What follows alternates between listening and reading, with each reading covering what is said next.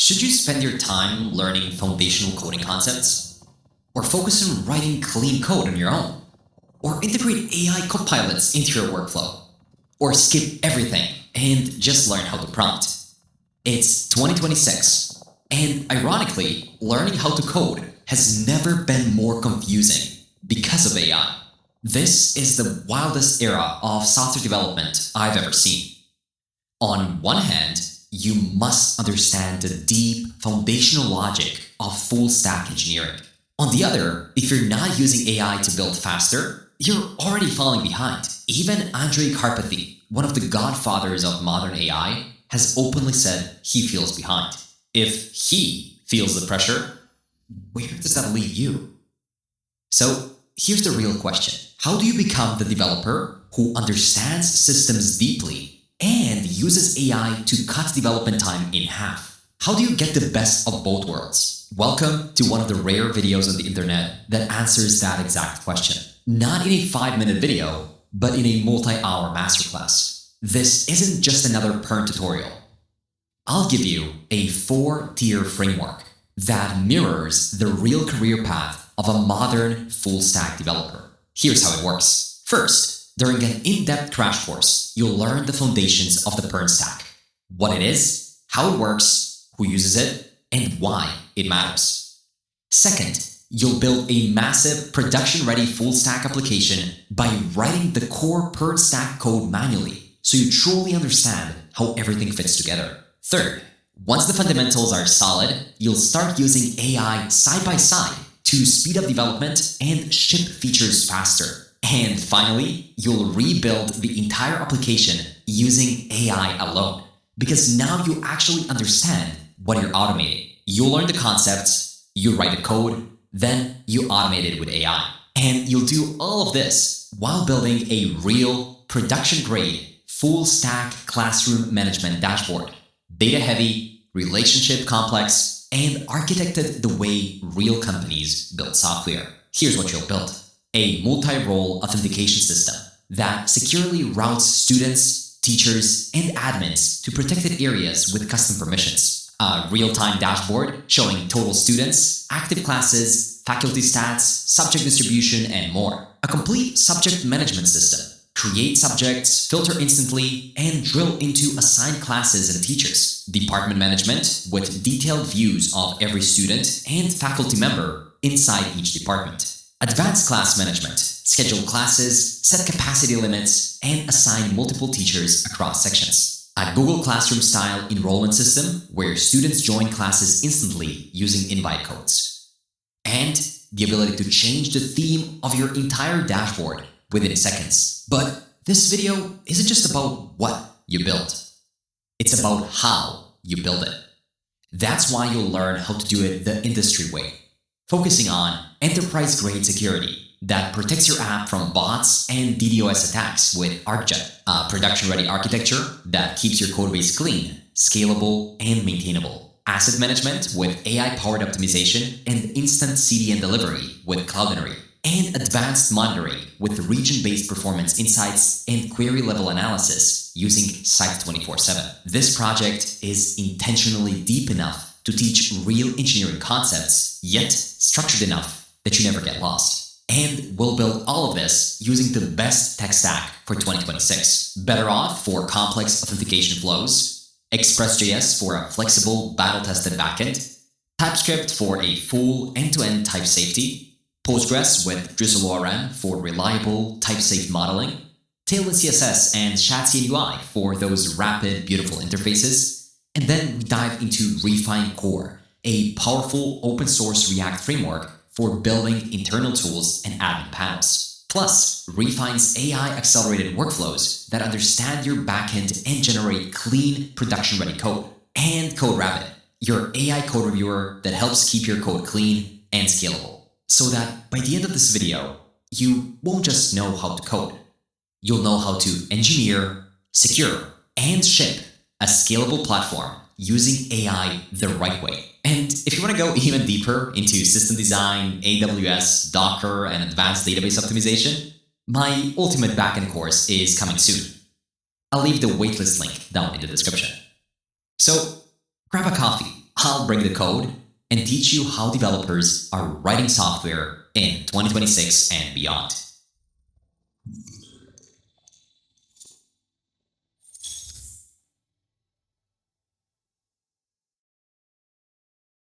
Before we go ahead and build a PERN stack app, you first need a quick flashback to how the web used to work. Because once you see just how painful things were, everything we use today suddenly makes perfect sense.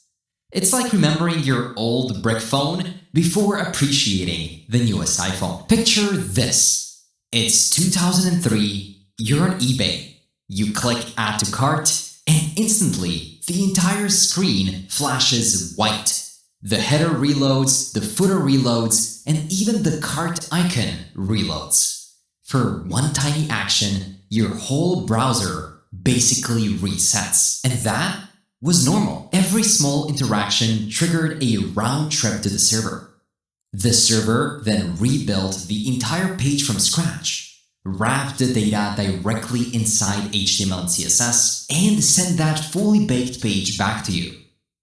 The browser didn't update part of the screen. It threw away everything and replaced it with the server's new version. It's like wanting to move your couch and instead bulldozing the whole house, rebuilding it, and placing the couch in a slightly different spot. Most sites at the time used PHP, ASP.NET, or Ruby on Rails. Different technologies, same workflow. Server pulls data, mixes it with markup, outputs a full page. The browser wipes the screen and loads that entire page again. And all the code lived together in one place. Your HTML sat next to your server logic, next to your styling, next to your database calls. It was one giant code smoothie. Easy to start, messy to scale. This approach caused some real problems. Pages were slow, bandwidth was wasted, full page reloads looked clunky and felt even worse. And what collapsed this entire model was the arrival of cell phones. Because pulling an entire page over 3G felt like waiting for Windows XP to boot. To be fair, the old method wasn't all that bad. It was simple, secure, SEO loved it, and for small websites, it worked perfectly fine. But the moment the web needed to be dynamic, interactive, and smooth, this model broke. So how did we get from reload everything websites to the fast, app-like experiences that we use today? What was the thing that solved the reload problem and opened the door to modern stacks like the PERN stack? Here comes JavaScript. The solution to the reload everything problem didn't come from a new backend language. It came from something hiding in every browser since the 90s. Something originally created in 10 days and used mostly for animations and annoying pop-ups. It's JavaScript. It was built to run directly inside the browser, manipulate web pages in real time, respond instantly to user actions, communicate with servers in the background, and update specific UI parts without forcing a full reload. So if HTML is structure and CSS is style, JavaScript is what turns a static page into an interactive application. Every browser ships with a JavaScript engine. There's V8 in Chrome, SpiderMonkey in Firefox, or JavaScript Core in Safari. These engines parse the code, compile it to the machine instructions, and run it through a single-threaded event loop. This architecture makes JavaScript fast and responsive inside the browser. So how exactly did this fix the reload problem? Well, early on, JavaScript handled small tasks like form validation, button clicks, and tiny UI tweaks. But a couple of smart developers noticed something important. JavaScript runs exactly where the UI lives, inside the web page. So they asked a simple question. What if JavaScript could intercept clicks before the browser reloads the whole page? That question changed the web forever. Browsers began exposing APIs like OG XML HTTP request or the current fetch request that allowed asynchronous communication with servers. These APIs let JavaScript request only data, not full HTML pages. When JavaScript received that data, it updated the DOM, the browser's live tree of UI elements. The page stayed loaded the entire time. So the new pattern looked something like this. User clicks, JavaScript intercepts, sends background request, server returns JSON, JavaScript receives it, updates only the affected DOM nodes, and the page stays loaded. This was the beginning of a more interactive web. And JavaScript does a lot. And teaching all of it in this crash course would turn it into a full-blown documentary.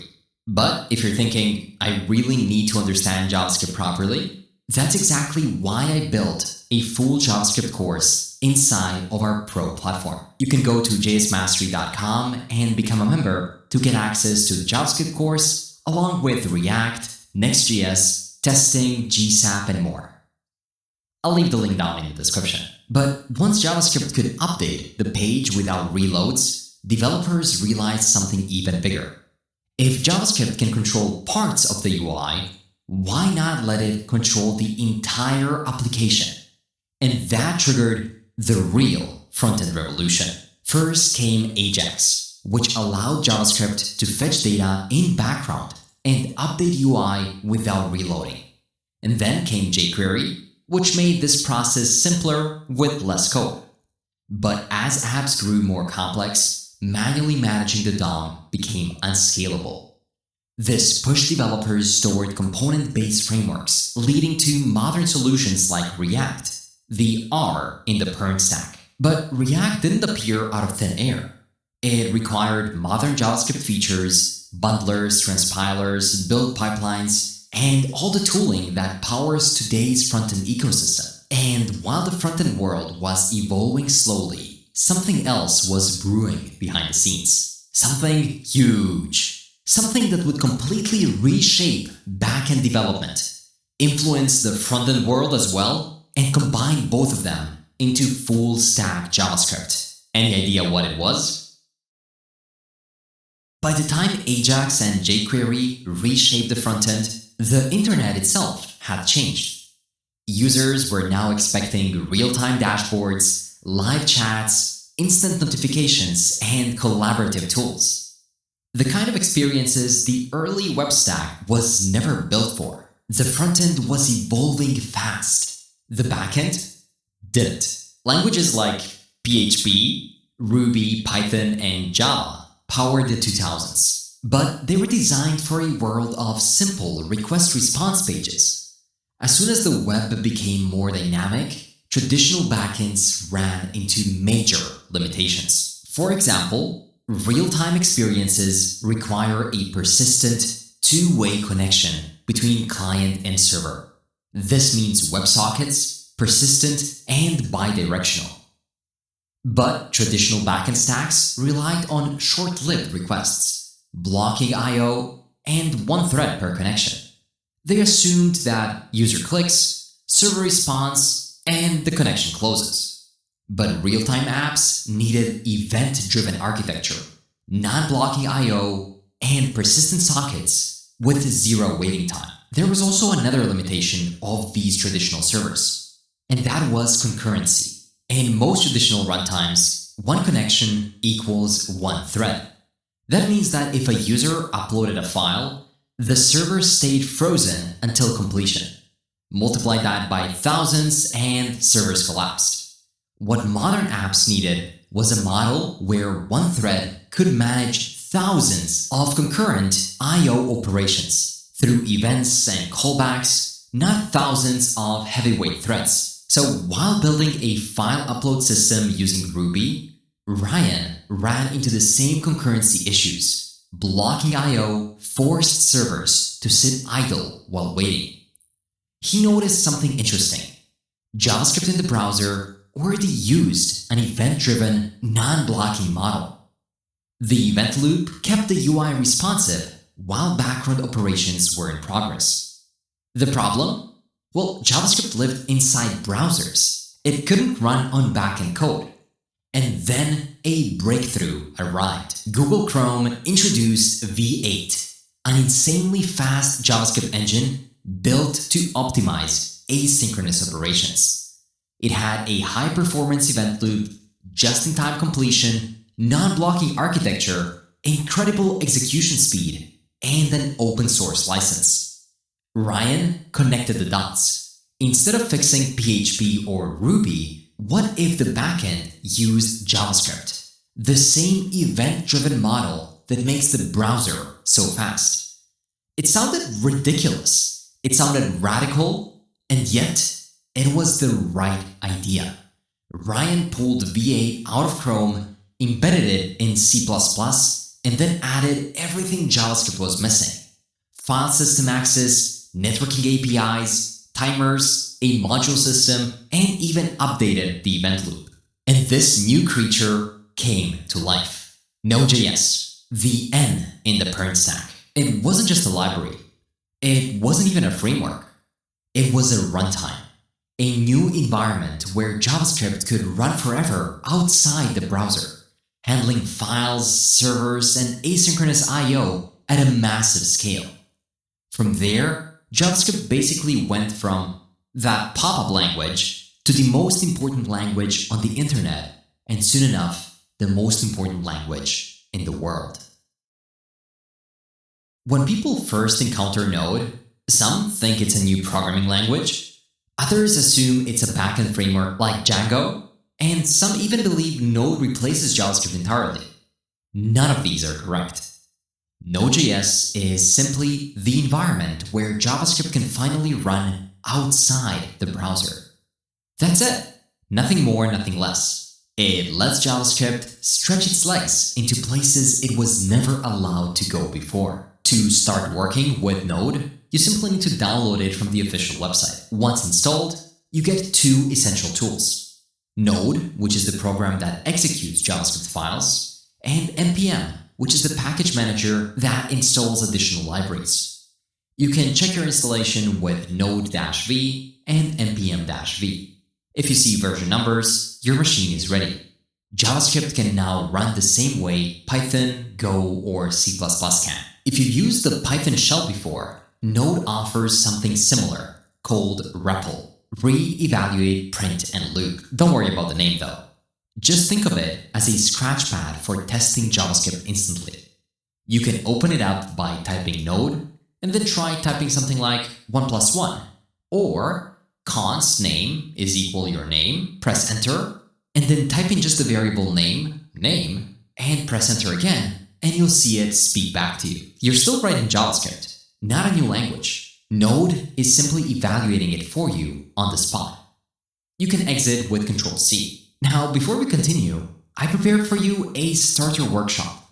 You can get its repo from the video kit down below. This will be your workspace for the entirety of this crash course. Inside the 01 Node.js folder, create a file called hello.js. Inside of it, type console.log, double quote a string, Node is running this JavaScript file.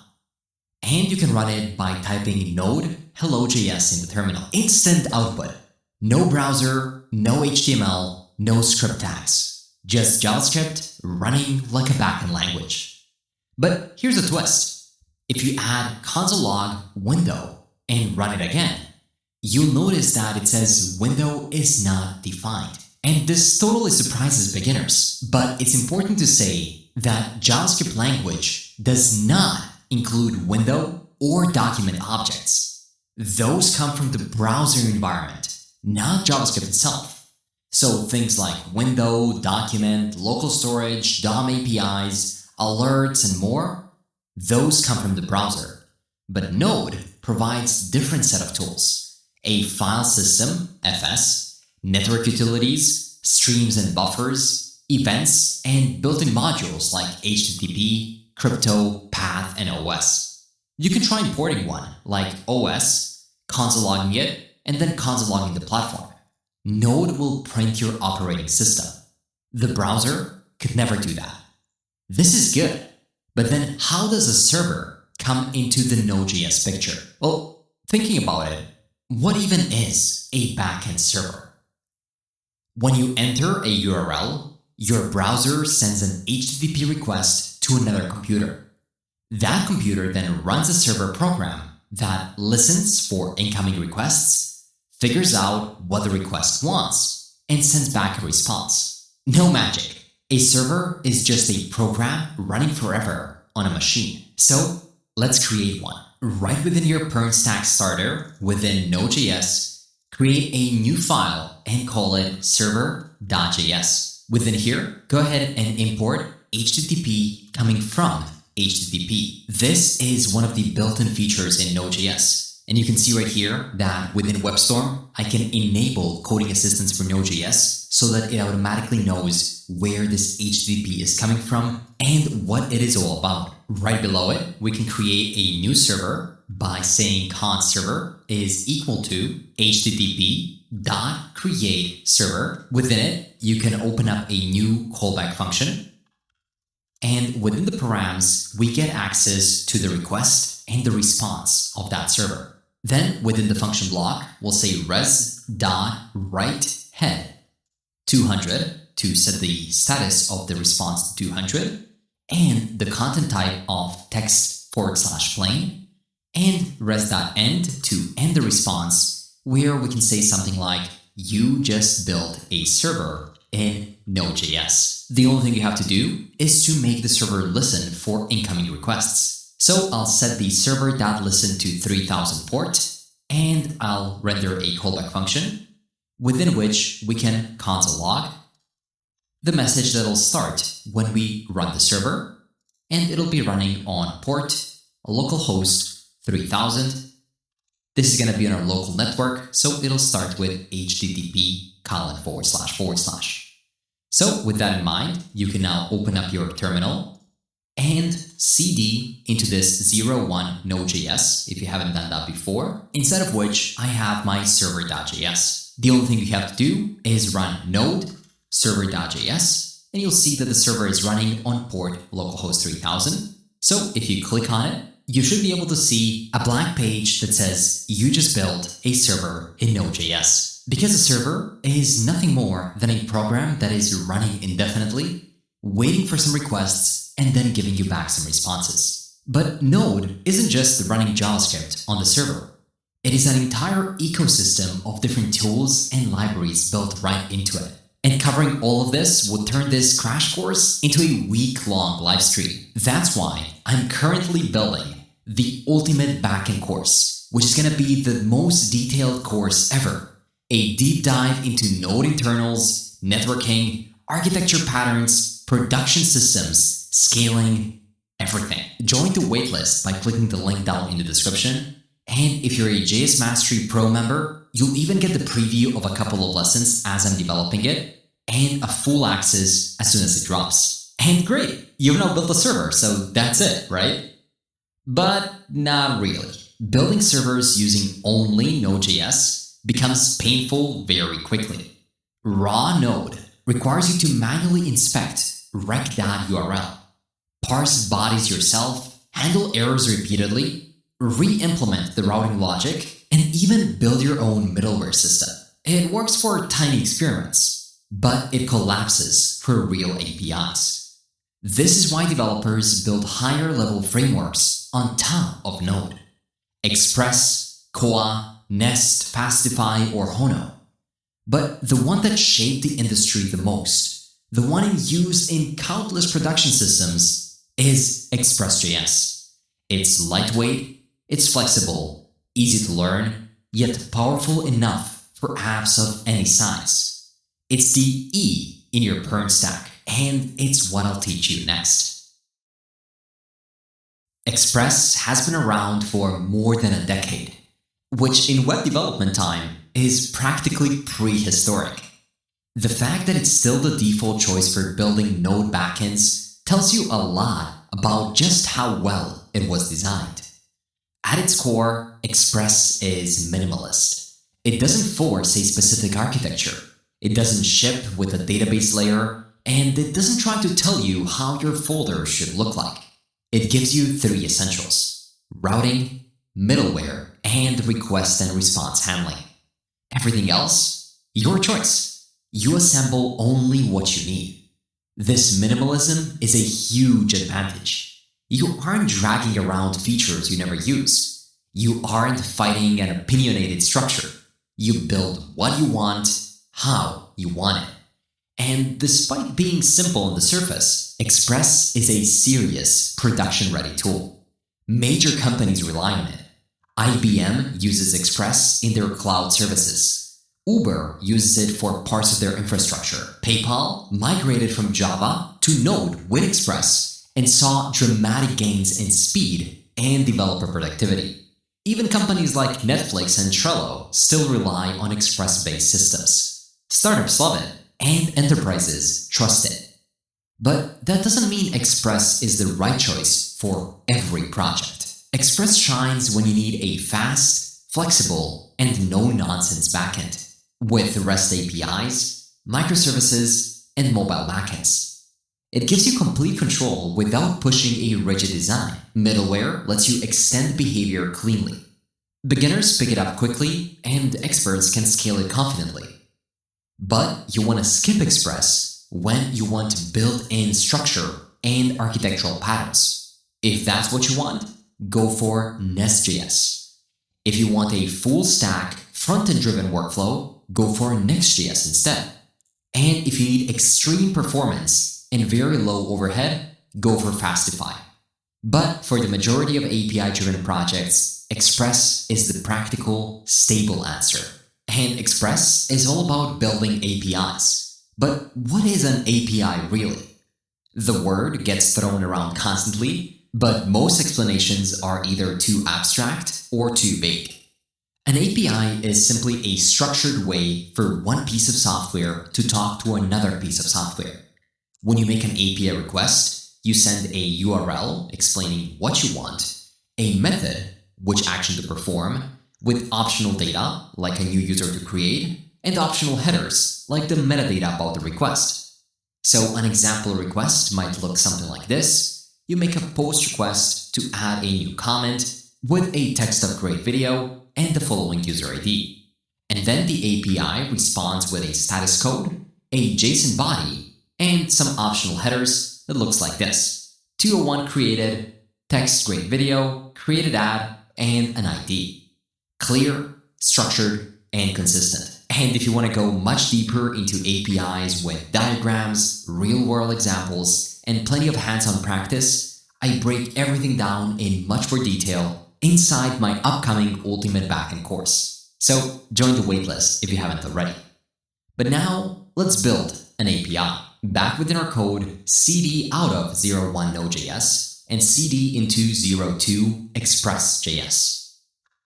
Then open up that folder, and the first thing we want to do is initialize a new package JSON by running npm init-y. As you can see, this will have generated a package JSON file. Now, to make this an Express application, go ahead and run npm install Express. Then you'll see within your package JSON that there is one dependency called Express, and under scripts, we can remove this test script and instead add a dev script, which will start the developer server by running node-watch server.js. This will keep track of all of the changes within a server. So let's create the server, which is going to be very similar to what we had in our original application. So I'll go ahead and copy this entire part and simply paste it into a new server.js file that I'll create within the Express.js folder. This time, it'll be even easier. Instead of importing HTTP, we will simply import Express coming from Express.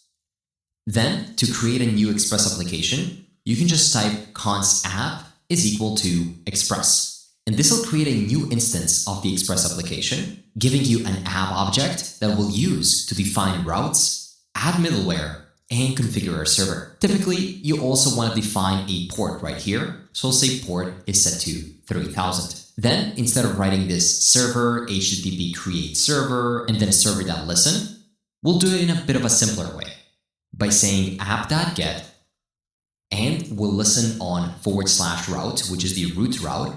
And then as the second parameter, you can define the request and the response objects. And then you can open up the function block where you can define what this specific route does. So what we've created right here is a route.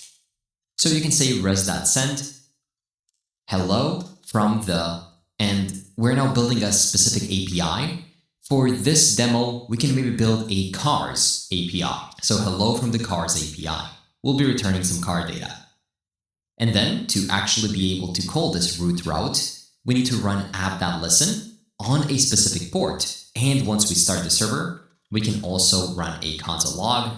Server is running on, and now we can say HTTP // localhost, and then it's not hard-coded anymore. So instead, we can render a dynamic variable of port. But for that, you have to wrap this in a template string. Now, if you open up your terminal, I'll do it right here so we can see both the code, and run npm run dev. You'll immediately get an error saying that you cannot use an import statement outside of a module. That's because Node.js applications still use older require syntax.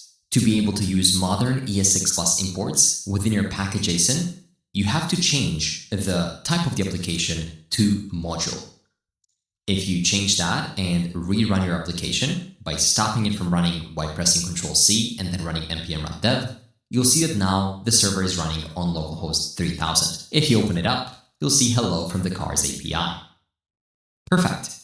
This is a functioning API with one API route. But that isn't all that interesting, is it? We have to add more routes that'll determine how our API behaves for different URLs and HTTP methods. So you can add another route, something like app.get /API /v1 /cars with a request and response objects that'll simply res.send all cars. So imagine here we have a database, and we'll talk about that soon. But if we had it, when a user makes a request to this API route, you will return all the cars from the database. Then, right below it, I'll do app.post. So we're changing the HTTP verb from get, retrieving something, to post, which is the endpoint to create something. I'll again make it the same, API v1 cars. Yep, you can have multiple endpoints as long as they're different verbs. Request and response, and here I'll do a res.send new car. We have created a new car. See, a post request always implies that the client is sending new data to the server, typically in a JSON format, and expects the server to create something based on that data. Even though this example only returns a text message, this is the endpoint where you would normally extract fields from the request.body, validate them, and then insert a new car into your database. After the get and the post, we have the third one, which is the put route. So app.put, again, API v1 cars, but this time you want to add a :/ID at the end of the route. This :ID segment in the path is a dynamic parameter, which means that Express will replace it whatever value appears in the URL and then expose it through rec.params.id. So for example, if somebody calls your API with the following text, so it's going to be API v1 cars 5123, then this variable will have 5123 value inserted into it. This is called a dynamic route. This is typically used when you want to update the information for a specific resource, in this case, a car. So I'll say res.send update a car. After that, we can do another one to delete a car. So similar to what we've done before, we want to get a specific ID so we know which car we're deleting. And then you simply want to use the app.delete route. Again, typically within here, we would enter our database, find the car, and then delete it. But here right now, we're just sending a message saying that we are about to delete it. And finally, there's one more type of a common route, which is app.get, which we've had so far. But this time, it's cars and then an ID. Not just cars, where we're getting all the cars, but here you want to get the details of a specific car. So this is how a typical, very simple API would look like. But notice the repetition. the API v1 has been repeated everywhere. So if you were to update your API to v2 and then forget to change it in a couple of places, that would just be a mess. So thankfully, Express gives you a cleaner way. They're called group routers. So you can say const router is equal to express.router. Then you can define that router right here at the bottom by saying app.use. So we're using a specific router, and it'll start with API v1, and we'll feed the router that we just created. This means that every single route with this router will start with API v1. So what we can do now, instead of repeating ourselves every single time, we can just simply remove this, only have the needed parts, which is the either / or the colon ID, but then instead of using the regular app, we're now going to start this with router. Router.get, router.post, put, and so on. Hopefully this makes sense. No need to repeat ourselves because it already knows that all of these routes start with this prefix. But now let's add some real car data. Right here at the top, I'll say let cars is equal to an array where we can have a couple of objects with an ID like 1, a make of the car, like let's do a Toyota. We can do a model like a Camry, and maybe a year, 2022. And we can also add a price. Let's say that it's 28,000, let's say it's USD. And you can duplicate this a couple of times, change the IDs, the makes. In this case, let's say we have a Tesla Model S, year 2023, with the price of 25. And then finally, we have a Ford, let's say model F-150, and with a year of 2021 and a price of 35. So what you created right here is a sort of a database. Not really, right? It's just an array, but what's missing to make it into a database is data persistence. We'll talk about that very soon. Now, to be able to retrieve those cards through our API, we have to tell Express to parse JSON from incoming request bodies. We can do that by typing app.use express.json. Without this, when someone sends JSON data to your API, you wouldn't be able to read it. This is one of those essential middleware functions you'll use in almost every single Express app. So now we can replace this getAllCars route by simply saying res.json cars. And then we can also make it /cars, right? Then we're going to return all the cars. You can give it a shot by opening up the app in the browser and heading over to localhost 3000 API v1 cars. Now you'll see that I have an extension opened that renders all of that JSON in a nice format. You can find a simple Chrome extension, something like JSON Viewer, and that should work on your end too. But otherwise, it's going to look something like this. It is just an array of different objects. Perfect. Now what you could do is also implement all of the other functionalities. For example, getting a car by ID. I'll take this code right here and put it in the second place right after getAllCars. And think a bit about it. How would you get a car with a specific ID? Well, first, you would have to know that we can get the ID from rec.params.id, as I explained before. You would also have to know that everything that we get through the params is in a string format by default, which means that we have to convert it into a number if we want to do some comparisons with it.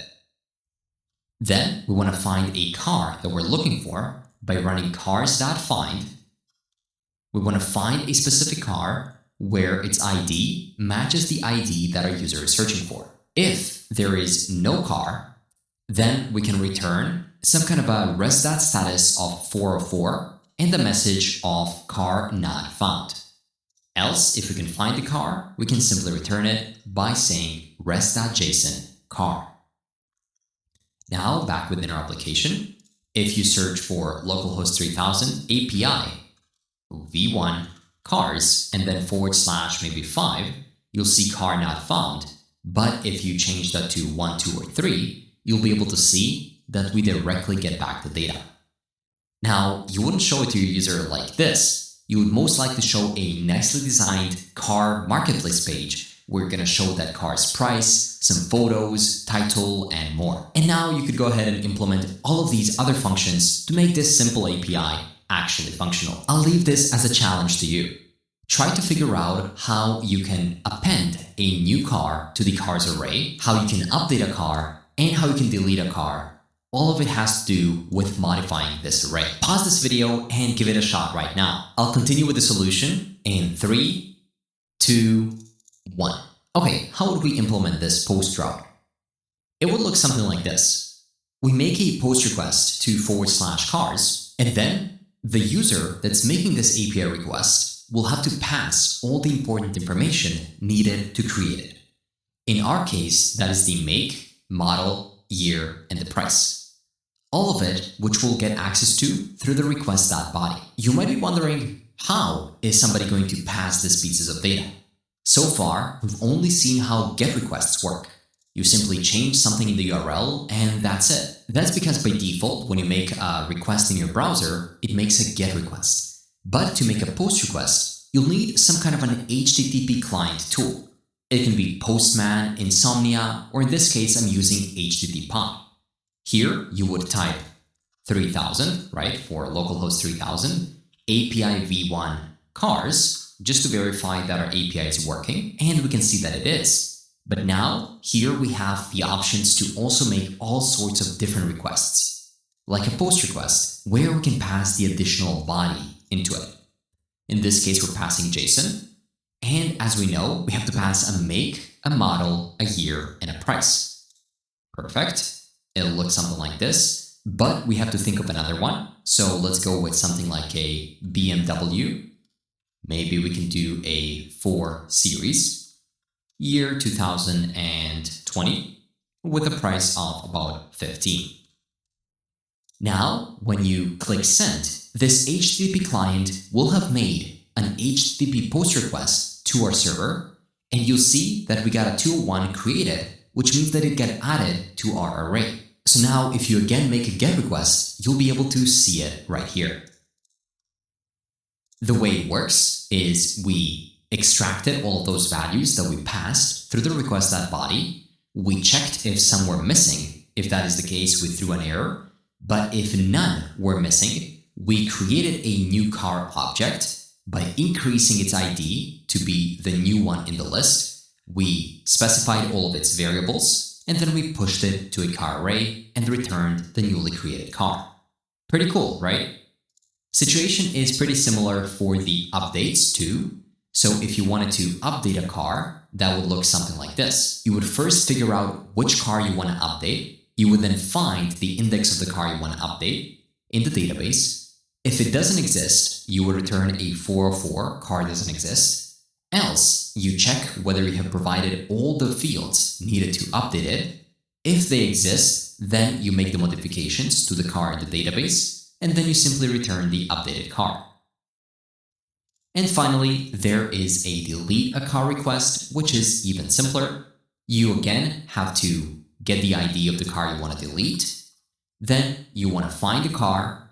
If the car doesn't exist, you return a 404. If it does exist, you simply remove it from the array. And with that, you've implemented a very simple API with a non-persistent database. One part that is missing right here is some kind of logging, because as your API grows, you'll want to run certain code for every request, such as logging, authentication, caching, rate limiting, or performance tracking. Doing this inside of every single route would just be a mess. So instead, middleware solves this. Middleware allows a specific portion of your code to be called before or after any single request that a user makes. So right here on top, let's add a middleware. You can do it by running app.use. You get a request, a response, and the next object. This next object is what makes middleware, well, middleware, because middleware has to know when it's ready to move the action to the next API call in line. That's what we use this next object for. So, for example, let's create a middleware that simply logs out the timestamp of when a specific request is made. So const timestamp is equal to new date, and we want to get access to the ISO string. So dot to ISO string, and we want to console log it in this format by first rendering array signs, timestamp, and then we want to also render the rec.url as well as the rec method so that we know what the user is doing. Now, every time somebody makes a request to your server, you'll be able to see it in your terminal thanks to this middleware function. Let me show you. I'll open it up, and immediately, as soon as we load localhost 3000, you can see that somebody made a GET request to the root route. But there is one problem. You can see that we never provided the next functionality to this middleware, which means that it intercepted or tried to get to the root route and stop there. It simply logged its thing, and that's it. What you want to do instead is whenever your middleware finishes doing what it's supposed to do, in this case, log the timestamp, the method, and the URL, we can simply call the next method and allow it to continue going where it needs to go. So now, back in the browser, we get a notification that we made a request, but then immediately we can see the page we're supposed to go to. So if we go to API v1 cars, you can see that we made a request to API v1 cars at this specific time. Middleware functions can be used for all sorts of different things, like logging, what we've done right here, security, compression of files and images, validation, authentication, error handling, performance metrics, and more. It is the backbone of all Express applications. Now, features like rate limiting, bot detection, or user abuse prevention are all things that developers attempt to build manually and then quickly regret it. That's why throughout this course, I'll show you how to use RJet properly so you don't just build, but build in a way that's safe, scalable, and production-ready APIs. Basically, RJet provides these protections with clean middleware APIs. Since we'll be using it both on the front end and back end, go ahead and create your free account right now. The link is down in the description. You can click sign up for free, sign in using GitHub, and you got your site key, which we'll use later on to secure our application.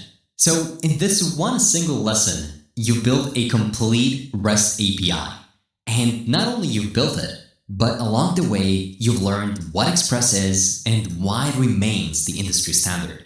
You learned when to use Express and when to choose some alternatives, how routing, parameters, methods, and status codes work, how to structure routes cleanly with routers, how to build CRUD operations, how to parse JSON bodies, how to add middleware for shared logic, and how real APIs are shaped in production. But there's one huge flaw in the API we built, and that is that your data disappears every time your server restarts.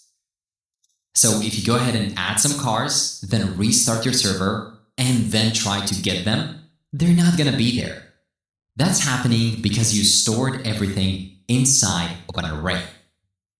Arrays live in memory. When the process dies, they die with it. So how do you store data permanently on a server? For that, you need a database. And that's where the next piece of the PERN stack comes in.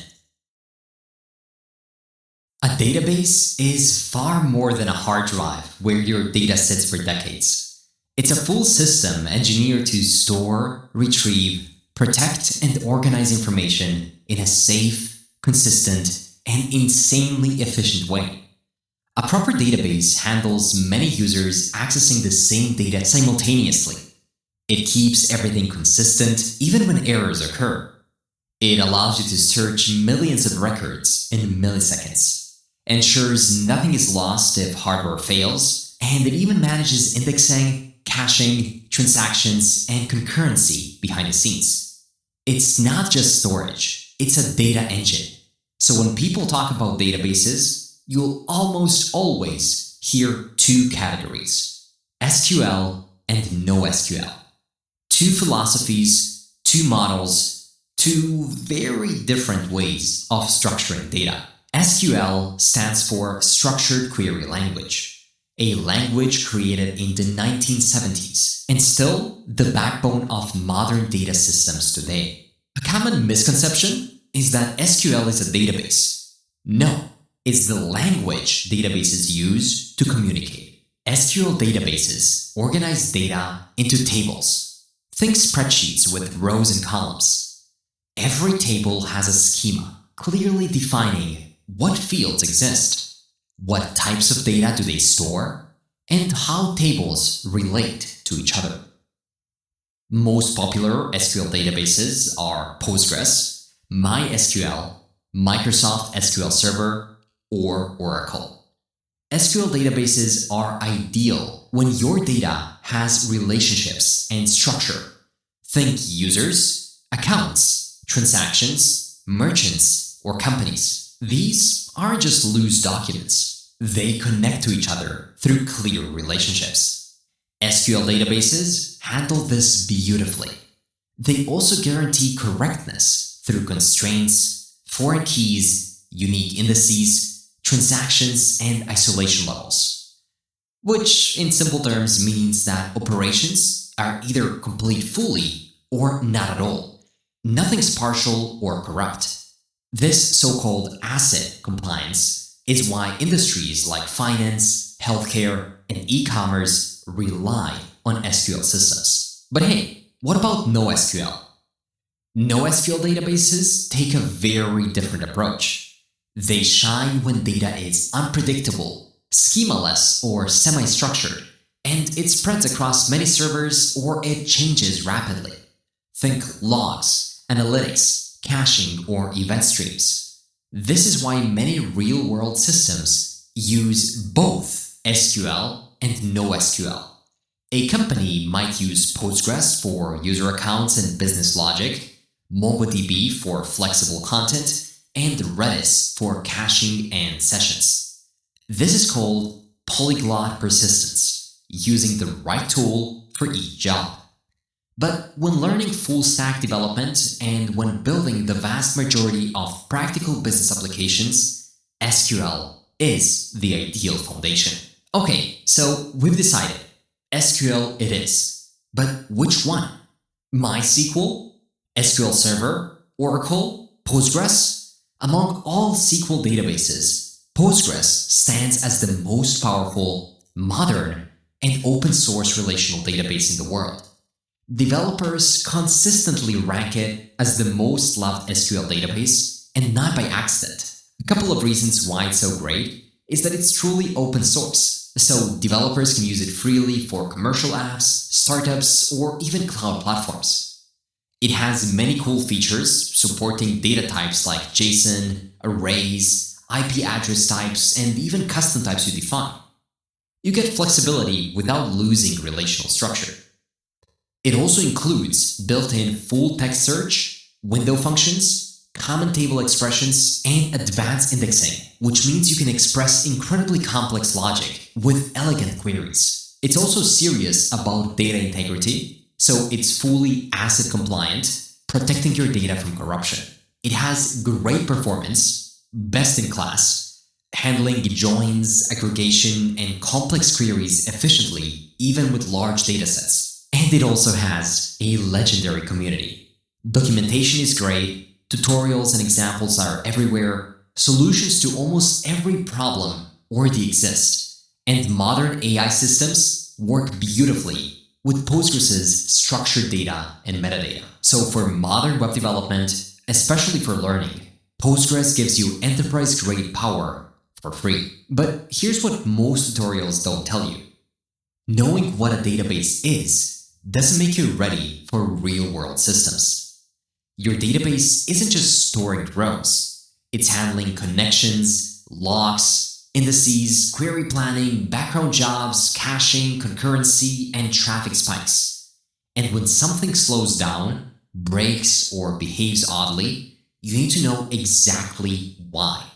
This is where developers separate into two groups. Those so-called vibe coders who hope everything works, and engineers who understand their systems end to end. And the new AI-driven world you're entering rewards the second group. This is where I want to introduce you to Site 24/7, which gives you real-time visibility into your Postgres server and your backend. It detects your slow queries, CPU and memory analytics, disk performance, connection usage, transaction behavior, and even spikes and anomalies.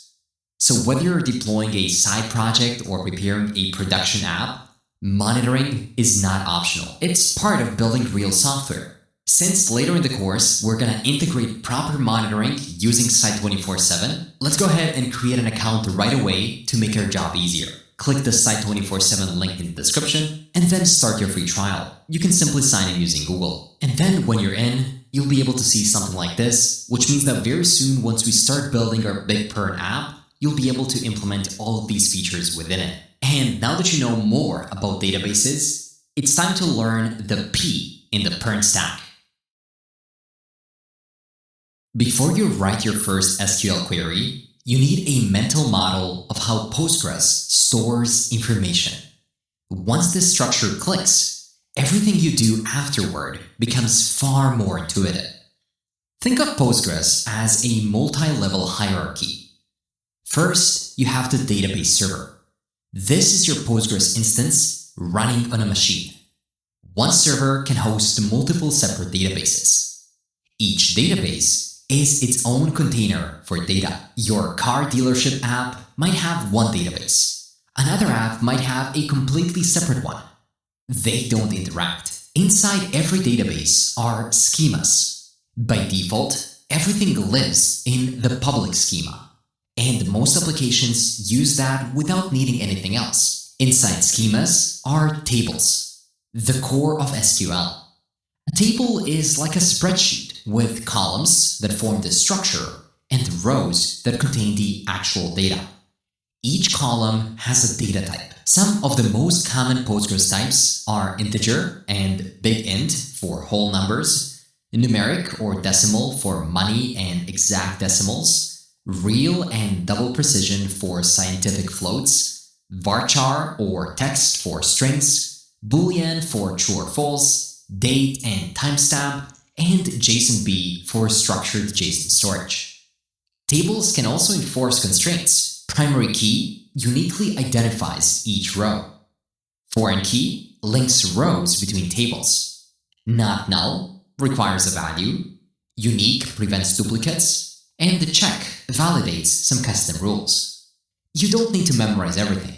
You'll naturally absorb these concepts as you build real applications. Now, how do you actually install Postgres? There are a couple of ways to get it up and running, depending on where you're learning, what you're building or deploying. First, there's the local installation.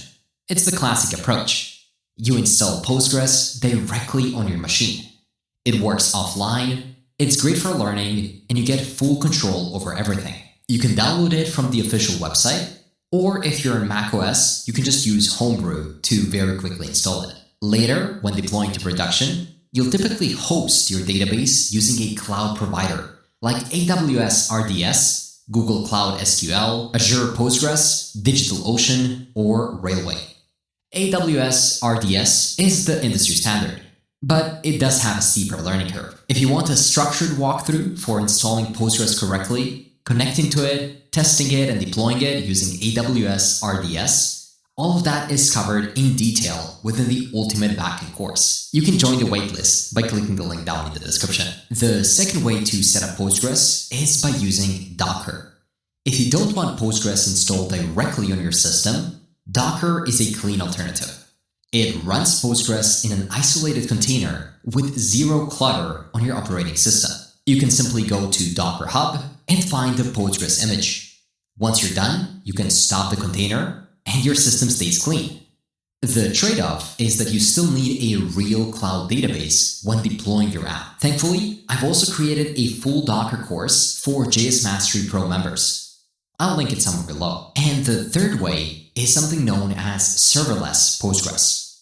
If you don't want installation pain at all, this is the modern, frictionless option. Services like Neon, Supabase, Vercel Postgres, Zeta, or PlanetScale give you instant, cloud-hosted Postgres databases.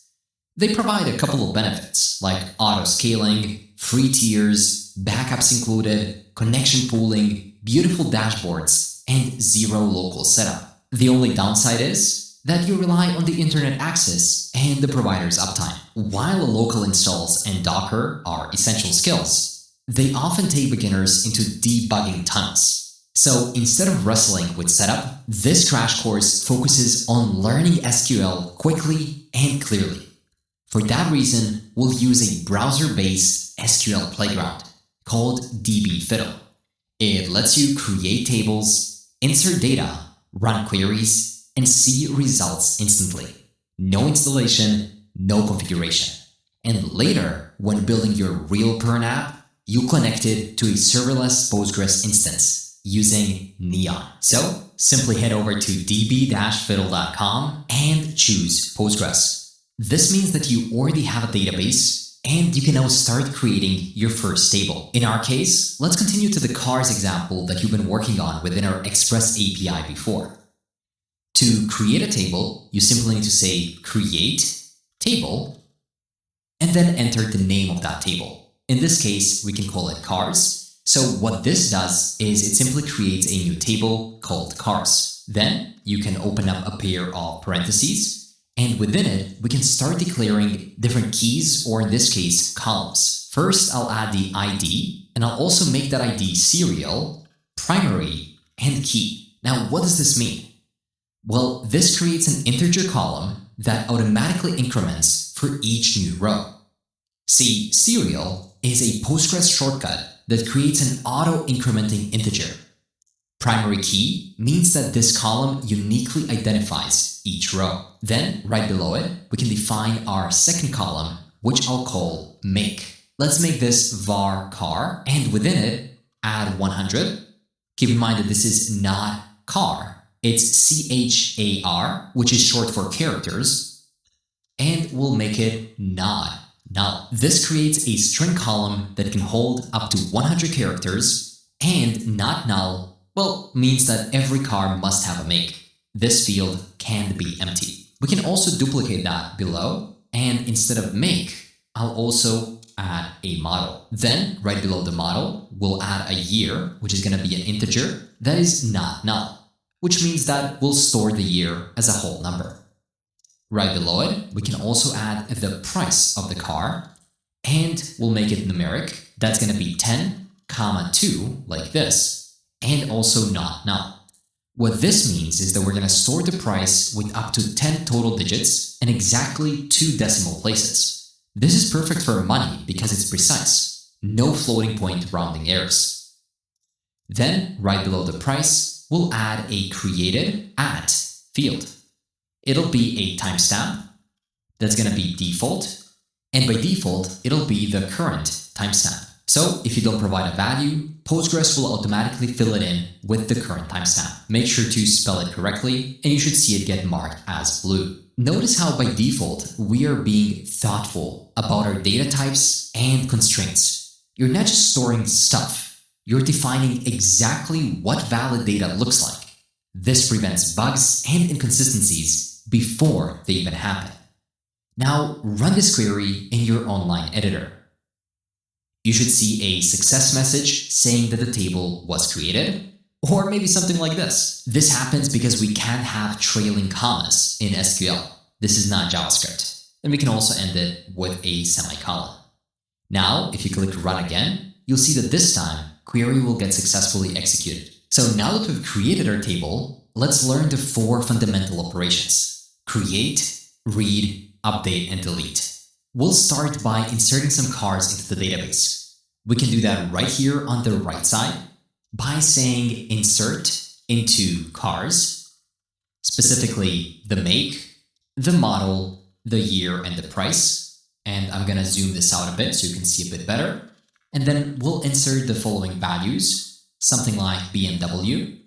Let's also do a 4 series. We'll do a 2022, for example, and 2800. Now, if you press run, you should be able to see a success message where one query got executed. Now, we can also add multiple cars. You simply have to say values and then add a comma and duplicate the values that you're inserting within these columns. So the second one can be something like, let's do a Ford Mustang 2021, 25K. Let's also do 2 more. So I'll duplicate it and indent it properly. For the third one, let's go with something like a Tesla Model 3. And for the fourth one, we can do a Honda Civic. Perfect. Now, if you run it, you will see that we have to remove this trailing comma. And with that, the query got executed successfully. So now that you've inserted the cars, you need to know how to retrieve the data. Doing that is super simple. You simply have to say select. So say select what you want to get, in this case, everything. Everything or the asterisk or the star means all columns. This returns every column of every row in or from the cars table. You should be able to see all 4 cars we've inserted. So if you run it, there you go. You can see the table with 4 cars. But often you don't want all columns. So let's simply get the make and the model. So say select the make and the model from cars. And you can run it. This way, you're getting just the table of the information that you need. Much cleaner. Now, let's add some conditions with the keyword where. So select everything from cars where. Now you insert the condition. For example, year is equal to 2022. There should be 1 car that matches that query. So if you click run, you can see the BMW. You can also combine conditions. So let's say that you want to get the year of 2021, where there are 3 different cars. And let's say these 3 different cars have different prices. One is 25, one is 30, and one is 15,000. So we can say year 2021 and price is lower than something like 27,000. So if you now run it, you'll be able to see that both the Ford and the Honda match the criteria of 2021 and the price is lower than 27,000. You can also sort the results by adding the order by keyword price. And then you can do it descending, for example, by saying DESC. So now it's going to show the one with the higher price first, or you can do it ascending, and then it's going to show one with the lower price first. But what if you want to get all the cars like this? So select everything from cars, but you only want to get the 3 cheapest cars. Order by price in an ascending order, and then a limit to 3. This will return only the 3 cheapest cars. Perfect. So now you know all the most important keywords for querying databases using this pretty simple database querying language. But let's say that the price of the Honda Civic has changed. You need to update it. You can do that by saying update cars set price equal to, let's do 26,000, where ID is set to 2. So we're updating the second ID. It is the Ford Mustang, so it is this one right here, and we're updating it from 25 to 26. So if you run it and then you display all the cars, you'll be able to see that we successfully updated. Finally, how do we delete cars? It's pretty simple. You just use the delete keyword, delete from cars, where, and then you can simply define the criteria. For example, where ID is equal to 2. So now if you click run and you select it, you'll see that we're missing the car with the ID of 2. If you accidentally forget the where clause in the delete and just say delete from cars, would be catastrophic because it would delete your entire database, or in this case, your entire table. So far, you worked with a single database. Of course, there's so much more to Postgres and SQL, such as relationships between the tables and how we merge and connect the data within them. I might talk about that in more detail when we actually build our application. But for now, the only thing I care about the most is that you now understand how Postgres structures data, how you can create tables, and how you can insert, read, update, and delete data. But how do we connect our Postgres database to our Node server?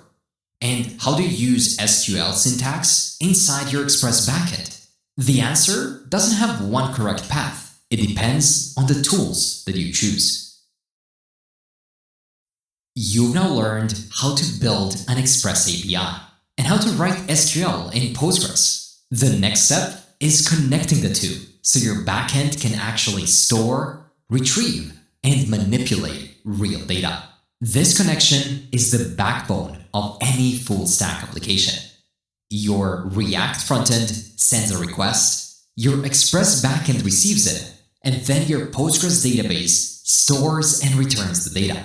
This is what turns your code into a functioning system. There isn't just one correct way to connect Node.js and Postgres.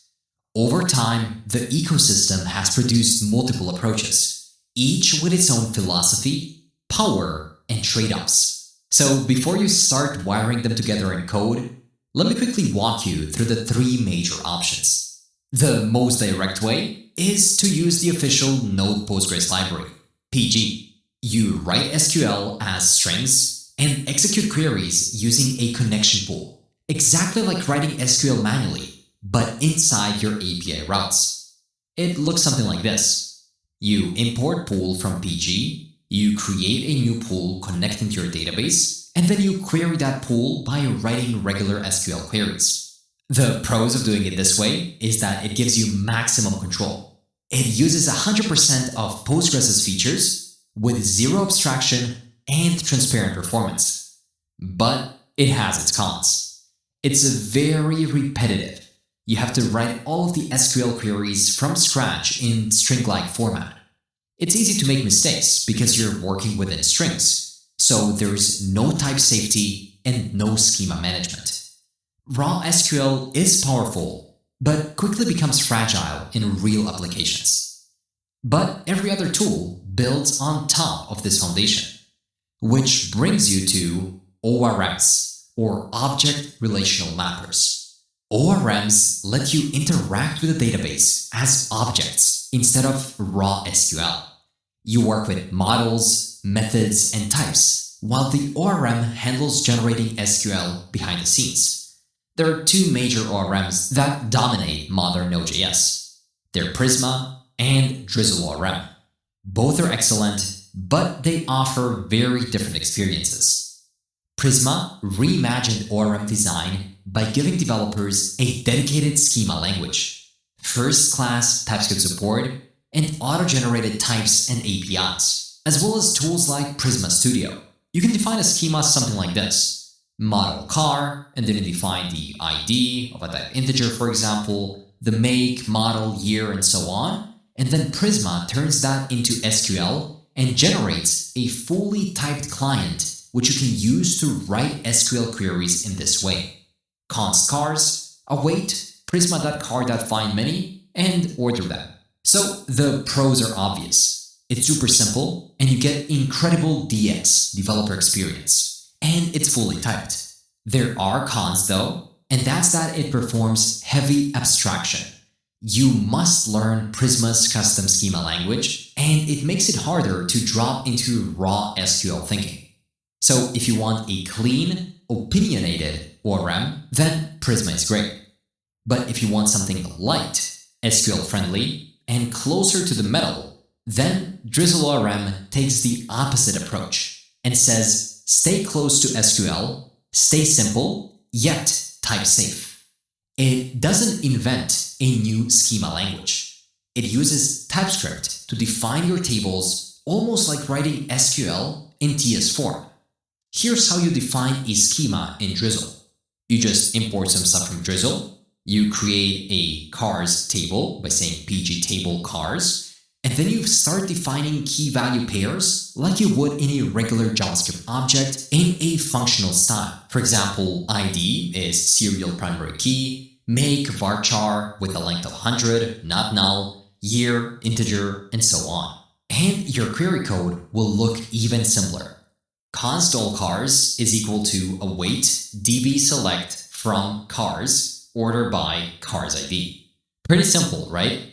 It's essentially SQL written in a clean, TypeScript-friendly style, and when you need full control, Drizzle even lets you drop down to raw SQL without breaking the flow. It's flexible, powerful, and fits perfectly with everything. For this course, and later during the build and deployment of this project, you'll use Drizzle with a serverless Postgres database. It provides the perfect balance of simplicity, power, and transparency for learning full-stack development. Okay, enough with words now. Let's go ahead and connect a serverless Postgres using Drizzle ORM. Head to neon.tech and sign up for a free account. Once you're in, create a new project. For the project name, you can either choose the PERN crash course, or you can immediately use the project name of the final application that we'll build after the crash course is done. And that'll be Classroom Management Application, something like this. You can choose version 17 of Postgres on the AWS service provider, and you can choose the region that is closest to you. And click Create. Once you create it, you'll have to hook it up to your database. So go ahead to the Connect button and copy the connection string. Then go to 03 Postgres and create a new .env file right within it. There, you can paste the string you just copied, but let's call it properly. It'll be database_URL is equal to this Postgres connection string. Now, if you take a look at this Postgres folder, you'll notice that this is the same code that we've already talked about. You can head over into the server and you'll see this local square-shaped database we created before, but now we're moving it into real production Postgres database while still using the same API. To do that, we can use this Neon documentation page talking about Drizzle ORM connection. So let's head over to this step 1. And it is to create a TypeScript Node.js project, which we've already done.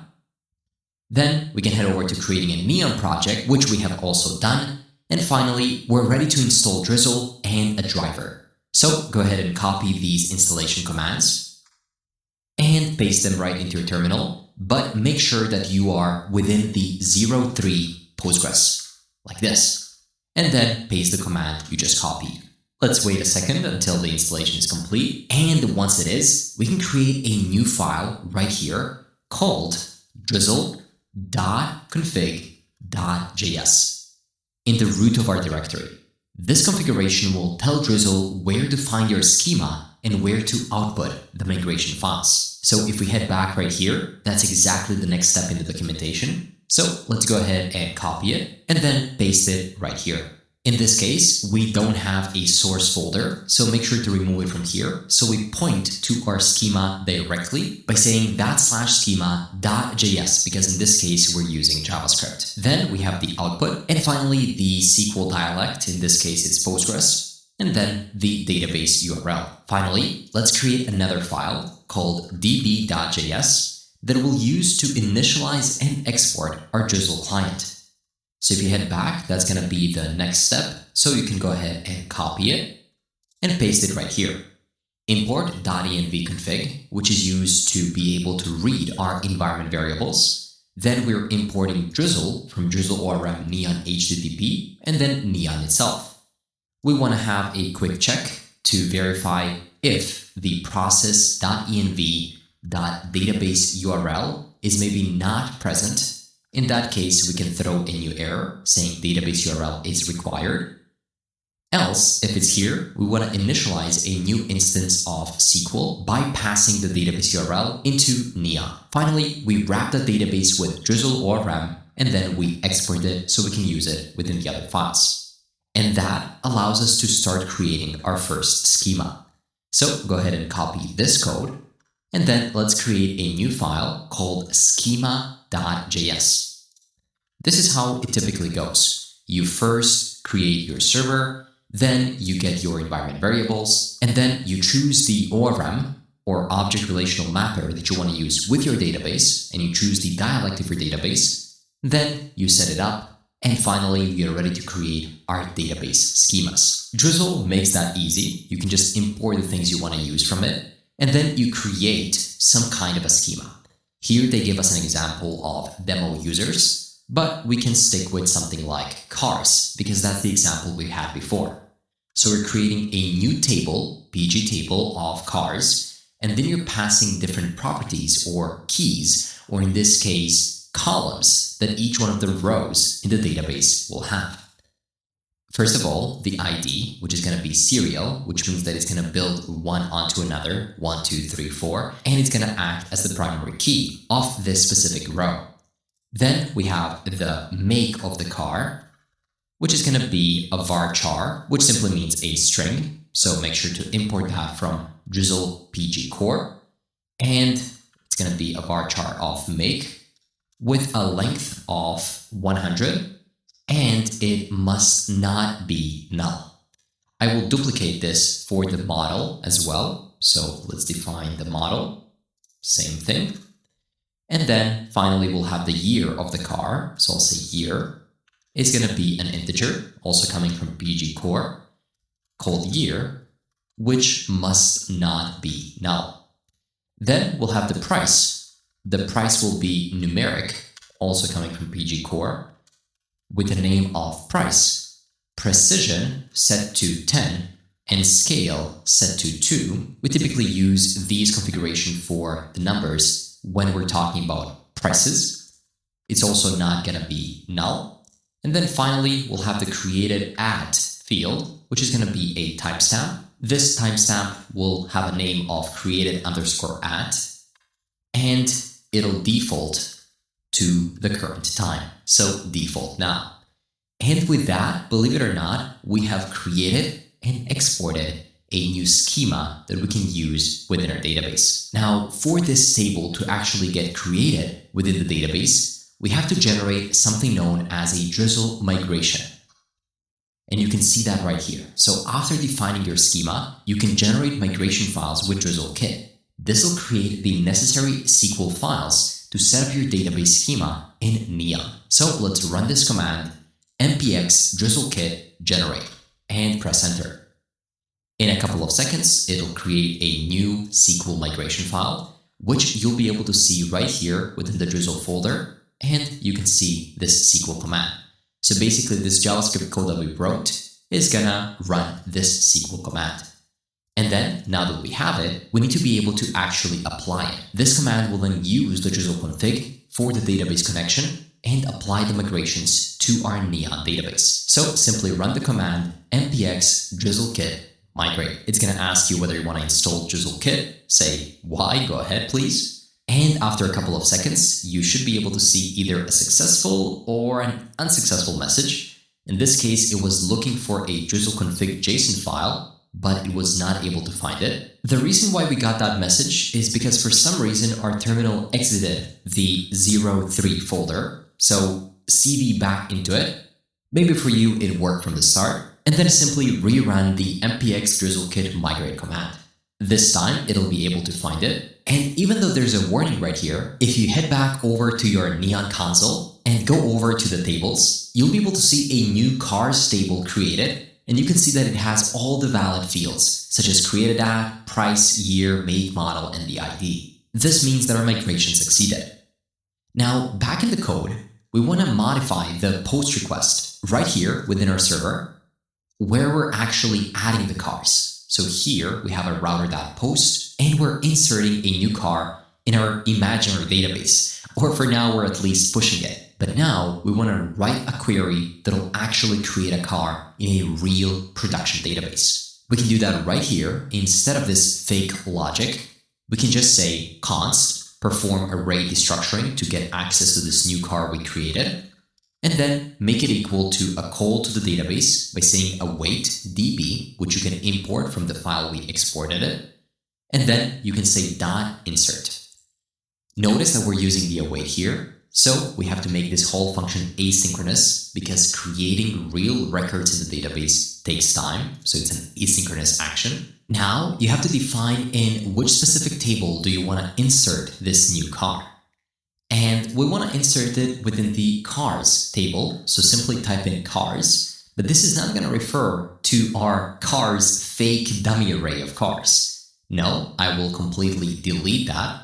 And instead, we're talking about the cars coming from our schema.js. These cars, this is the real table. So after saying .insert, we have to say what we're inserting. we're inserting the following values: the make, the model, the year, and the price that we are accepting as request body into this post request. And we want to say .returning, which gives us back the data that was just inserted so we can pass it back to the front end. Great. So now open up HTTP, head over to API v1 cars, but specifically choose the post request, and under the body, pass the make, the model, the year, and the price, and submit it. Oh, and before that, make sure your server is running by running npm run dev right within your terminal. And once that is done, now we see a real 201 right here within our API. And of course, we get the things like the make, model, year, and the price we just passed. But what I'm super excited about is that we also now have the ID and the created fields, which are coming directly from the database. So now, if you go ahead and create a second car, like a BMW 4 Series, let's do that right here, and you click send, you'll see that the ID will be incremented by 1 and that the created ad field will change as well. So now, if you head back over to your database and reload, you'll see that under our cars table, we now have 2 cars waiting for us right here in a persistent production-ready database. Now, if you want to take it a step further, you can update our router.get from just returning this fake cars array, which no longer even exists, to returning a real one by first fetching all cars by saying all cars is equal to await db.select.from the cars table. And of course, we want to make this asynchronous. And then we can rest.json all the cars. So now if you get back to HTTP and you make a GET request to API v1 cars without passing anything in the body, you should be able to see an array of 2 cars we just created in our persistent database. Wonderful. Now you should be able to follow along and apply the same approach to the remaining routes using the SQL fundamentals you've learned so far. But of course, you're not just here to write simple queries. These are building blocks. And right after this crash course, you'll take these skills and build a full production-grade application from scratch, including queries, relationships, APIs, and everything in between. You'll get there. But for now, push yourself a bit and try rewriting this fake dummy cars data, which is technically just an array, into a real, persistent SQL-hosted database. And with that, up to this point, you've learned Node, Express, and Postgres, the entire backend. But none of that matters to the user unless they can actually see and interact with the data. So, how can you display your data and add features so that users can actually see them on the page? That's what we'll go over next. Alright, let's move on to the final piece of the PERN stack. React. It arrived in 2013, right when Node.js and front-end tooling had matured enough to support a component-based architecture. Fast forward to today, React is the most widely used UI library in the world. It keeps maturing year after year, introducing new component types, rendering models, and optimization techniques that push the boundaries of what's possible in the browser. And although I said React is a UI library, it's actually more than that. It's a complete new way of thinking about building interfaces. Some of its core strengths include component-based architecture, because React breaks your UI into reusable pieces called components. Each component manages its own logic, UI, and styling. This makes large applications easier to build and maintain. So instead of manually updating the DOM, React lets you describe what the UI should look like based on the state.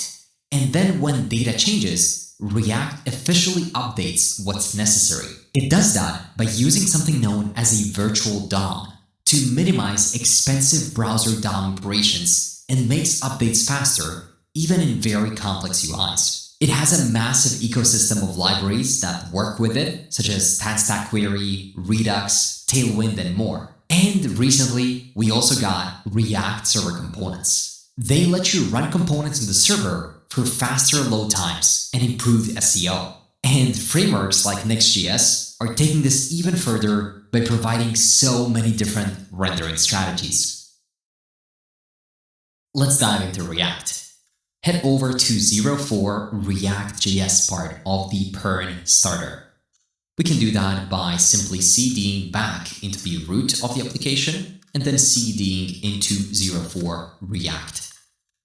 Once you're there, we can set up React by following the documentation from Vite. Vite is a front-end build tool. So if you click Get Started and then scroll down to Actual Installation, you'll be able to see how you can quickly scaffold your first Vite project. So simply copy this command or write it with me by running npm create vite add latest, and you can also add // to create it in the current folder. Then install the create vite installer, and it'll ask you a couple of questions, such as current directory is not empty. We can say ignore files and continue.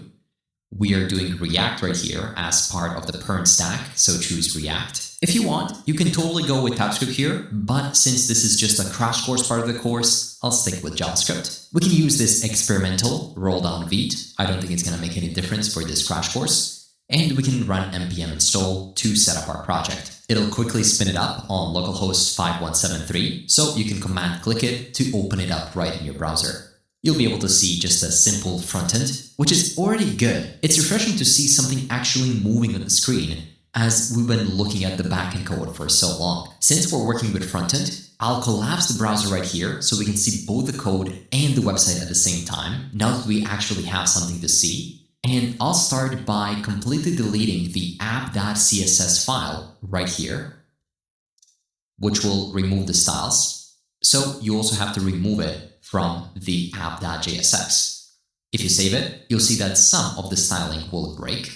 Then if you head over to index.css, you can also remove everything from here, and we'll write a couple of styles of our own. We'll do a typical CSS reset by selecting all elements and setting the margin and padding to 0 and the box sizing to border box.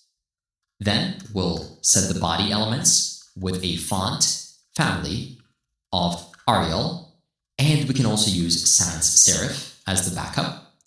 We'll then do a background color of, let's do hash F0, F0, F0, a color of the text of hash 333, a line height of 1.5, and a padding of 20 pixels. This will give us a nice clean slate so we can actually see some cars on our homepage. So to be able to do that, head over to app.jsx and remove everything from this page, but quickly spin up a new functional component by running rafce.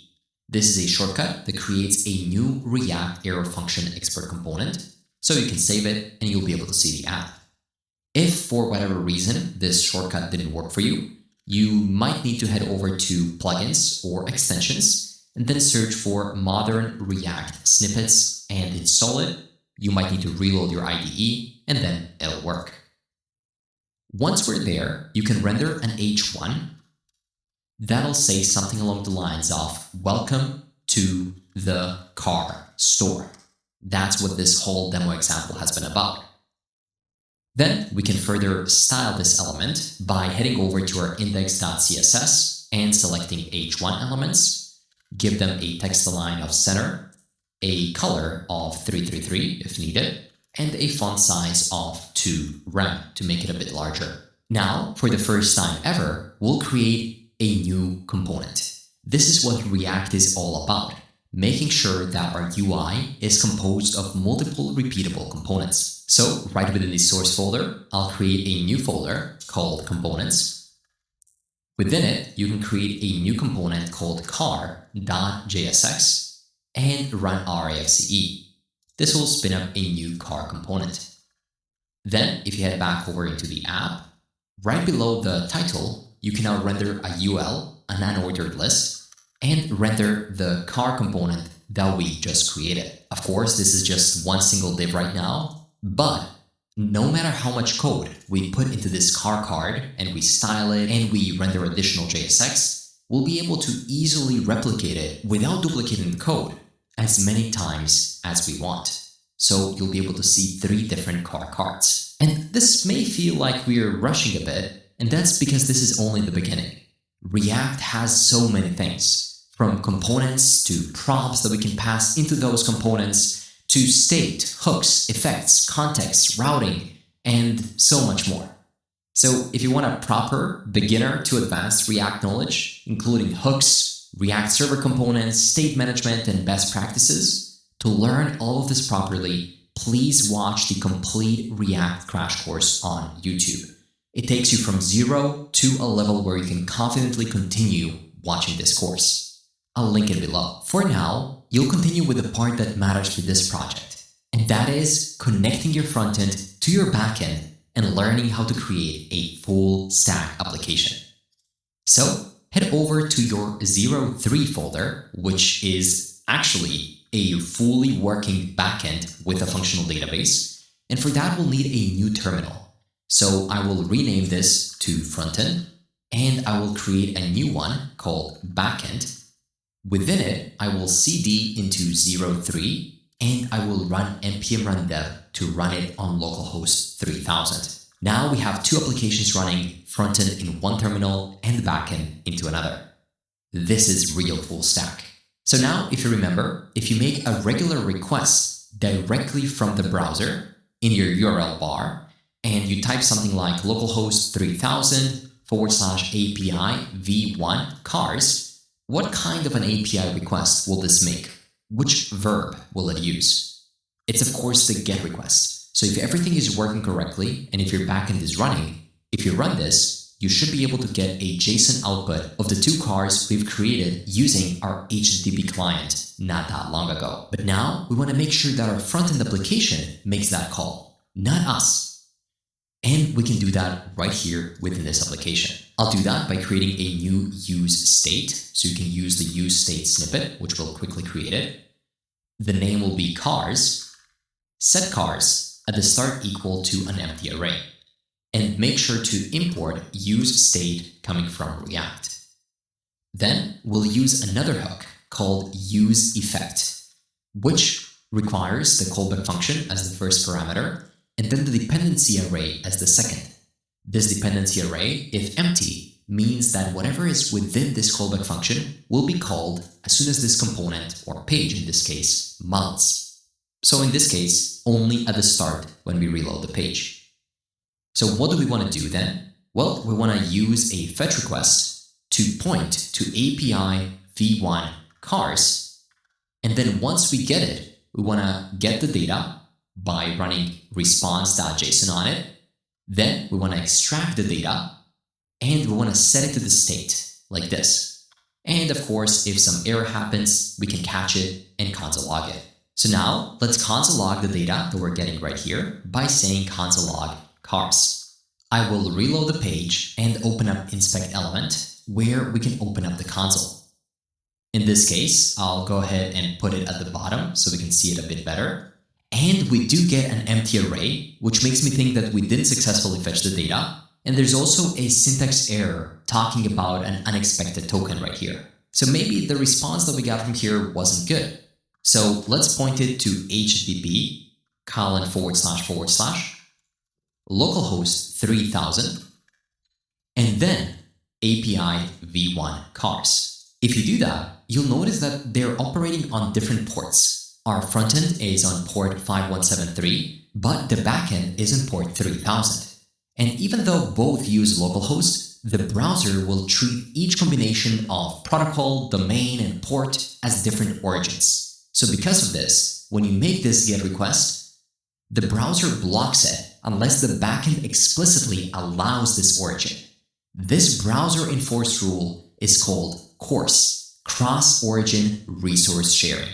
And CORS exists for security reasons. It prevents websites from making unauthorized requests to the other sites. If the backend does not send headers, such as access control allow origin, then the browser will stop the request with a CORS error. So, to fix this issue, Vite lets us create a proxy so that API requests appear to come from the same origin.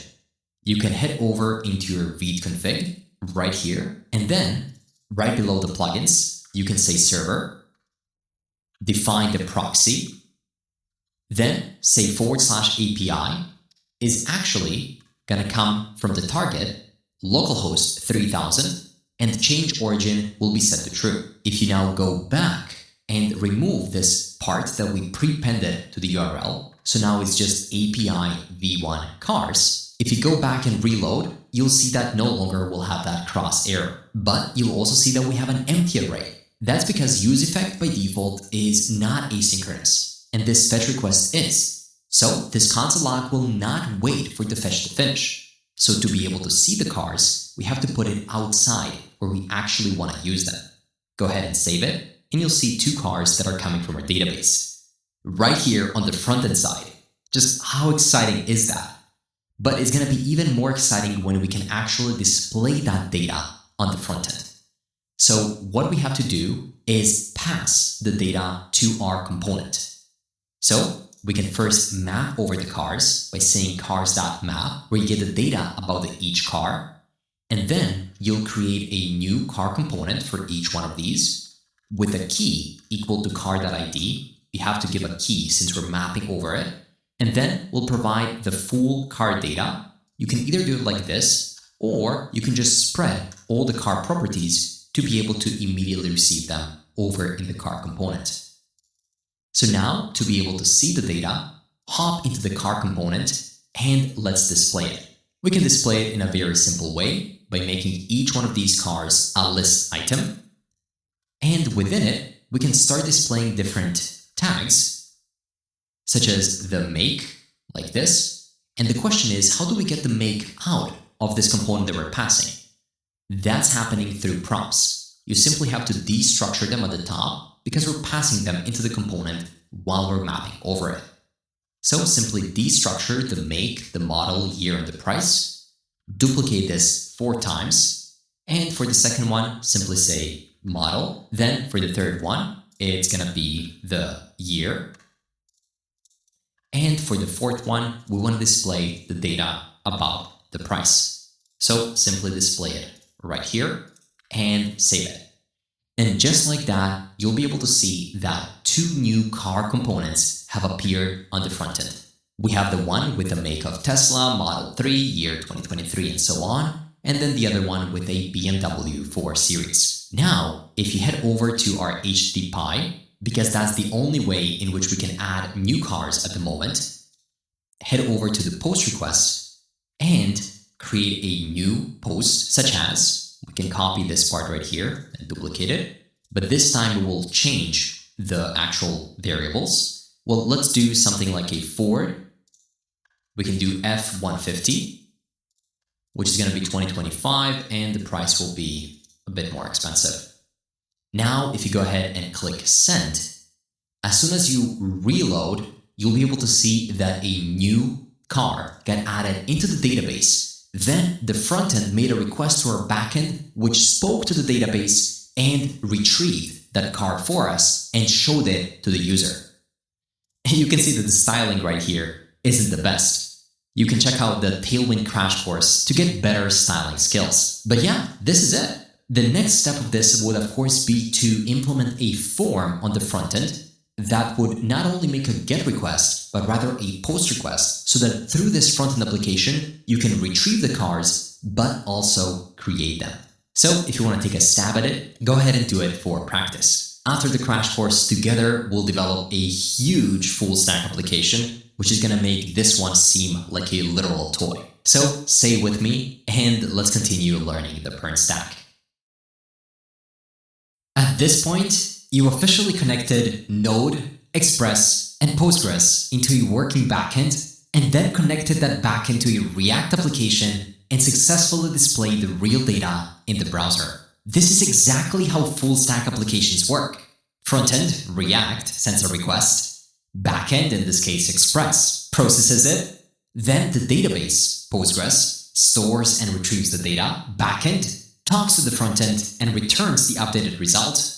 And then the UI updates, instantly showing the changes. So technically, you just built the full PERN communication loop. But, and this is important, what you've done so far is the foundational version. The beginner-friendly, stripped-down version designed to help you understand the big picture without getting overwhelmed.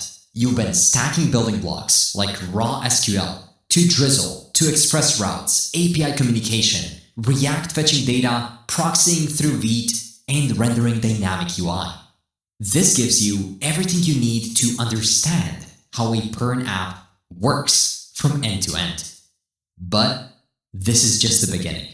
What comes next is where your real growth begins. You finally reached the end of the crash course, and you should genuinely feel proud of what you've built, understood, and experimented with.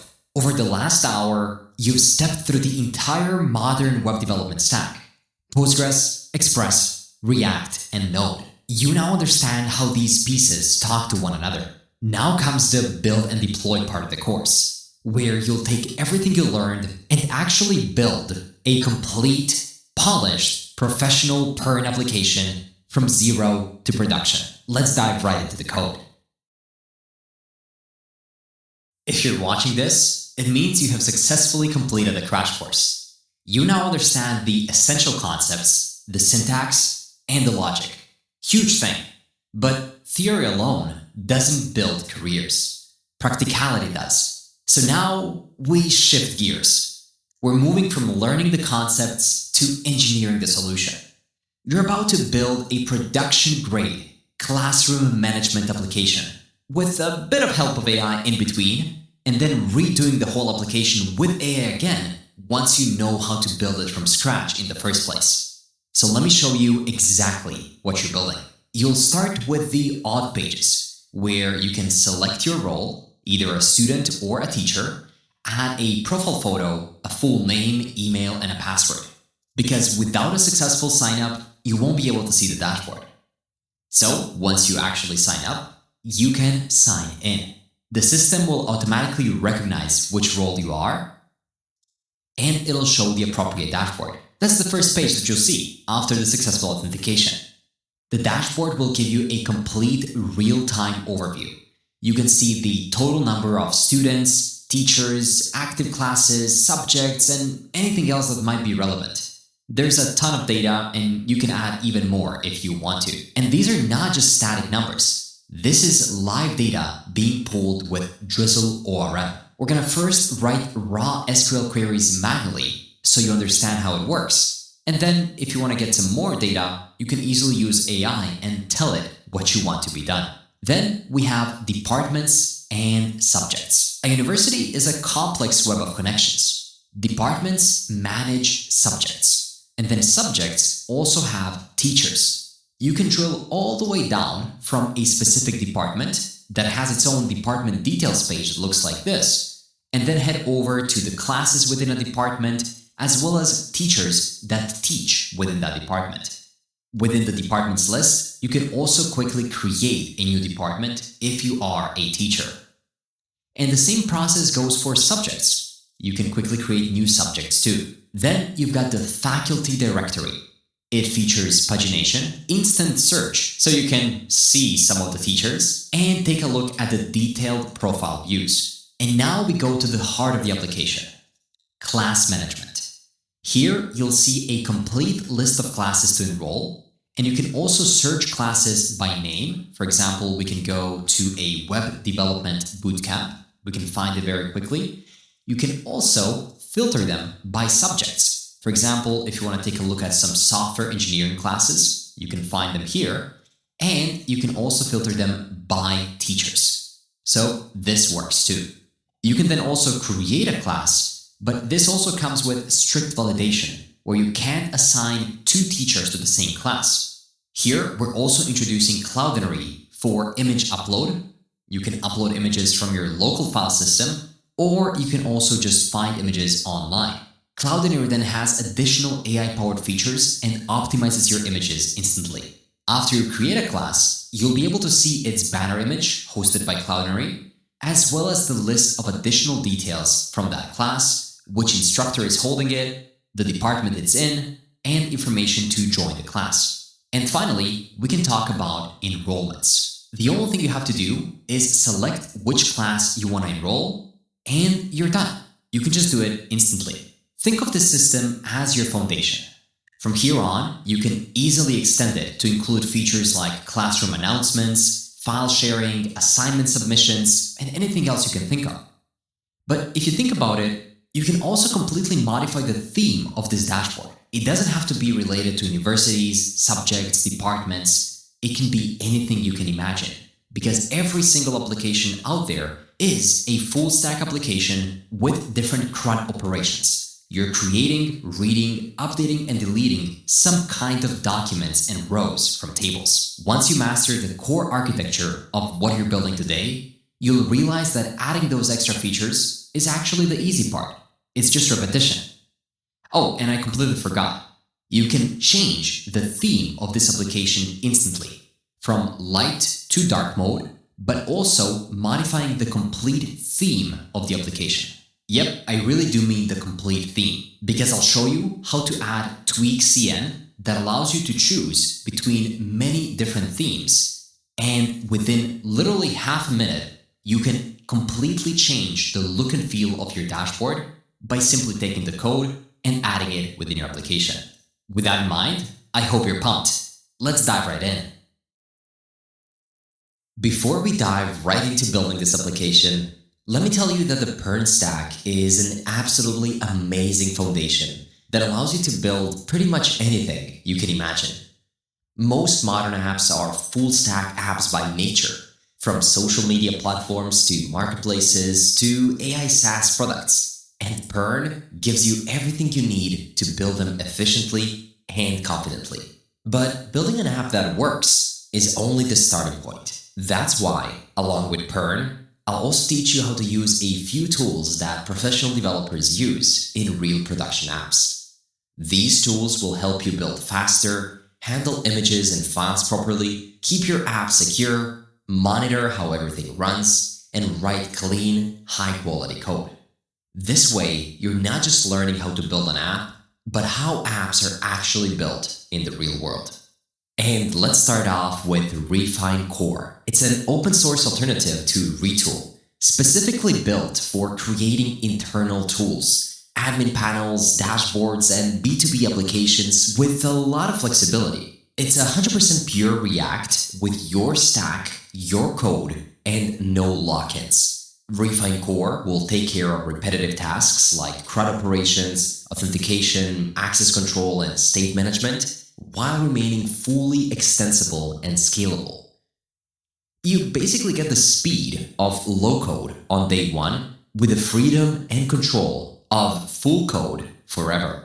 They've also recently introduced Refine, which significantly boosts productivity when building admin panels and dashboards with the help of AI. So in this course, I'll first teach you how to build everything from scratch, and then how to use AI to accelerate your workflow using that knowledge. This tool will be extremely useful throughout the course. I'll go ahead and leave a special link down in the description that the Refine team prepared for me to give to you, so you can follow along and see exactly what I'm seeing throughout this course. Next, we'll be using Cloudinary, my go-to solution for all asset management, from profile images and class content to any kind of media assets. But it goes far beyond simple storage. They offer features like image optimization, automatic formatting, widgets, AI-powered cropping, background removal, recoloring, shadows, CDN delivery, and so much more. And that's the reason why major brands like Puma and Adidas rely on it. So go ahead and create your Cloudinary account as well. Thankfully, the Cloudinary team also provided me with a special link through which you'll get extra credits. So open it up and get started. Now, I don't think I need to say much about ArcJet, as you might have seen me use it in so many videos already.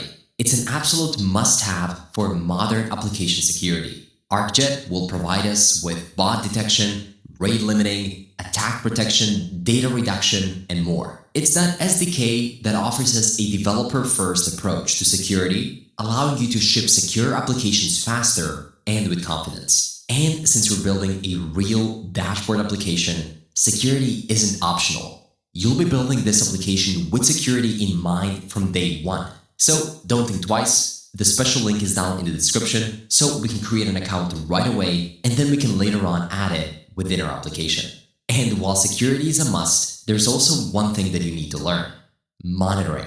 And for that, we'll use Site 24/7. It's an AI-powered observability platform that lets you monitor your apps, but also servers, which will come in super handy since we're building a full-stack PERN application, which of course has its own backend. You can also keep track of the cloud infrastructure, logs, and user experience, all from a single platform. It'll provide deep visibility, faster root cause analysis, and automated anomaly detection, helping you spend less time firefighting and more time shipping reliable software.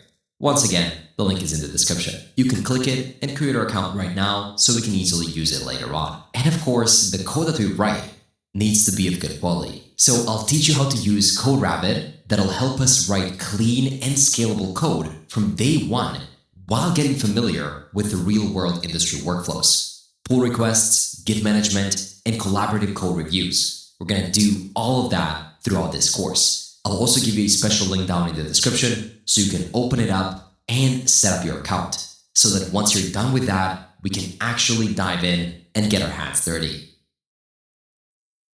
To start creating your application, head over to Refine Core and let's head over to the docs. Here, you'll see a bit more information about what exactly is Refine, but don't worry, we'll go through that in detail throughout the rest of this course. So let's immediately head over to the Quick Start Guide. You'll be able to see that Refine works on any environment that can run React. So it can be Vite, Next.js, Remix, and so on. But in this case, we'll use their CLI to quickly bootstrap a new Refine project. So go ahead and copy the installation command, and then you'll have to open up your IDE. Throughout this course, you'll see me use WebStorm. It's a super powerful production-ready IDE that as of recently became free for non-commercial use, which means that you get all the powers of a real IDE. And trust me, there is a difference between an IDE and a text editor, completely for free until you start developing commercial projects. I'll leave the link down in the description so you can download it and set it up. And another part that makes WebStorm great is the inclusion of Junie. Junie is JetBrains' coding agent. You'll also see me use it throughout the course, and it'll help us in many different ways, from general productivity to code some parts of the app faster, but also by discovering some alternative solutions, proposing a full execution plan, adjusting to the tasks that we're working on, and so much more. So before we get started, go ahead and install Junie. Once that is done, go ahead and open it up and create a new project. We can create a new empty project, which I'll call Classroom.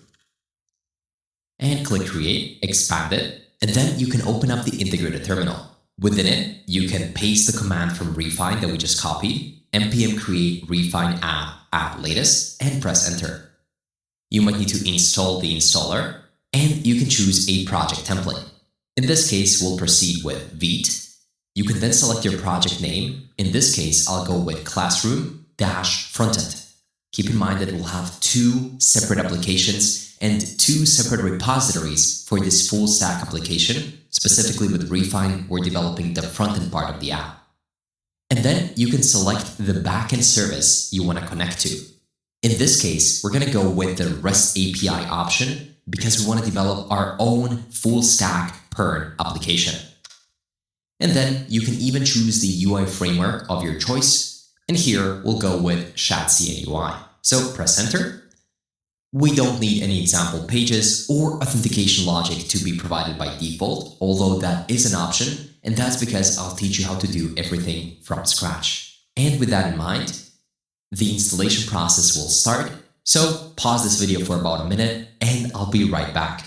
Once it's installed, you'll be able to see that within the Classroom folder, we now also have a Classroom frontend folder within which we'll naturally develop the frontend of our application. So what we can do is cd into this Classroom frontend and then run npm run dev to spin it up on localhost 5173. You can then go ahead and open it. I'll put my browser side by side by my editor so that we can see the changes that we're making live. And let me first walk you through the files and folders, starting with the public folder, which will store all of our assets.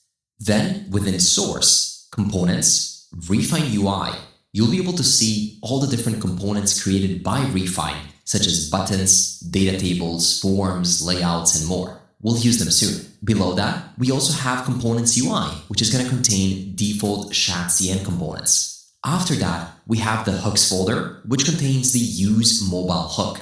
This is a hook used to make sites responsive for mobile sizes. Some of the components use it to immediately provide mobile responsiveness. Then, below it, we have libutils, which for now contains just generated ShadCN utilities that allows us to render strings conditionally. Then, below it, there's the app.css, which contains the generated theme by ShadCN components. Here, you can later on create some custom Tailwind CSS components. Then there's the app.tsx, which acts as the starting point of our application. It contains all the route definitions and refined settings for the data provider and more. I'll teach you everything you need to know about these as we continue developing our application. There is also a Docker file, which you can use to run your application in a Docker container. And then there are other usual files like ESLint configuration, packages where your scripts and dependencies are, vite-config, and some TypeScript-specific stuff. Now, keep in mind that there's a complete sample design that I'll share with you completely for free in the video kit link down in the description. But here's the key part. Our final application won't look like this. It'll look completely different. And your final design might look different from mine. As a matter of fact, there can be hundreds of us developing this application, and every single person watching can have a different design. Let me explain what I mean. The dashboard that we'll build today will be fully compatible with the tool called tweakcn that allows you to design your perfect ShadCN theme. So head over to tweakcn.com and click Start Customizing. Here, you can see an example dashboard that we'll have within our application. And then you can either manually change all the primary, secondary colors and more, just like this. Or what you can do is choose 1 out of 43 themes that we have. And that will immediately and completely modify the design of your application. You can go with some crazy retro designs all the way to really modern feeling like this one right here. Pretty cool, right? And I don't want to impose my opinions for you. Simply go ahead and choose the one that you love the most. In this case, I think I'll go with Claude. Looks pretty good on dark mode too. So what you need to do next is head over to code, and then you can copy this index.css. Then head over within your application, specifically within the app.css, and you'll want to collapse everything so we can see it better. There's some layer, base, and so on. But you'll want to replace the theme inline, the root, and the dark. So these three things you want to delete. And then all the changes in the theme are coming right after these two layer bases. So this we want to keep, and then you want to paste what you copied right after. This is going to include, let's collapse it and see, the new root, dark, and theme, which is going to immediately impact the way your application looks and feels. Right now, we have this boilerplate created by Refine, which has this background image, so not a lot has changed, besides maybe the font. But trust me, very soon, you'll be able to see your app taking shape into the design that you chose. And the best part is, if you get tired of that design, you can always head back right here, choose a different theme, and just copy and paste new styles and immediately change the look and feel of your entire application. So now that you understand the theming of our application and that we're done with the setup and you understand the file and folder structure, in the next lesson, we can get started setting up the initial front-end routes. Let's dive right into the routing of our application. We'll have many pages, so we need to be able to, route to them. Thankfully, it's one of the fundamental guides and concepts on Refine core documentation. So let's give it a read. Routing is essential for any CRUD application. Refine's headless architecture allows you to use any router solution without being locked into a specific router or framework, which is great. Refine also offers built-in router integration for the most popular frameworks such as React Router, Next.js, and Remix. These integrations make it easier to use Refine with these frameworks and offer some built-in benefits. Since Refine is router agnostic, as you'll notice, it's agnostic to many other choices that you make while developing this application, which is exactly why many developers love it. You are responsible for creating your own routes. So if you continue reading through it, you'll be able to see different integrations and then relationships between resources and routes. More on that later. This is going to be super useful once we start defining our database schemas and more. But for now, let's create some routes. So first things first, you can head over into the source and create another folder right within it, which you can call pages. Within pages, create our first page, which is going to be called dashboard.tsx. You can see WebStorm is asking me if we want to add it to Git immediately. In this case, we can say, sure, go ahead. And within it, you can simply run RAFCE. This stands for React Arrow Function Export Component, and it's a simple shortcut that I often like to use. If this didn't work for you, you might need to set up the plugin or an extension called Modern React Snippets, and then install it. You might need to reload your IDE or editor, and then it should work. This creates an empty page. Now, to be able to see it, we need to head back over to our homepage, which is the app.tsx, and then we need to remove the previous welcome page routes and define the new route. So we can do that right here, where we have the routes. We have a single route right here, and instead of rendering the welcome page, we'll do something different. Let me show you. We'll say route, and we'll give it a path set to just / with an element set to dashboard. So this is the component that we want to render. It's a self-closing component. And if you save it, immediately you'll be able to see an empty piece of text that says dashboard. Now, alongside just setting up the route, I also want to quickly dive into the concept of the resources. In Refine, a resource is a central concept representing an entity, which ties together different aspects of your application. It typically refers to a data entity like products, blog posts, or orders. In our case, it's going to refer to different classes, subjects, students, and so on. Resource definitions allow you to manage your application in a structured way, abstracting complex operations into simpler actions through different providers and UI integrations. You simply need to define them here. And I think this little code example gives you a pretty good idea of what the resources do. In this case, the resource is product. And then you can list all the products. So this would be like a get all route. You can then show a specific product. This would be like get details. You can edit a product or you can create a product. It basically is an easier way to managing your application routes and tying those routes directly to resources within your database. So let's head back. And right here at the end of the refine component, we can also define the resources. I think if you hover over it, you should be able to see some information about it. And we'll define it as an array where the first resource will have a name of dashboard. It'll have a list of / and then it'll have a meta where we can define a label set to home as well as an icon set to, it's going to be a home icon, which you need to import over from Lucid Icons. Let's make sure that it's coming from there. Right here, Lucid React, we have the home icon. And we can also put this into multiple lines so it's a bit easier to see. And another route that we want to add right here is going to be a route that'll have an element equal to a layout. So we want to render some kind of a layout right here, coming from components, refine UI layout. And then within it, we want to close it and render something known as an outlet.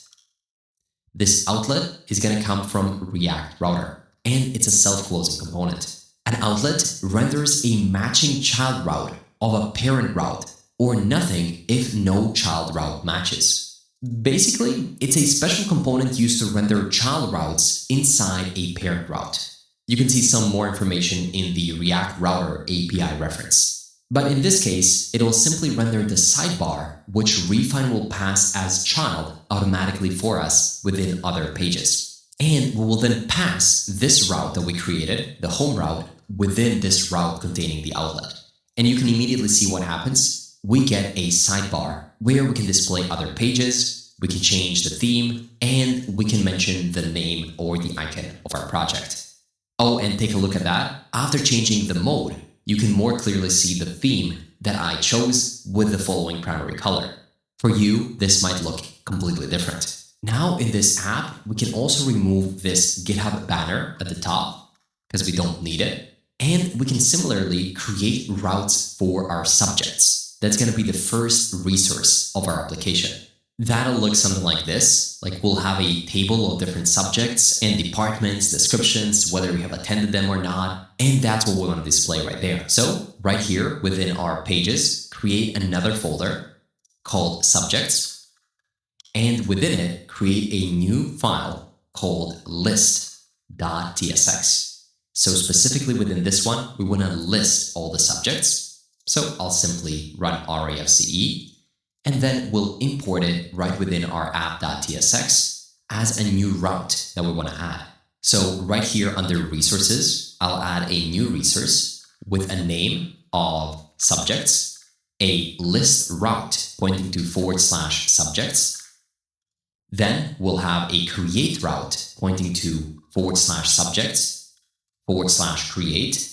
And then we can also add some meta information, such as a label of subjects and an icon of something like maybe a book open icon coming from Lucid React, because we're talking about the subjects. Perfect. And now we can scroll down to the routes. And we can also add a new route group right below the current route. So it'll be a route that'll have a path of subjects. And within it, we can create a new route, which is going to be the index route of that route group. And it'll render the subjects list component. Of course, we have to properly create this within the subjects list page. So let's do that. I will rename this list to subjects list, and I will also create another page right here called create.tsx, within which I'll run RAFCE, and I will rename it over to subjects create, just to be consistent. Then if I get back to our app.tsx, we can now easily import the subjects list. There we go. And below it, I'll create another route. Let's just close this one properly first. This one won't be an index route, rather it'll be under the path of create, and it'll render the subjects, not list, but this time create.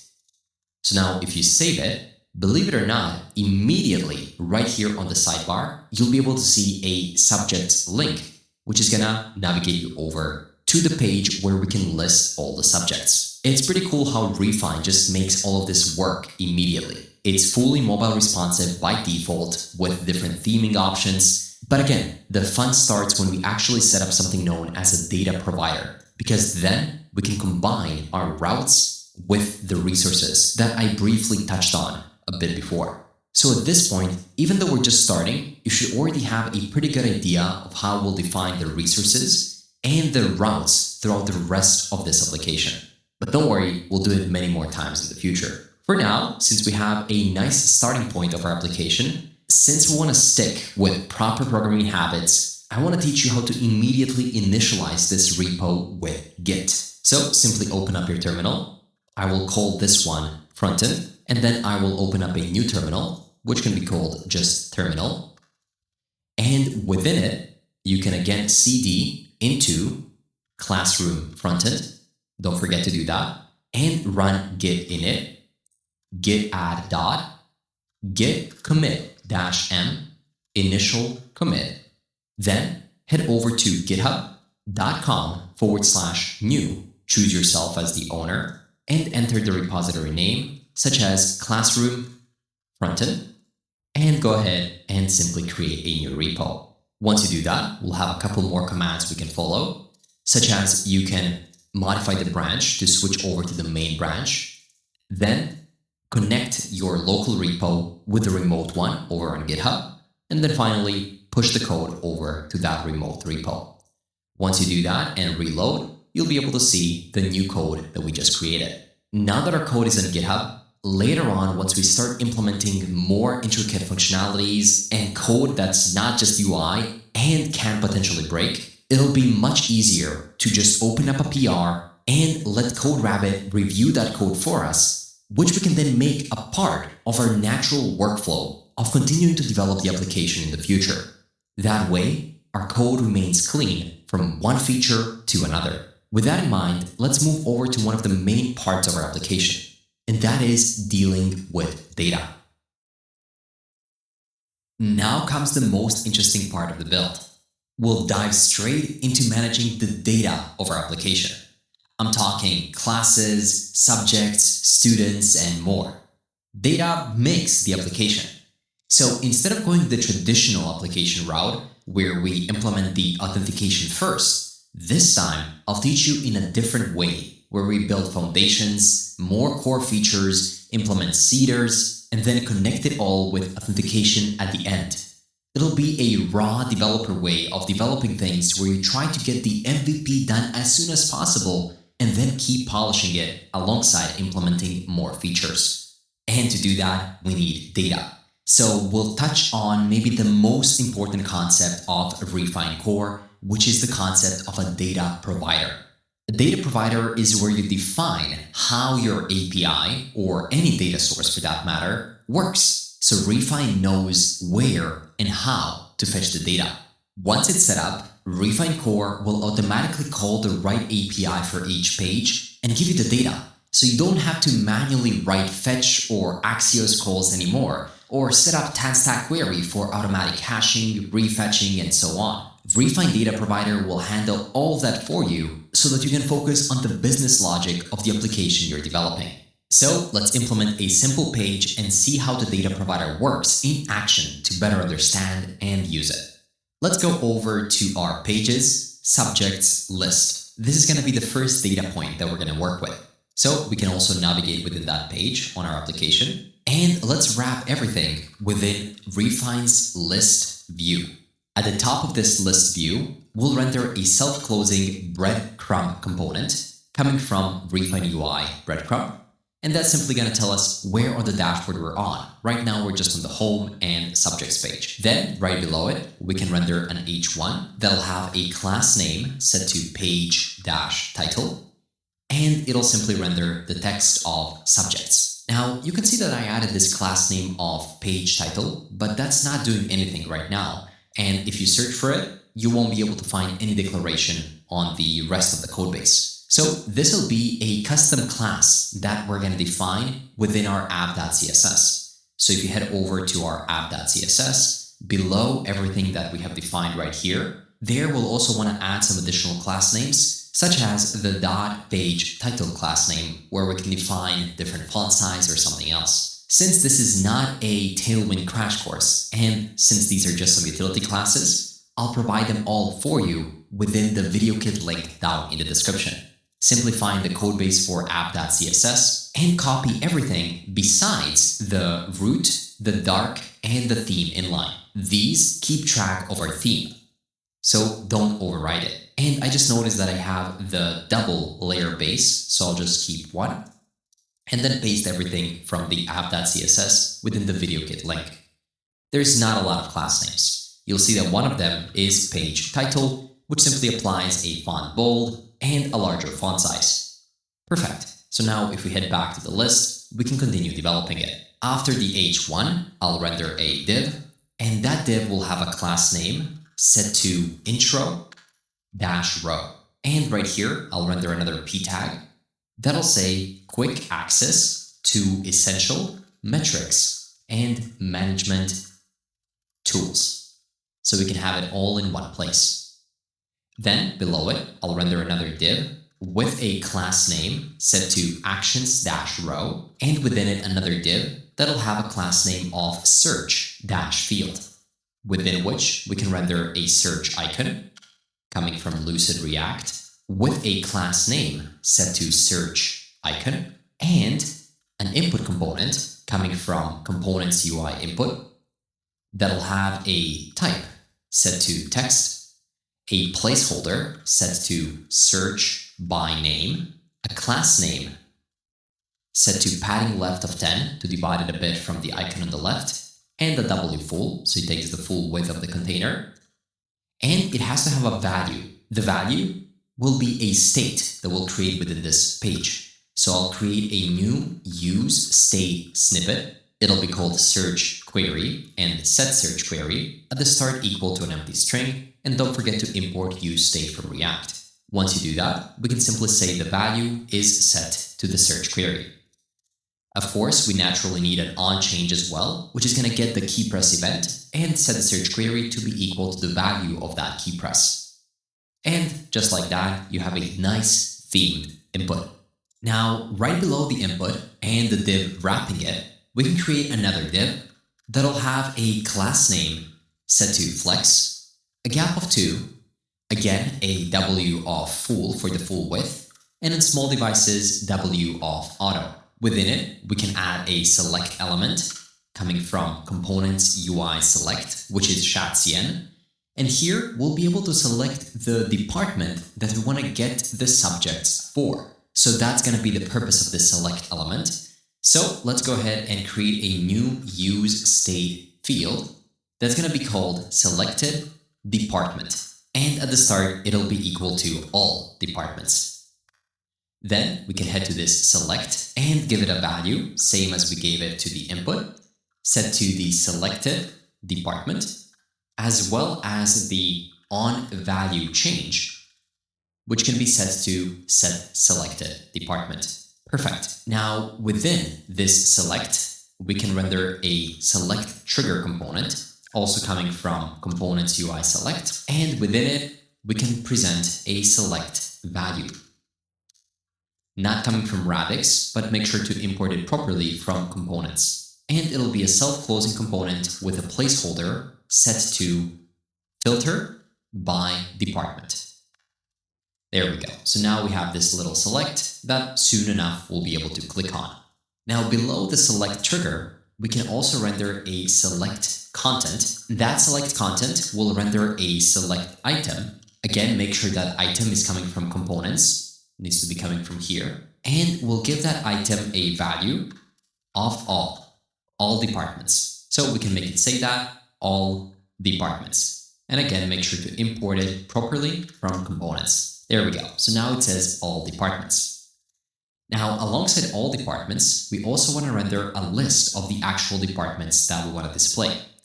So let's create a list right here.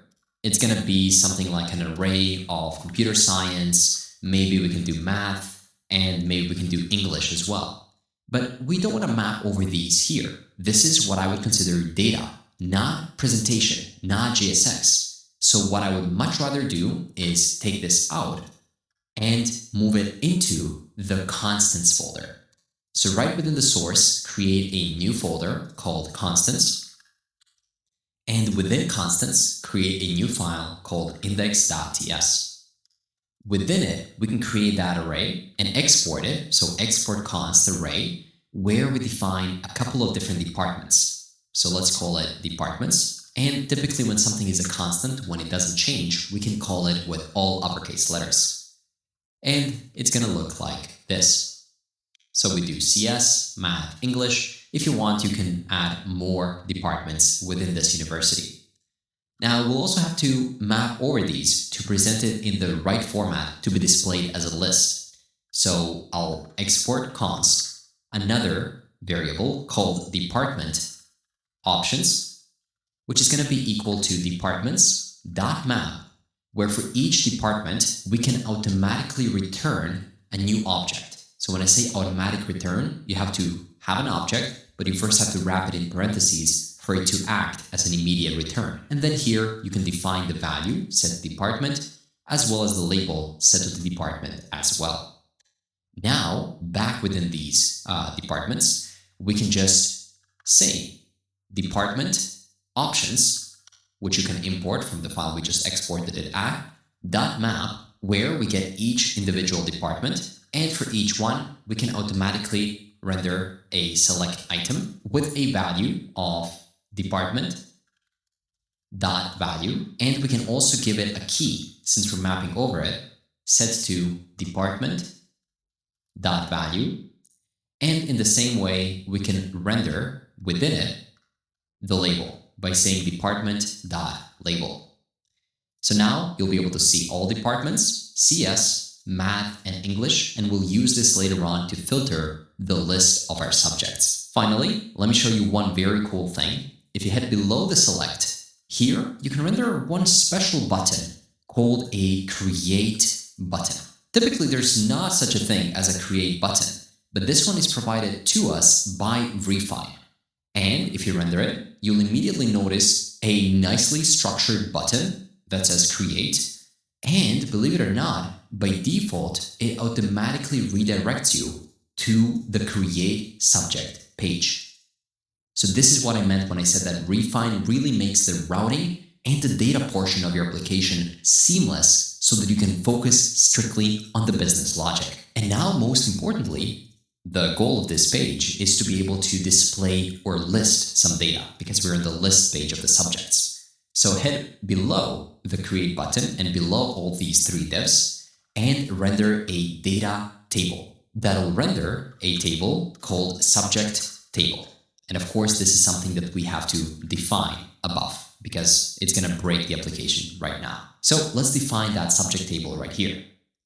Const subject table is equal to use table hook coming from RefineDev React table. This is a hook provided by Refine on top of React table, which allows us to fetch data according to sorts, filters, and pagination states, and then display that data accordingly inside of the table. And yeah, this is built on top of the React table package, which is now called TanStack table. To this use table, we can provide a type and say that the type of the table is going to include the subjects. And this is a type that we are yet to define. The best place to define those types is within its own types file.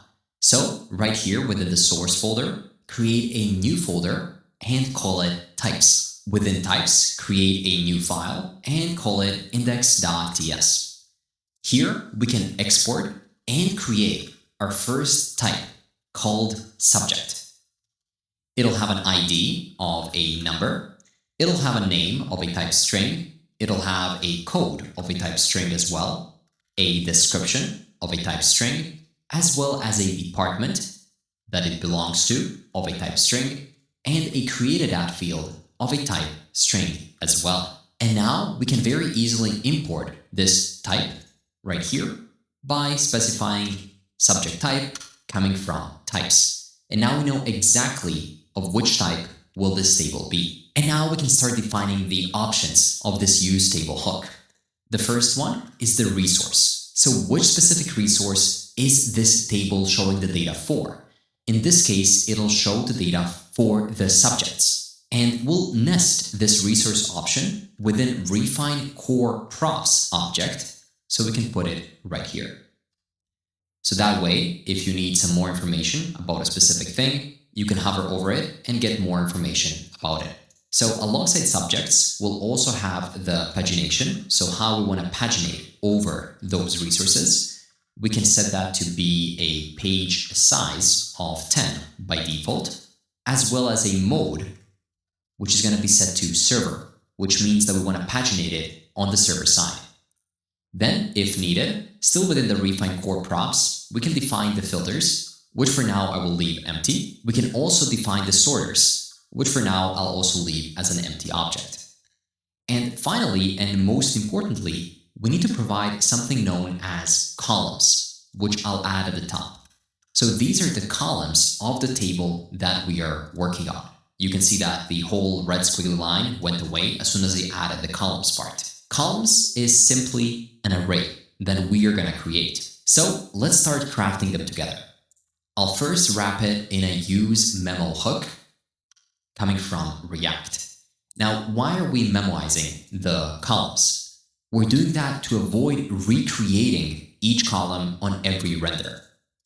Then we can define the type of the data within that use memo, which is going to be a column def, as in column definition, specifically of a type subject, and it'll be an array of subjects. And then we can start defining a callback function of that memo, which will simply resolve in an array like this. And now within that array, we'll have different columns. Each column will have an ID. The first one will be the code of the subject. So we can say code. Then we'll have the accessor key, which is going to be the field name from subject data, and that I'll also call code. Then the size of the column, which I'll set to a width of 100. And actually, let's put each one of these into its own line, so it's a bit easier to see what's happening. And then we'll display the header. We can make that a p tag with a class name set to column-title and a margin left of 2, and it'll simply say code. So we're talking about the code for this specific subject. And finally, below the header, we need the actual cell data in the table. What will it show? Here, we can have a callback function where we can destructure the getValue property that's going to give us the value of the actual cell. And then we can automatically return a badge in this case, which is going to be a component coming from UI badge. Within it, we'll display a getValue, and this will return the value of this specific cell. Since we don't know the type of the value, here we can say that the type will be of a type string.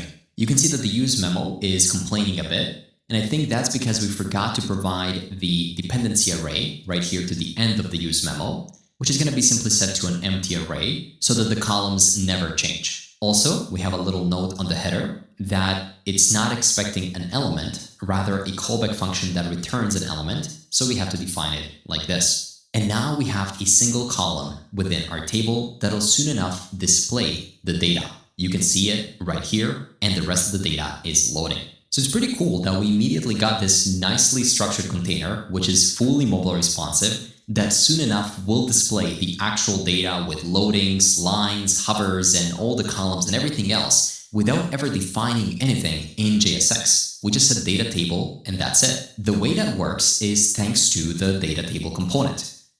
When you're building admin dashboards, you so often need to display lists of data, whether it's posts, users, products, you name it. The data table component handles all the common table functionality you need, such as sorting, filtering, pagination, and action buttons. It's built on 10-stack table, as we discussed, which integrates directly with Refine's data fetching hooks, so you get features like server-side sorting and filtering without extra configuration. Thankfully, I already showed you how to set it up. You basically have to define different columns right now, which we'll do right away. So let's continue with the other columns that we have. I'll collapse this one. The next column will have an ID of name. It'll have an accessor key of also name, a size of 200, a header, which is going to return the name, and it'll just be a column title. And then we'll render a cell, which will get access to the value of this specific cell. And this time, it won't be a badge, but rather it'll be a span element with a class name of text-foreground. And we will extract the value by saying getValue, and it'll be a value of a type string. So similar to what we have done before. Of course, we don't yet have the data to show, but trust me, we'll have it soon. For now, we're just forming the structure or the skeleton of the table so we can display the data once we do have it. Specifically for the name, we want to allow filtering by name. And this is not easy to do in practice. I mean, it's not hard, but it requires a lot of manual work to enable filtering or sorting or searching.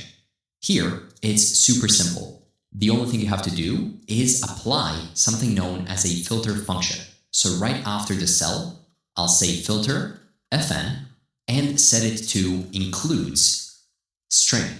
This will enable text-based filtering on this specific column. Now, let's also add 2 more columns. One will be about the departments. So let's add a new object with an ID of department that'll have an accessor key of department, a size of about 150, a header set to the column title that's going to say department like this, and it'll have a cell where we can get access to the value, And this time, for the department, we'll also display a badge. So I'll render a badge displaying the value with a variant this time of secondary. So this is just going to change the color of the badge. And finally, let's do the same thing for the last column in the table.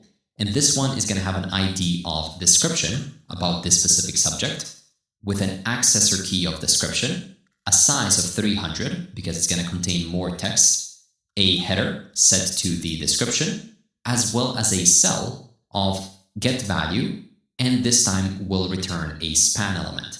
By the way, did you notice that I was just pressing tab the entire time? That's because as we're continuing to develop this, WebStorm is learning about the project and suggesting which code comes next. So here, we're basically rendering the description. We'll truncate it if it's too long and apply a line clamp to so it cannot exceed 2 lines. Perfect. So you can see now that we can also horizontally scroll across the table. Can't wait to actually fill it in with data. And now we'll just have to apply some filters to this table. Let me show you how we can apply the filters. We want to do it based on the departments and also based on the search.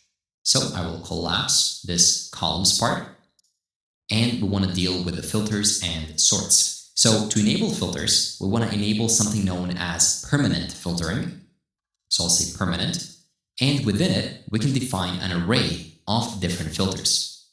We want to be able to filter by department as well as by search. So let's actually define these filters above, as it's going to be easier to then use them within the filters part right here. I'll say const department filters is equal to, we'll check if a selected department is currently set to all. In that case, it's going to be easy. We won't apply any filters. It'll be empty. But if a selected department is not all, then we want to have an array where the field that we're filtering for, specifically set to the department, we're looking for the operator of EQ, as in equality. So we're looking for a specific match as const, and we want to match it the following value of the value selected department that is currently stored within the state. So now we have these department filters that we can simply spread right here. So hopefully this makes sense. If the selected value is all, it'll return an empty array with no filter params. But if any other value is selected, it'll return the params with which the field will be filtered against. Then these will be passed to the data provider by refine, which will then call our backend API with those parameter values and return the data that we need. Now let's also do the search filters, which is going to be equal to, we're going to check whether a search query exists. And if it does, it's going to be an array where we're going to have a field that we're searching for, and that's going to be a field of name. Then it's going to be an operator set to contains as const, and finally the value, which is going to be the search query. Perfect. So now we have the search filters as well. And right outside of this array, we also got to say, if there is no search query, then don't apply any filters. Perfect. So now we can also spread those filters right here in the filters array. And just like that, we have enabled the functionality for filtering, but now we can also do the same thing for sorting. For sorting, it's going to be even simpler. We simply want to say initial sort, right? It's going to be set to the field of ID and in the order of descending, which means that the newly created IDs will appear on top of the table. Perfect. And that's it. You simply define the filters, you define the use table, and this will handle all the logic of fetching all the necessary data and then displaying it within this nicely rendered table, which is fully mobile responsive. But of course, now if it tries to fetch the data, it'll try, but then at the end of the day, it'll say 404, I wasn't able to fetch it, and it'll fail. And you can see just how well this looks like on the full screen. I mean, we should be looking at this dashboard more or less on the full screen because that's how dashboards are typically used, not on small phones, even though it's good to know that it is fully mobile responsive by default. The reason why we get no data to display right now is because currently the data provider is pointed to a fake REST API.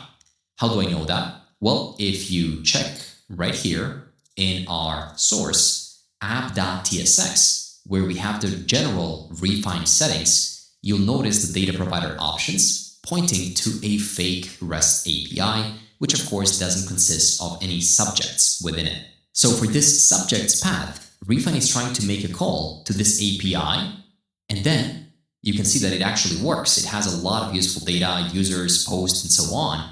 But what Refine is trying to do is making a call to this. And then, since we're on the subjects list, by default, it applies the /subjects part, which of course doesn't contain any data. Let's fix this by creating a mock data provider and connect it to the Refine UI.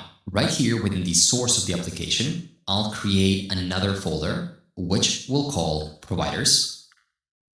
Within the providers, I'll render a new file called data.ts. And here we want to export and create a new data provider of a type data provider coming from RefineDev core to an object where in the parameters we get the getList functionality.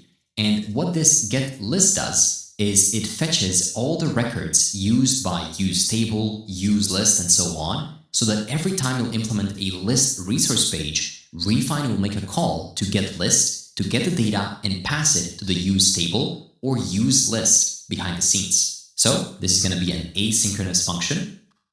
Specifically, it'll return the data of tData, which extends the base record. Basically, this is a type that is not yet defined. Rather, we'll specify what it is later on, so base record.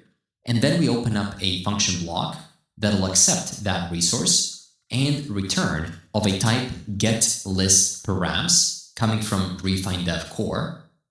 And then all of that will return a promise that will get resolved in getListResponse coming from RefineDev core. Specifically, that'll resolve in tData. So whatever we pass into it, that's how we'll resolve it as well. And then we open up a new function block where we can start defining this. This was a lot of TypeScript, I know, but we want to make sure that we're heavily typed at the start so that everything works as it should. And this base record, also we need to import from Refine core. Perfect.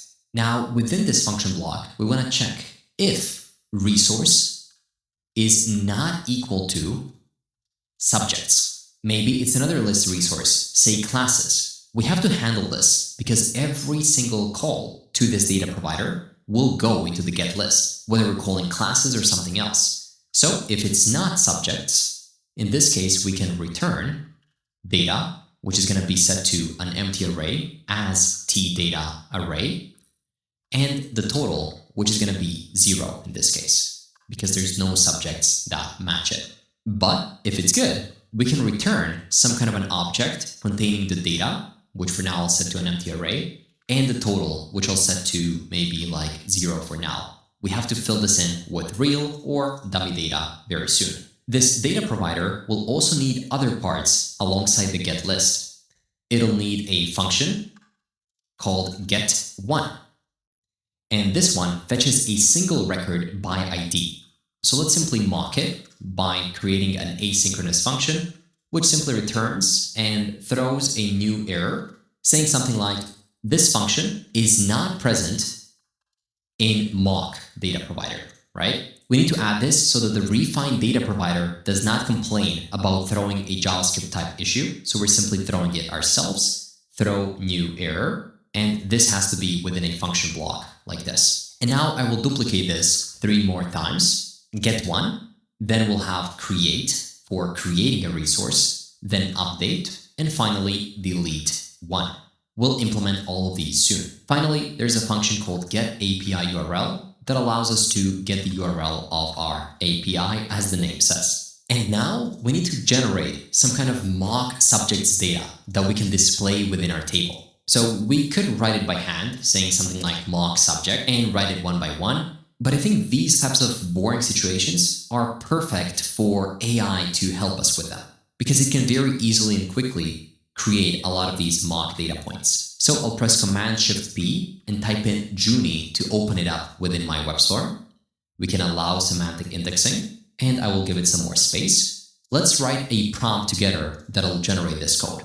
So I'll say create mock subject data in TypeScript for 3 university courses. Each subject should include an ID, course code, name, department, and a brief description. Okay, I think this should be good, and it should figure out where we want to include it. So you can see that now it's going to get the structure of our files. It's going to read through our code base and update the task. So the subject type and department constants are already defined. I will now create mock subject data in a new file and then render it right here. You can see that it actually created a new file containing these mock subjects, and then it imported it right here. And it did that within a couple of seconds. So mock subjects is now coming from constants. You can see them right here. It even gave them their type. And you can see CS 101, for example, for computer science, math, English with a description and everything they need.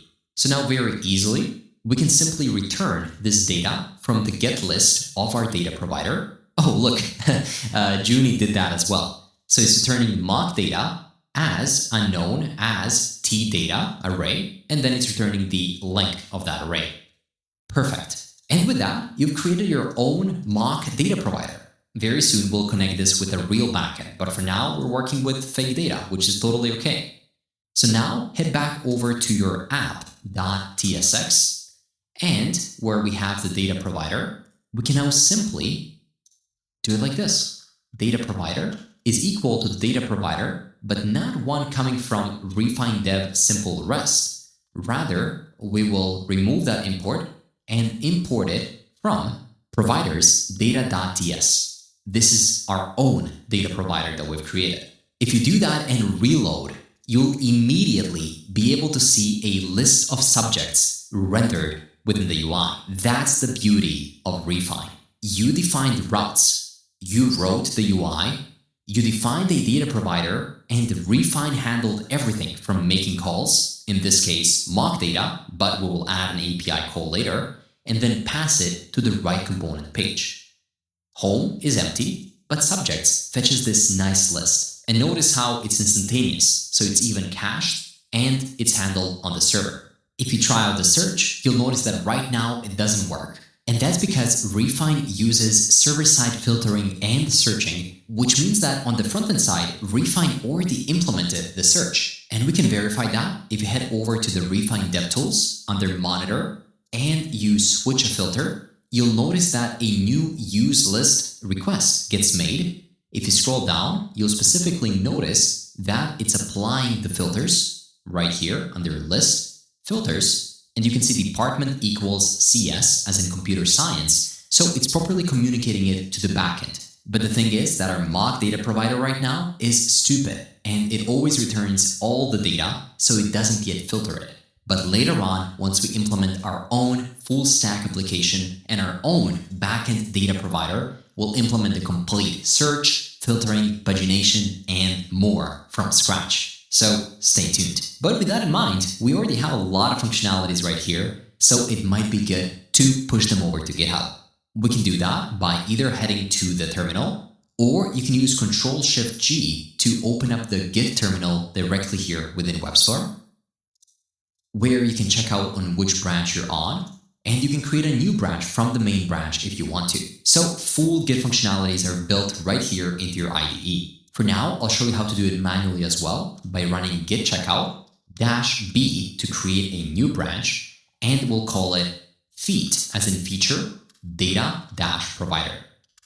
This will check us out the new branch, run git add dot, git commit -m, implement data provider, and then git push to push it over to the new branch, but we'll have to set the upstream to the remote branch on GitHub because right now it's connected to the local version. Back on GitHub, you'll see that we have some new changes. So let's go ahead and open up a PR out of those changes. There we go, implement data provider, create a new pull request. Now, if you properly connected CodeRabbit at the start by clicking the link down in the description, then creating your new account with GitHub, And within your CodeRabbit workspace, if you have added your repo, then you should get a message right here that CodeRabbit is currently processing the changes in this PR. This may take a couple of minutes, so let's give this rabbit some time, and then I'll be right back to review the changes we've made together with you. And the review's in. Let's see what the rabbit has to say. First, we get a recap of new features that we have added to our codebase. We introduced the Subjects Management interface with integrated search functionality and department filtering. We also improved the application styling with a component library for improved visual design. But now, let's get to the specifics. First, CodeRabbit gives us some nitpicky comments that we can fix if we want to, such as some better CSS class names, using static timestamps for predictable mock data, renaming func to function, and stuff like that. But where CodeRabbit truly shines is with the rest of the code review process. It shows critical issues. For example, it seems that we have a duplicate layer-based definition. I thought that we fixed this, but if I head over to app.css and check out layer base, no, it looks like it's still doubled. We have one here for the theme, and then we have one here as well. So we definitely want to get rid of one of these. Again, I was checking this file, but I completely missed that we have a double layer base. So we easily fixed this issue. Now, the next one talks about the use of our new data provider. It says that the delete operations on subjects will fail at runtime. The mock data provider throws errors for delete one operations. And since the delete button component uses the use delete button, clicking a delete button on any subject will trigger the unimplemented delete button method. Yep, this is indeed true. If you head over to our data.ts file where we're implementing the data provider, you'll see that the get one, create, update, and delete are all simply throwing errors. This is just for now until we implement the real provider. So for now, we can just skip this suggestion. And there we go. This is the part where we talked about filtering, sorting, pagination, and search. Right now, the current implementation ignores the get list params, which are all about the filters, pagination, and sorting. And always return the full mock subjects array. Yep, this is exactly what we noticed when we tried to filter the table a couple of minutes ago. So CodeRabbit is simply telling us these features won't work until you fix this part, and it tells us exactly where we have to fix this. Good to know. With that in mind, we are ready to merge. But before I do that, I'll just commit the change or the deletion of those extra duplicated class names in the CSS file by running git add dot, git commit -m, remove duplicate classes, and git push. This way, we'll automatically get the change right here, and we'll be able to merge this now code-reviewed pull request into our main branch. And this is why I love using CodeRabbit. It's a super quick and natural way to keep your codebase clean consistently, even if you're just working on a project solo, but it gets even more useful when you're working within larger projects within a team, so that it automatically gives your team some starting point to start reviewing the PR, such as what this PR is all about, what you're implementing within it, and which things might fail, so they can then check it further and suggest additional fixes. With that in mind, this PR has been merged, so let's check out back to the main branch by running git checkout main, and then running git pull to pull the latest changes that we pushed over into it. It's important that you do this, because later on, as we start implementing other features, it's always important that you're staying on the main branch, so that from that branch, we can continue branching elsewhere. Great. This was the first big lesson of the course. But in the next one, things will start getting even more interesting. It's definitely not fun to play around with mock data, because you're here to learn real things. So head back over to your IDE and let's create a new folder. Right here next to the classroom frontend, I'll create a classroom backend folder. And we are ready to start creating the backend parts of our application, similar to what you learned in the crash course, using Node, Express, TypeScript, DrizzleRM, and Neon Postgres.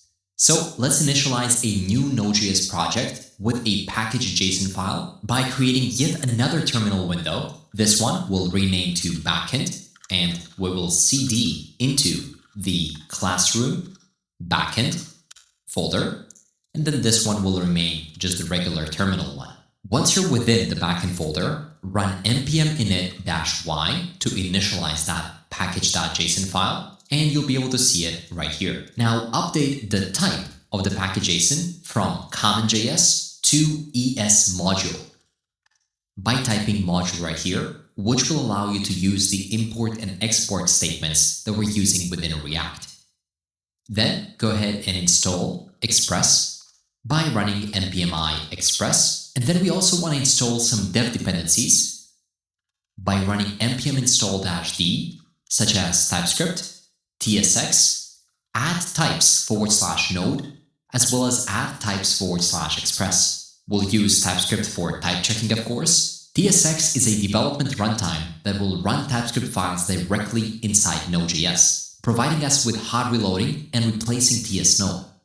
Then types node will provide some TypeScript definitions for globals, and same thing for express. Now to create a new TypeScript configuration, you can run npx tsc --init.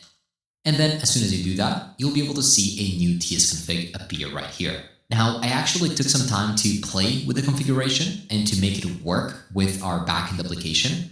And I'll provide you with the final tsconfig that I came up with within the video kit link down in the description. So if you go there and find the tsconfig file, simply copy it and paste it here. Then we'll also create a new .getignore file. This one will ignore all the files that we don't want to be pushed over to GitHub. And then on the web, if you head over to github.getignore, you'll be able to find a collection of useful getignore files.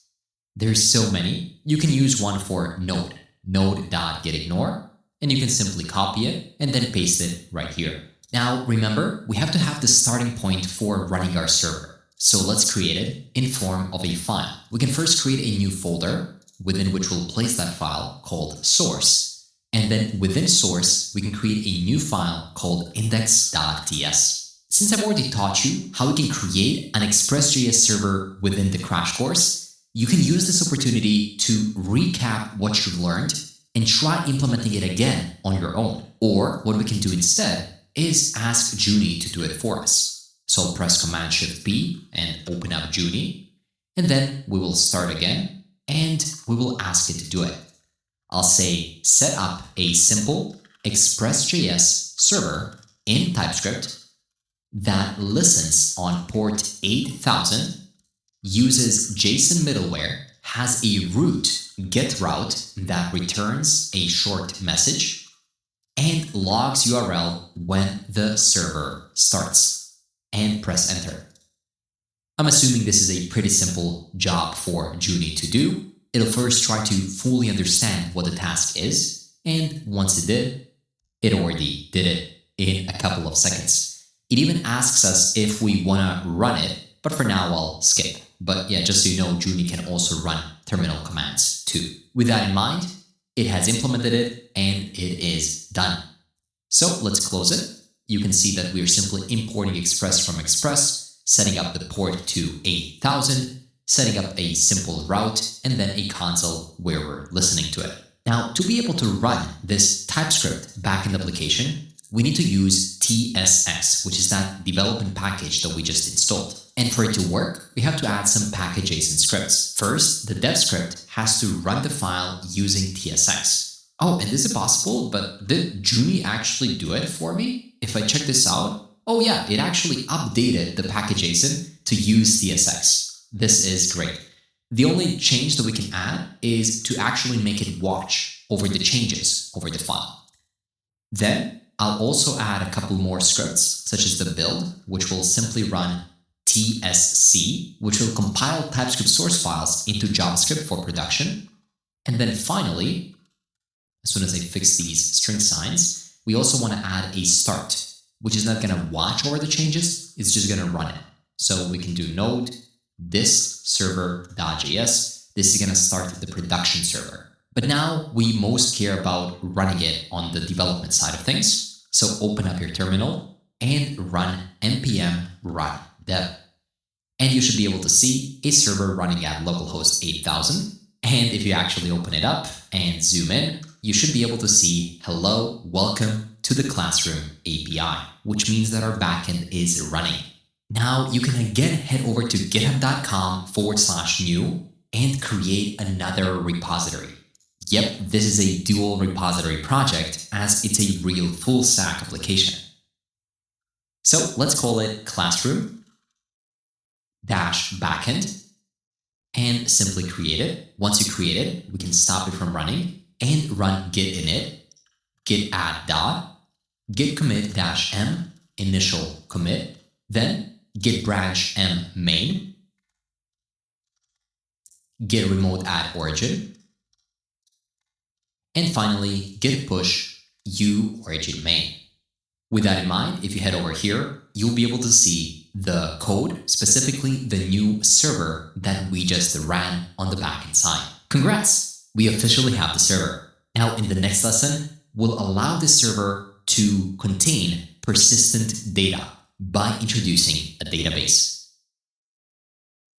To do anything with data, you need a database, you need to define schemas, and connect it and all that. And we went through that entire process throughout the crash course. So we'll repeat it right now together while building this larger full stack application. In the crash course, we already created an account over on Neon, so now we can just log in and you'll be redirected to your projects. There's one for classroom management already created, which we used as our car database. We can use the same one right here. Specifically, we'll connect from Drizzle to Neon. And take a look at this. Pre-built prompt for connecting Node and TypeScript applications to Neon using Drizzle RM. Since in the crash course, we went in depth into the actual process of connecting it from scratch and by hand, this is the right situation to just copy the prompt and let AI do the heavy lifting for us. You can use any coding agent to paste this prompt into. Of course, for me, I'll be sticking with Junie. So right here, you can paste the prompt that you just copied. It contains all the information needed for Junie to set up Neon and Drizzle RM. We can also tell it to use Neon serverless, like this. Junie will now go through our application and try to figure out exactly what we're doing. And this is the feature that I've just recently come across, and I love it a lot. When Junie thinks that you might want to have a say in what it does, it actually asks you a question on how you want to get some things implemented. So in this case, this is an important decision. It's asking us to choose between our preferred driver and Drizzle adapter, such as Neon Serverless, Neon WebSocket, or Node Postgres. In this case, I'll just press 1 to proceed with Neon Serverless. Perfect. It verified it and will now proceed with everything. Now, to be able to do this properly, it also needs to run some terminal commands. So it's going to ask you whether it has the permission to do that, and you can just allow it. You can also follow along in case you don't have Junie, and you can write these installation commands on your own, or you can follow the docs over on Neon. That's npm install, Drizzle ORM, as well as Neon Database Serverless, and .env, as well as npm install-d Drizzle Kit. It's also asking us whether it can create our envs for us. Sure, let's say yes. And you'll see that now it'll start adding more files for us. The Drizzle config, the schema.ts, db.ts, Drizzle demo, and even updates to the package JSON. Perfect. That's it. It has successfully integrated our project with Neon and Drizzle using Neon Serverless Driver. So let's go through the codebase together and let's see exactly what happened. Now we want to make sure that these files follow our own structure. So right here, I'll create a new folder within the source folder, which we'll call db. We'll move the db.ts file inside of the database, and we'll simply rename it to index.ts because it is already within the db folder. Then within the db, we'll create another folder, which is going to be called schema. And we will move this schema.ts inside of it, and we'll rename it to index.ts as well, as it's acting as the starting point of our schema. Now, this file won't contain an actual schema like it does right now, but rather it'll export all of the other schemas. So let's create a new file called app.ts, within which we'll write the schemas for our application. And then within this schema.ts file, we can simply export everything from /app.ts. Make sure to add the extension. Very soon we'll start applying the schemas right here. But before that, let's check out the drizzle config. Here, we're importing .env config as well as the find config. We're then setting up the database URL and then exporting the configuration. The only thing we have to do is modify the path to our schema by saying /source/db/schema/index.ts. And we have to make sure that we have our database URL right here. Neon just filled it up with blank data, but we have to get our own directly from the workspace. So head over into your application, click connect, and copy the connection string. Once you do that, you can simply paste it here and call it database URL. Perfect. So now that we have that as well, we're set with the database connection. You'll notice that we're using the same connection that we had within our crash course. So you can head over to tables, and the only thing you have to do is delete the cars table. After you delete it or drop it, you'll notice that it'll basically be an empty database waiting for us to add new stuff to it. And now it's time to define schemas for this application, which is about deciding where and how to store the data. So that is the perfect time to show it to you visually. I have this image right here that shows you the wrong approach, where you have different kinds of subjects and teachers, but we're storing everything as strings. So department is science, science, science, math, math, math. So essentially when you need to rename a subject, it'll be super difficult as you have to rename it across every single row. Same thing goes for the teachers. You're repeating a lot of information. But if you look at the database from the entity approach, this will just make sense. You first have to create a new entity called a department that has just one name mentioned once. And then you can create different subjects and teachers that reference that department. So if you decide to change it in the future, it is super easy to rename it. It is also scalable because you can add new pieces of info to it, and it allows you to manage multiple subjects and teachers, which is always super handy. So if you think about it, this department within our application isn't just a label. It's a real thing. It manages multiple subjects within it, has teachers attached to it, and might later have its own information, like a head of department, description, and settings. So if you try to store it as strings, it just feels wrong. So we always want to store things as entities. The big idea here is when something has its own identity, like a department, and it connects to multiple things, like subjects and teachers, then it deserves its own table. That's the kind of mental shift with database design. You stop thinking in terms of fields and start thinking in terms of real-world objects and relationships. And once you do that, the schema almost designs itself. So head over into schema app.ts and let's start defining it. First things first, we can export and create a new departments table. It'll be equal to PG table coming from PG core. That'll have a name of departments. Then we can provide some columns, such as the ID, which is going to be of a type integer with the name of ID. It'll be the primary key, but first make sure to actually import integer coming from PG core, and then you'll be able to make it a primary key. And you can say generated always as identity. This will tie it to that entity. Then each department also has a code. It's going to be a varchar coming from PG core called code with a length of about 50. It must not be null and it must be unique. Let's also give it a name, which is going to be a varchar of name with a length of about 255, and it's going to be not null. And let's give it a description, which is going to be a varchar as well. This one maybe can be null. Then we want to create the timestamps. It's going to be the created at and updated at timestamps. But instead of creating them right here for every single entity that we have, what we can do instead is just define them right here by saying timestamps is equal to an object where we define the created at set to the timestamp coming from PG core. And then we can call it created at and make it default to now, and make it not null.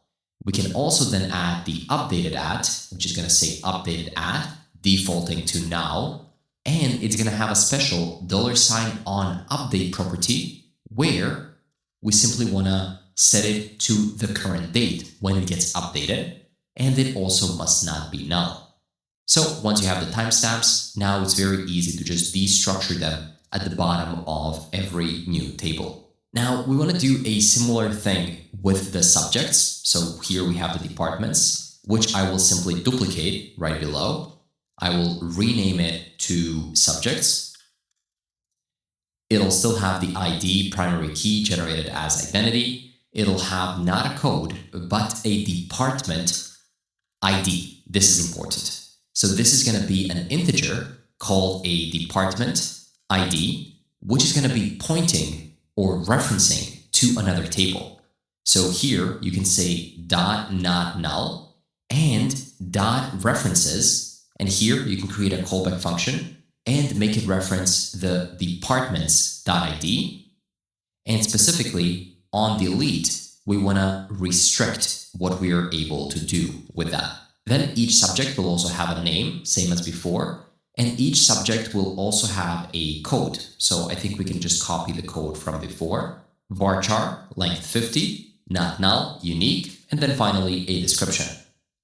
And then we spread the timestamps. So now we have created two separate tables, but let's actually create the relations between those tables as well by saying export const department relations, which is going to take in the departments table, and we can destructure something known as many right here, and then automatically return subjects, many subjects, like this. But you have to wrap this in a relations part coming from Drizzle ORM. This will create a relation between departments and subjects. And if you need a better explanation about anything that we're doing within our code, you can also open up Juni, copy that line, and say explain it simply, and paste it right here. And it'll give you a full explanation of exactly what this code is doing. It won't try to modify it or anything, it'll just provide an explanation. So in this case, this line tells the database, hey, I want to define how the departments table relates to other tables. The many helper is used to indicate that one department can have multiple related items. In this case, it can have many subjects, okay? So why are we doing this in the first place? Because it'll create a virtual property called subjects that we can use when querying data. Without this line, if you fetch a department, you just get the department info. But with this line, you can easily ask the database to give me a department and include all of its subjects in one go. That's super useful. So let's also do the same thing for getting the departments related to a specific subject as well. I'll call this subjects relation. I'll say relations subjects. In this case, we'll get both one and many, and we want to define it like this.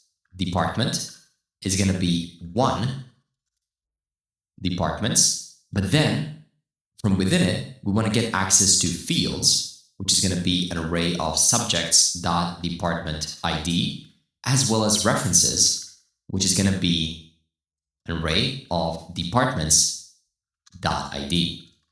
And I'm just noticing this line is a bit longer, so we'll actually put it in multiple lines. And let's make sure that we're properly closing it as well. There we go. This is looking good. And now we can let the TypeScript know what we just did by exporting a new type of department and make it equal to the type of departments dot $infer select. This will use type inference from database table schemas, so your app types always stay in sync with your database. Basically, it'll auto-generate types for you based off of your database schema, so you don't have to define types manually. And we can do the same thing for a type of new department, which is going to be type of departments that $infer insert when we're inserting a new one. And we want to do the same thing for the subjects. So I will duplicate this below and rename it to subject as well as new subject. Perfect. And these are our schemas. Now, of course, Neon Postgres won't understand this by default because this is Drizzle code. So to make sure that Neon understands whatever we've written, we have to generate the corresponding SQL from the defined schema.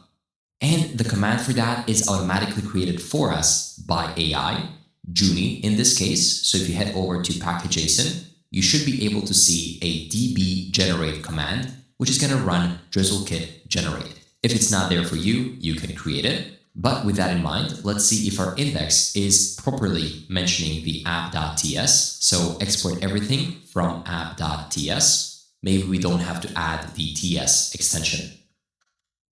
Then open up the terminal, make sure that you are in the backend folder, and then run npm run db generate. You can see that the new SQL migration file has been generated for us. You can see it right here. There we go. It's much easier to write that drizzle part rather than writing this SQL by hand. But on that note, I'm now preparing a complete backend course, which will include drizzle as well. But if you want me to dive deeper into native SQL, writing it by hand with all the benefits that it provides, let me know in the comments down below and sign up for the backend course waitlist so that I can share the first lessons with you as soon as I create them. With that in mind, now that we have this SQL generated for us, we can then run another command, which is going to be npm run db migrate. And this will actually run the SQL migrations and we'll be able to see it within Neon. So if you head to the Neon console and reload, you'll be able to see departments and subjects. And now we can create a couple of records so that our database is not empty. We can do that right here through Neon's SQL editor. Let's clean it up and follow my lead. We can type insert into departments. Specifically, we want to add the code, the name, and the description. And specifically, we can insert the values of, let's do ECE, which stands for electronics and communication. And then we can provide a description such as circuits, signal processing, and telecom, just for example. Then we can also insert into subjects. We need to connect this to a specific department ID, like this. Give it a code, a name, and a description. And now we can enter some values, such as department ID of 1, which is going to be CS, computer science. It's also going to be a string. Then we can do data structures. And we can say some description like algorithms, lists, and more. And then we can do maybe another one, like 2, which is going to belong to this newly created department, which is going to be ECE. The subject is going to be signals. And description can be something like analysis of EC signals. And now you can run it. Make sure you close this line with a semicolon right here, and you'll see that it'll run it successfully. So if you head back over to tables, you should be able to see a new department created for us. It automatically got these new created at and updated at fields, and it also has subjects linked to it. And now if you head over to the subjects, oh, it looks like there are no rows right here. Let's head over to the SQL editor and let's maybe just add the subjects on their own to see whether it succeeds. Oh, it looks like I missed a comma right here, which is why they weren't added. Oh, and this is good. I also put ECE, which is actually the code of the specific department. So it can also be the code of the subject. Subjects need to have specific, maybe IDs attached to them, like ECE 204 to be good. So right here, I'll do CS 2010 and then maybe ECE 101 and run it. Looks like we still have an issue. So I'll go ahead and try to fix it with AI this time. It nicely comments it out. This is pretty cool to see AI solve this in real time for you. So to fix this, we need to ensure that the department IDs you're using, 1 and 2, already exist in the departments table before inserting subjects table. If these department IDs don't exist, you should first insert them into the departments table or use existing department IDs from the departments table. Okay, this is pretty clear. So what I'll do is I will bring this back by uncommenting it, and then I will check for existing department IDs. In this case, I think we only have the ID of 1 department ID. So I will make both of these regard some kind of ECE stuff right here and run it. There we go. It went through. So now you can see we have two subjects and all of them are related to a specific department of ECE, and that department also now includes two subjects. Wonderful. We just inserted our first data into the database. With Postgres, you can always execute direct SQL queries to get the desired data. And the reason why I'm trying to say that is that you know that you don't necessarily have to rely on ORMs like Drizzle. Sure, we use them to make our life easier, but you can switch at any time and still use SQL if you want to get access to some more complex data queries. Now, let's open up our terminal, still in the backend part of the code, and let's create and check out to a new branch by running git checkout-b, and we can call it feat database schema. Then we can run git add dot, git commit-m, implement database schemas, and run git push. Of course, we'll have to set the upstream to the origin remote repo. Immediately, you'll see that your backend repo, not the frontend one, has some recent changes, which we can open up the pull request for. So let's go ahead and verify our code works properly. If you haven't already, also hook this repo up to CodeRabbit so it can provide proper code reviews. It's gonna take a couple of minutes, so let's hold on a bit while CodeRabbit ignores us and works on the code review. In this PR, we have added the database infrastructure with departments and subject data models for structured data management, and we introduced database migrations to initialize and manage schema changes. Okay, and after a more detailed review, CodeRabbit was able to provide us with a bit more information, telling us that this PR introduces a complete Drizzle ORM and Neon Postgres database integration, including configuration files, SQL migrations, schema definitions, database client init, and a demo script for testing CRUD operations. It specifies what we're doing per cohort of files, and it says that a mere human would take about 25 minutes to review this PR. And it even provided a quick poem that we can read, specifically dedicated to the changes that we implemented in this PR. Hop, hop, hop through data's hall, Drizzle brings the SQL call. Perfect. TLDR, we have our database. So now let's go through the potential changes. You can see that there's some nitpick comments that Drizzle provided. These are mostly renaming changes, which you can go through if you want. But what I care more about are these potential issues. This one being critical. It says that we have the incorrect table reference for subject types. Ooh, this was a good one. You know that I duplicated this code from departments, and even though I changed their names, I forgot to change this part right here. So still, the subject and new subject are referencing departments instead of subjects. This will cause incorrect type inference. I love this. This is easy to miss because it wasn't a typo nor an error. The code is syntactically correct, but the issue is there. So this is a critical issue, and we are immediately given a proposed fix, which we can just copy right here, get back over to our schemas, and just modify it. So now these subjects are actually referring to the subjects. Good. Going back, we have another critical error saying that the barrel export is incomplete and will cause a runtime error. Demo users imported in source Drizzle demo, but not exported from the app. Okay, this is one file that was created for us by Junie, where we're inserting some CRUD operations and some basic users, but I don't think we'll actually need this, so I'll delete this Drizzle demo TS file. GoodRabbit told me that we don't need this extra file.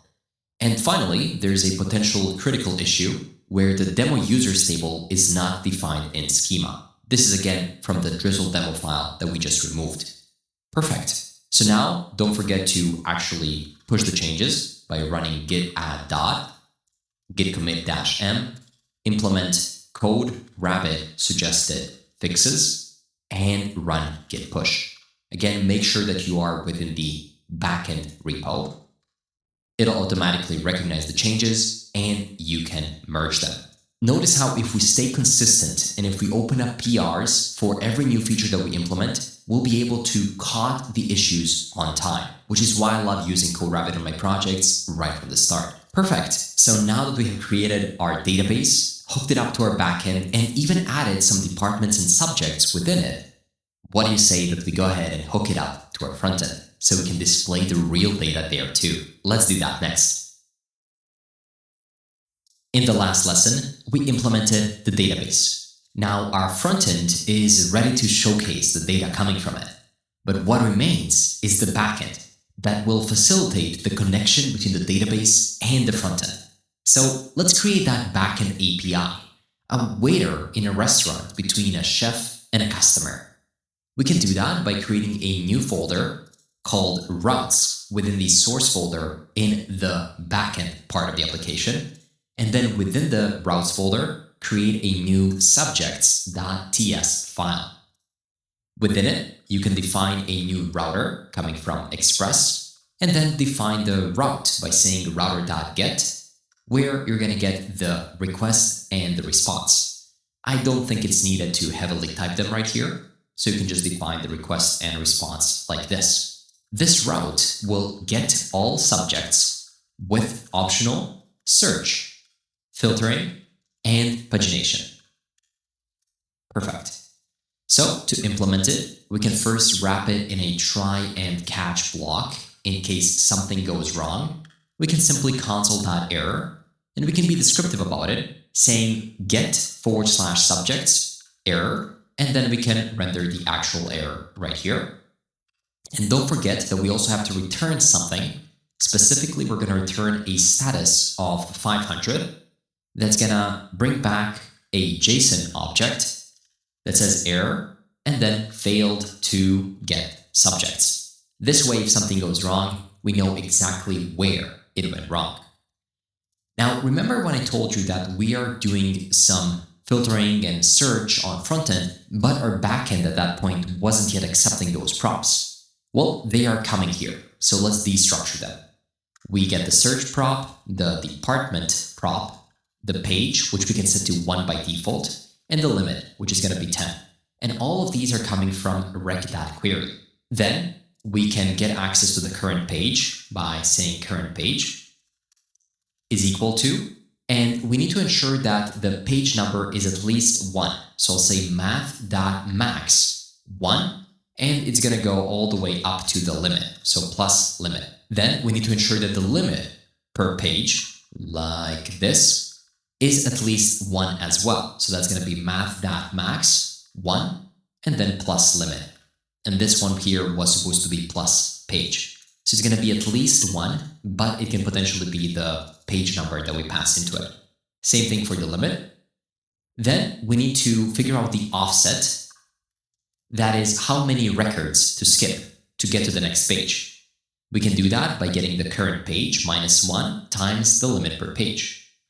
Then we'll define an array to store the filter conditions. So say const filter conditions is equal to an empty array. Now, if a search query exists, we want to filter it by subject name or subject code. We can do that by saying if search filter conditions dot push, so we're pushing additional conditions, we'll use the OR functionality coming from Drizzle ORM, as well as the I like, also coming from Drizzle ORM, where we want the subjects, which are coming from our DB schema, .name or .code, to match the thing that we have in the search. Okay, so if search query exists, filter by subject name, or, this is that or, by subject code. Then we want to do the same thing for the department. Right below, I'll say if department filter exists, match department name by pushing the additional condition, departments.name. So make sure to import the departments coming from our schema. Now we can collapse those two. Finally, we want to combine all filters if they exist using the AND operator. Again, this AND is coming from Drizzle. Then we need to get the count of all the elements on the page. So that's going to be count result is equal to await db dot select. So specifically, we want to get access to the count, which is going to be SQL number, and then we want to specify the count of all the elements. This SQL part is coming from Drizzle ORM, and it allows you to run native SQL queries. Specifically, we want to get the count from the database, so make sure to import this DB, and it'll be coming from /DB at the top if it doesn't get auto-imported. So we are selecting that right here. After we select it, we also want to take it specifically from the subjects table. So it's going to be from subjects. Then we want to apply something known as a left join. So .left join, where we want to join the departments table as well. Specifically, what a left join does is it returns all rows from the left table and matching the rows from the right table. So we want to take all the data about the subjects, but we also want to get access to the department ID, so subjects.department ID, where it matches the ID of a specific department, so departments.id. And we have to get access to this EQ operator coming from Drizzle. And finally, we want to say where, and where it matches the where clause, which are our filters. That's going to give us access to the total count by saying count result 0 ? Count, or if it doesn't exist, we'll make it default to 0. And then we want to query the data. We can do that by saying const subjects list is equal to await db.select, and we want to select the spread of get table columns. And this is coming from Drizzle ORM, to which we need to pass the subjects. So what get columns does is it gets all the columns of that specific table, but it also adds additional columns that you want to add. So in this case, we are getting all the columns from the subjects, but we also want to add the department column where we will spread get table columns for the department as well. And I will put this into multiple lines so it's a bit easier to see, just like this. And here we pass the departments. Now I'll put this into a new line just so we can see it a bit better. And to this select, I will chain .from subjects, .left join, and here we want to attach the departments. Specifically, we want to attach the subject's department's ID, where the department ID matches the one attached to the subject. We want to attach the where clause. And we also want to order it by. So .order by, it's going to be in descending order. So make sure to import that from Drizzle based on the subjects.created at. We want to limit it to the limit per page that we had, and we want to offset it by a specific offset. I know this was a long query, but this will give us the data that we need. It's going to contain both the subject's data as well as the department's data. So now let's return it by saying res.status of 200 and then .json. And now we can format that data in the way that we want, such as data will be the subject's list. And then for the pagination, we can pass additional information such as page, which is going to be set to the current page, the limit, which is going to be set to the limit per page, the total set to the total count, and then finally we can pass the total number of pages, which is going to be math.ceil of total count over limit per page. Perfect. And this is now a query that will return all of those subjects with the department data attached, and also at the same time allow for querying, filtering, and pagination. So now let's go over to the source index.ts. And let's create a new router for the subjects by saying app.use. It's going to be /API/subjects. And we'll pass in the subjects router that we just created. Not the subjects coming from the schema, but rather the subjects router, which we needed to export from here. So I'll say export default router. And then we can refer to the router we just created, but we can rename it to subjects router because later on we'll have some additional routers as well. This is coming from routes subjects. And again, make sure that it is actually exported at the bottom by saying export default router. And now if you open HTTP and create a new request, let's see whether it's working. We want to point it to 8000, that's where our backend is hosted, /API/subjects. And of course, let's make sure that our backend is running by running npm run dev. Oh, looks like we're importing DB in routes subject, but we cannot find it there. So let's make sure it's coming from the right place. DB, it is being exported, but let's make sure that it is exported in the right way. We can export the DB right here, not the index. If you do it like that, it'll be able to properly recognize it. Let's see if that is the case. We're using the DB right here. So we can say DB, and then at the top, we can say import DB as a named import. And you can see if I type D, it's directly coming from here, and it is correct. So now the server is running on localhost 8000, and we can try to make a request. And take a look at that. We get back the data with a couple of subjects. We have subjects with ID of 5 and 6. It's signals and data structures, having specific code, having the description of the subject, but also having all the necessary information about the department that that subject belongs to. So now we can very easily extract additional information about the department.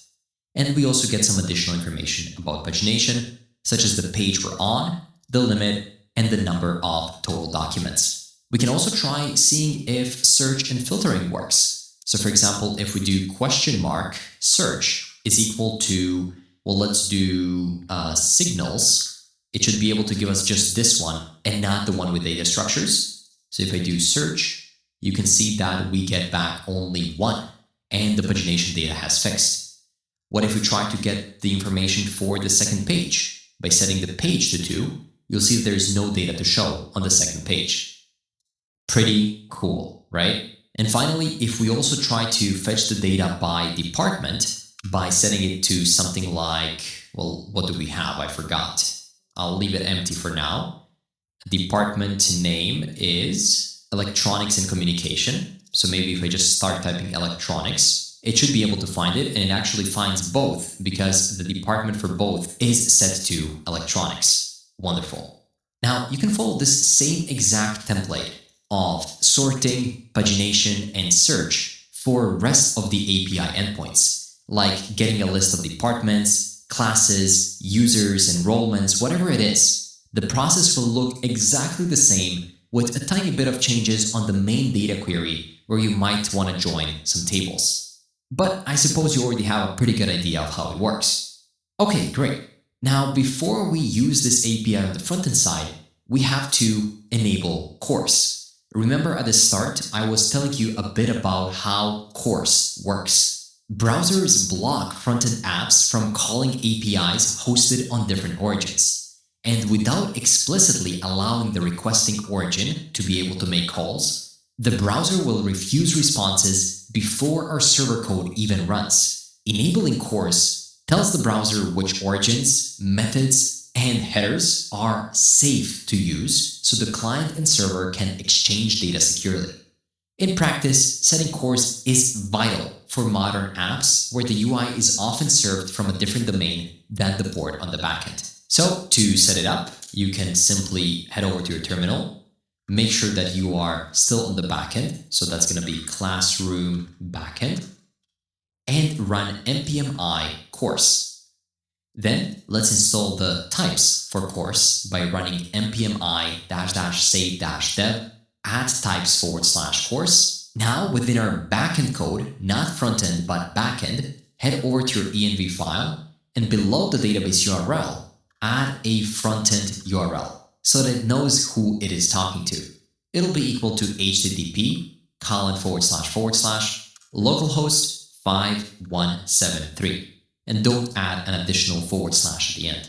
Keep it like this. Then go to our server file, which is the index, and right here below the port, define CORS by saying app.use.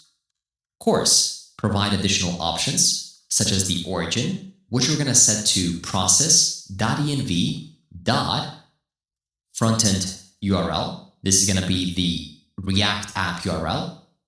And then add the methods that will allow, such as the get, post, put, and delete, and provide additional credentials by saying true, which simply allows for cookies. And make sure to import course coming from the new package that we just installed called course. And that's it when it comes to course. So now that we have added these changes, let's go ahead and push it over to GitHub. Before I push it, I'll pull the latest changes. Oh, and we have to make sure that we're on the right branch. So do a git status. It seems that we're currently still on the database schema branch, which for now is still okay. So what I'll do is I'll run git add dot git commit -m implement get all subjects route and run git push. This will push the changes over to GitHub, and you'll see that we have some recent changes 4 seconds ago. I'll open up another PR. This one only had 6 little file changes, mostly the file where we actually created this additional route. The rest was the setup. So this should be super simple for CodeRabbit to go through. All faults understood. Let's give it like literally half a minute, and I believe it'll already prepare a code review for us. If you take a look at the walkthrough, it's clear that we introduced core support, as well as added a subjects API endpoint with search, department filtering, and pagination, as well as applied updates to the Drizzle configuration to reference this new schema. What I love about walkthroughs is that we're also getting sequence diagrams. And I think this is the first time in the application where it actually makes sense to start seeing one. So you can expand it, and this explains exactly what we'll focus on next. The client, in this case the browser, will make a GET request to the API subjects API.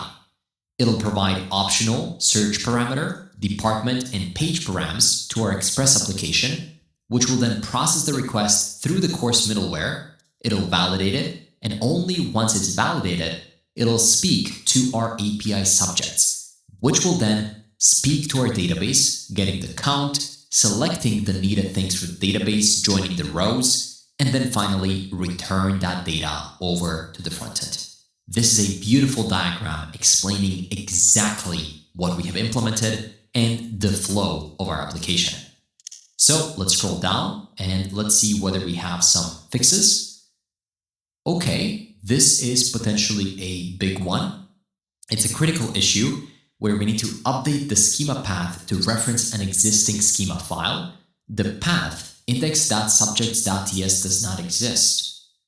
I don't even remember making this change. Maybe it was done by my IDE automatically when I was renaming files.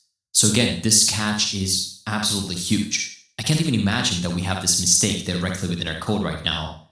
But hey, it looks like it's here. So this is incorrect, and instead, it should only be pointing to the index. So remove the subjects. Huge catch. Then we have another one, potential issue major. Validate frontend URL environment variable for security. The course configuration uses it without validation. If it's undefined, the origin will be undefined, which will result in an error or a security vulnerability. So the proposed fix is to add a simple if statement, which we can do right here at the top of our index.ts file, where we can check if process.env.frontend URL doesn't exist. We can then simply throw a new error. I like this. Then we have some validation and maximum limit enforcement. The current implementation has 2 issues. If not numeric values are passed, plus page or plus limit will produce not a number, and math max 1 will return not a number, which leads to invalid SQL queries. Interesting. So we definitely have to apply the fix right here, and the fix is to properly parse integers. So let's go ahead and copy these changes and paste them over right here where we have our subjects route, where we're doing the number count up. We will remove these 2 lines and instead add the 2 new ones that are properly parsing the numbers without resulting in not a number in edge cases. There's another one, which is critical. SQL injection vulnerability in department filters. Okay. The department parameter has the same SQL injection vulnerability as the search filter. User input is directly interpolated as the SQL query without proper escaping. This is huge. So what we need to do is escape specific patterns. So I will copy these 2 additional lines, head over to where we have the department query, and I'll paste them right here. Let's make sure they're properly structured. There we go. And this will protect us from SQL injections. Soon enough within this application, we'll also implement ArcJet, which will take an even deeper dive into protecting us from all sorts of different attacks. But the fact that CodeRabbit was able to catch this SQL injection vulnerability is a huge plus. And finally, the last issue is a syntax error. Interesting. There's a syntax error in line 51, okay, where a straight period dot appears before the order by. Oh no, it's not a mistake. It was supposed to be in line 52, but it's just here. So the only change we have to make is just add it at the start of the line and not at the end. Okay, it's not gonna break anything, but I agree, it is a bit weird. So we'll just take this dot from here and put it right here. Okay, overall, very, very valid feedback and code review done by CodeRabbit. So let's go ahead and implement those changes by running git add dot, git commit -m, implement suggestions from CodeRabbit, and then git push. Once that is done, you can merge the pull request because we know it's good and safe. And then back within our application, you can switch back to the main branch and pull all the latest changes by running git pull. That way, we have a clean slate to continue working on the application. Because in the next lesson, we'll dive straight back into frontend so we can consume the backend API we just created. And now we are returning back to the frontend side. So let's make sure our application is running, which it is. But let's say we have gotten tired of the current theme. So for a second, I'll head back over to Tweak CN and I'll choose another theme of our dashboard. There's the boring default, there's the amber, amethyst, bubblegum. So for the time being, let's go with, I like this one, cyberpunk. So let's go ahead and take the code, simply copy it, and then back within our source, app.css, we need to replace the theme inline, the root, and the dark. So these are the 3 that we need to remove. Keep the layer components, but remove the theme, dark, and root.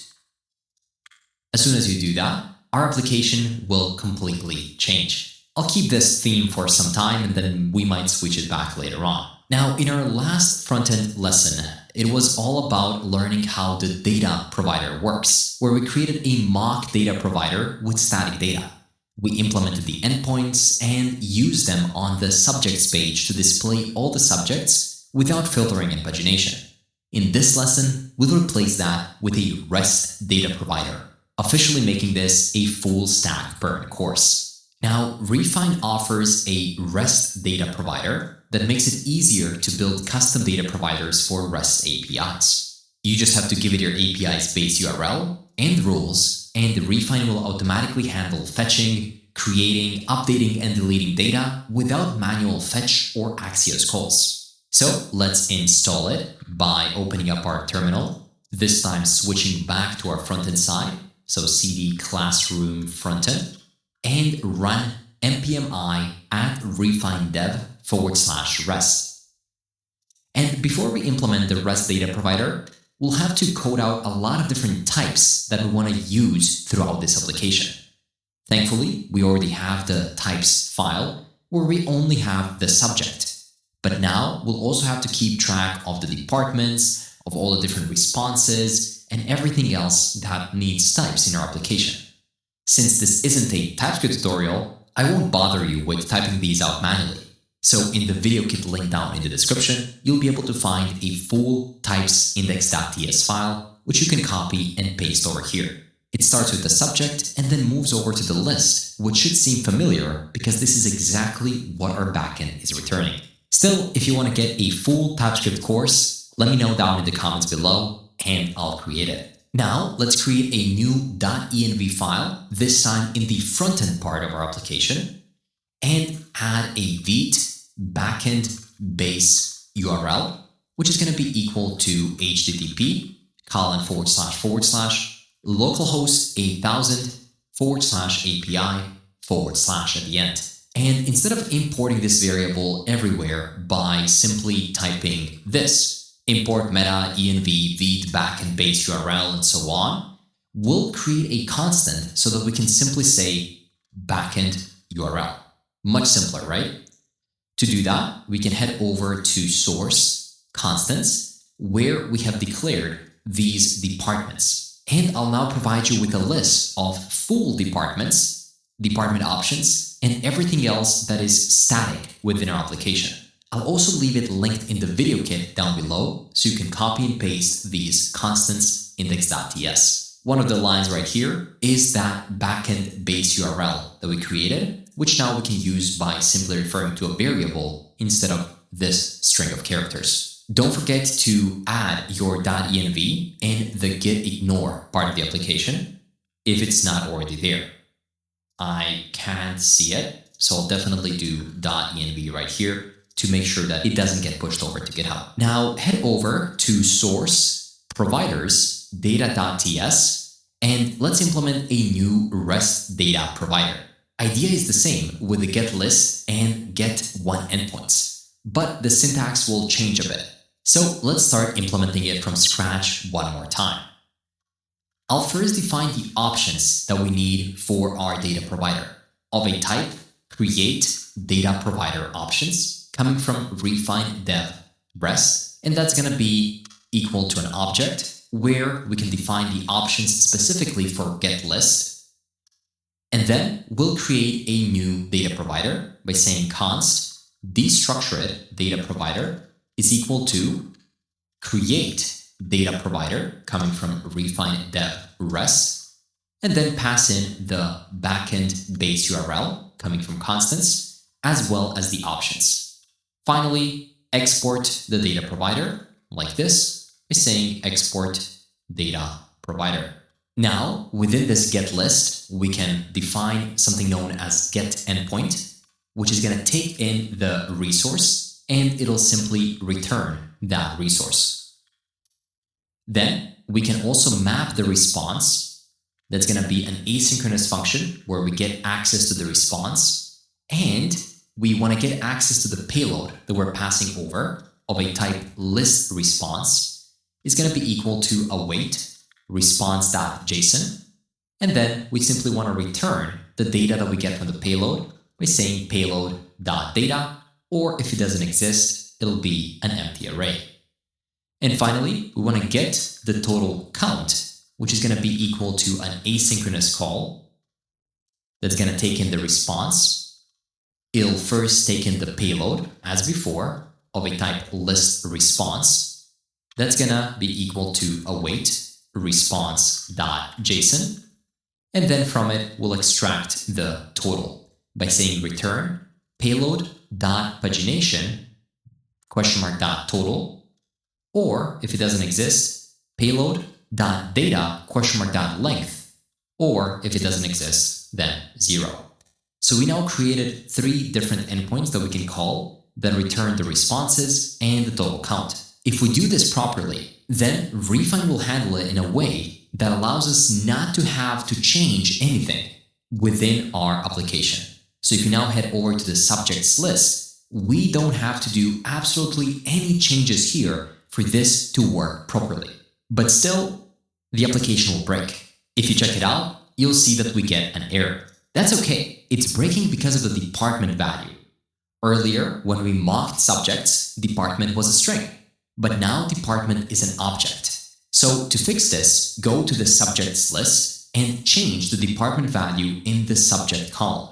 So that's going to be right here under columns. And we have the department. And the accessor key is going to be the department.name because the department is an object. Now, just before we test it out, make sure to head over to your .env and make sure that the name is spelled correctly. For me, it doesn't say base, so just make sure this is correct. Then, if you head over to the browser, would you look at that? These 2 rows are coming directly from our database. The descriptions we wrote, the departments, the names, and even the codes of those subjects are here, and we can see the department. This is working great. Finally, we can see the real data that we have in our database on the front-end application. But hey, if you search for it, something like data, you'll notice it doesn't do anything. And if we try to map over the departments, yeah, these departments aren't yet real. This is just fake dummy data for now. So that's not gonna work, even though we tested it and implemented it on the backend. Well, to make it work, we have to build the search query params and let Refine know about them. So head back over into our data under providers, and right here below the get endpoint, build query params. It's going to be an asynchronous function where you get access to the resource, the pagination, as well as the filters. And then we can do something with them, such as we can set the page to be equal to pagination, (current page, or 1. This is coming from the backend. Then we can set the page size to be equal to pagination, (page size, or 10. And then we can set the params to be equal to page and the limit, which is going to be page size. Finally, we want to loop through all of the Refine filters by saying filters, (for each filter. We want to extract the field name. So field is equal to field and filter. If it exists, it's going to be filter.field or an empty string. Then we want to convert the filter value to string for query params by saying value of string filter.value. And then we want to handle the filters only for the subject's resource. So if resource is triple equal to subjects, in that case, we can check if the field is triple equal to department, then we want to set the params.department to be equal to the value, like this. And similarly, if the field is equal to name or field is triple equal to code, in that case, we want to add that as the search param. So this is the department param, and this is the search param. Just so TypeScript knows what the params are, we can define the type of these params, which is going to be a record that accepts a string and a string or a number. And finally, we have to build those params, which means that we have to return them. So say return params. Perfect. So now we're building out the params that our API will be able to consume. So now if you try to search by code, I think we implemented the search by code. So if you type 101, you can see that you'll get the one that matches that code. If we try to search by name, such as signals, that also is working. What about data? Yep, data structures, that works as well. And that's exactly what we wanted. Now we have to make it work for the departments, because currently we're displaying a list of fake departments that don't yet exist within our application. To implement that, we have to make a GET request to call the department router and then display it. It'll be similar to subject router GET request that we implemented before. We'll do that later, as you already learned the main thing, and that is getting back the data with support for pagination, search, and filtering. It's all about practice. You can get the departments by yourself by pausing this video and trying to implement it, or we can do it later. For now, let's push this over to GitHub so we can get it checked by CodeRabbit. I'll first run git status to check which branch we're on. It seems like we're on the main, which is great.